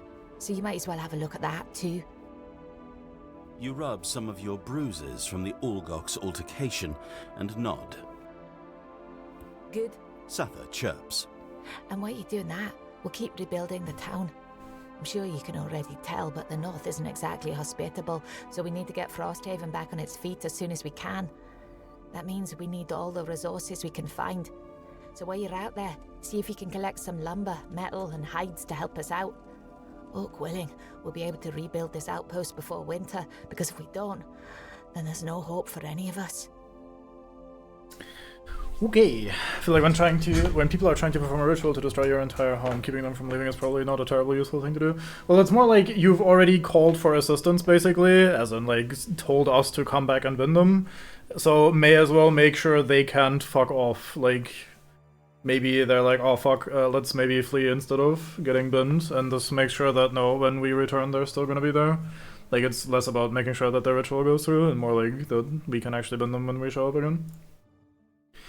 So yeah, like I said earlier, or at the last section basically, this is like a proper RPG. We have like a proper story with like proper branching decisions and shit, and it's really neat. It's pretty cool. It's not like a massively RPG heavy sort of thing, like there are definitely some choices and they do have impact, but it's not like massively so. But I do also think like the lore and the flavor and that sort of stuff really adds to it as well. Like it is a proper world with proper shit going on, which again, very cool. All of that for a board game, like fucking RPG XCOM bullshit with proper world and all that sort of shit. It's very, very good, very high quality. So we have a new hero class unlocked, which is the Frozen Fist, which is the type of guy that we just helped basically, although the guy we helped is roughly 18 times as strong as the actual Frozen Fist. We gain a morale. We get a new quest called Avalanche, which is the follow-up of that quest line that we were doing there. We gain 1 inspiration for having succeeded in a mission. We have a new campaign event unlocked, which we will not know more about until we get it randomly. We have new quests, Edge of the World and Crystal Trench, and we have a new item blueprint unlocked in the Craftsman for the Horn of Command, which was the treasure chest that we found. So, if we now see these, we have different icons on these to signify that these are different quest lines. The board game has a little scenario viewer. Oh. Care to make a trade? Oh, this guy. A man with skin rough as leather beckons you over to the stool he's set on the main street through town. I've got the best deals on building materials. Come, have a chat. You wander over to hear his pitch. The trick is buying this junk in bulk down in the real cities. Then it's just a matter of hauling it up here. Massive profits for me. Good deals for you. I'll take a few weeks to get here, but you can't beat the cost. He flips through a notepad, doing the math in his head. I've got enough room on the next shipment to squeeze in a few more things if you are interested. I'll even cut you a better deal than these other suckers, just so I can head out before it gets dark. Okay, so here's our town event. We get to either order, which will take a while to show up, 5 wood and 2 metal, or 5 metal and 2 wood, or we can say, no, maybe come back later. We will order one of these. I'm tempted to go for wood. We started with the mine, if I recall correctly. Now, this is slightly a ripoff, I think, because you can buy resources for 2 gold a pop. However, you need to have all the buildings to do that. Like, you need the mine to buy 1 metal per day. This is a lot all in one go. So you're basically paying for the convenience of getting all 7 resources at once whenever this event happens. At a very slight upmark, like a very slight increase in price, which I think is overall fine. Let's just do this. The Fuck it. merchant marks down your order in his ledger. All right, 5 lumber and 2 metal. Should be a few weeks before it gets here. What with the pass and all. Get a new campaign event. The money is being split this way. Let's make sure you don't spend too much money since your ambition is to be rich. This is the Frozen Fist. So no, Art, you misunderstood me. I said this guy is essentially the ice speaker guy that we just helped win the battle. So like the 80 HP I punch you for 12 in AoE kind of guy, or for 14 with stun or some shit. And the Frozen Fist unfortunately turns out to not have 80 hit points, and it does not attack multi-target for 12 or 13 damage or something. So that's what I meant, as in like this guy is way worse than the boss version of him, obviously. So no, I am not saying the other character class we could have gotten by playing the other storyline is like 18 times better. I meant specifically the boss version of this character. It was obviously insanely cracked. But yeah, it's kind of a melee high defense apparently. I'm not entirely confident I agree with that, at least with the way DK has been playing him. But yeah, this is kind of a melee brawler type character. They have a unique mechanic, an interesting mechanic like everybody else. I mean, I'll talk about them when we recruit one inevitably at some point. So yeah, that's just one little character class as well. So we're back, our mining camp is finished, we can now go here and we spend 2 gold to buy 1 metal. However, we have to click on the guy that we want this metal on first. So if I want the metal on my Geminate, I have to actually play or click on this while I have the Geminate selected, which is really annoying and really awkward. Yeah, I wish there was just an overview of like, hey, buy all these resources every day. We can also sell metal for 2 gold each here. So yeah, like I said, one of these resources is usually 2 gold worth, and we just bought 7 resources for 15, so we very slightly overpaid, but whatever, it's fine. We have our first building completed. One of our characters, I don't remember which one, has the ambition to have buildings completed. Which one was it? Was it the Deathwalker? Yeah, you are supposed to experience the construction of 12 buildings. So as you can imagine, once we return 12 times with the after a mission, and every time we want to come back, or every time we are back here, we want to build or upgrade a building. So this is essentially like 12 turns, 12 cycles. Unless we have linked scenarios like the one we just had, where we do 2 scenarios in one, then it's like we get 2 scenarios for the price of one day in town, so to speak. Nothing new in terms of building has been unlocked. If we go back to the world map here, we can see the different icons here. So for example, we have this one here for Avalanche. This is the Algox, you can tell by the 3 horns. So this continues the Algox storyline. This starts the Lurker storyline, so you can see a bunch of crabs. These can be very fucky. And then we have the Crystal Trench over here, which we were told there was some weird machine shit going on, some like walking machines and whatever. So there's some interesting technology robot stuff going on in this sort of direction, but also like some more animal and shit. So we have like snow imps here and polar bears, for example, in this first mission. So yeah, interesting stuff, a lot of different options. Lurker name a shrine, yeah, basically. As for building today, I think we'll continue building our resource production bullshit. Given that we had just ordered some lumber, maybe we don't build the lumber mill yet? Maybe we build the wall in case we get attacked?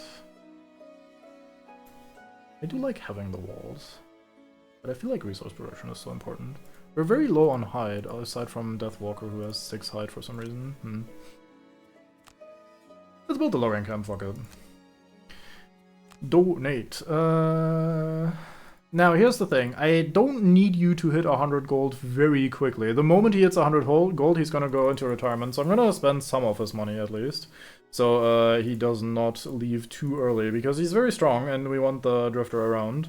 So I don't want him to like randomly hit 100 gold and then leave us behind as he fucks off into retirement. Boop, this is being constructed now. If we go to the craftsman, we have our new Horn of Command item here available. This allows you to control, like during one of your summons turns, you decide how it performs its abilities. Basically, once, and then it's used, and then you have to long rest to get it back, you can control what your summons do. Now, we didn't really pick the summoner class specifically. Bone Shaper is the one that really wants this, and if you're playing a Bone Shaper in your class, or in your setup, you probably want this item very early, so you should probably try and get it. It's quite good. But yeah, we're not playing a Bone Shaper, so we aren't really invested in getting this. So it's nice, but not for us really. Haven't upgraded this or anything, so it's still the same selection. Here's our Blinking Cape. We can sell this for 25 bucks, I think. I don't know if I'm actually gonna be using it. It might be nice. I'll think about it.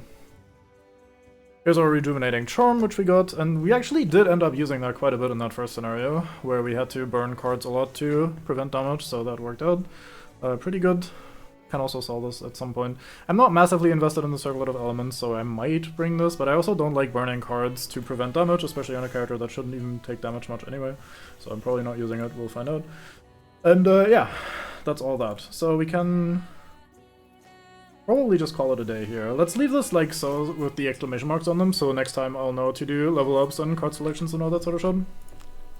Because I should definitely be going to bed.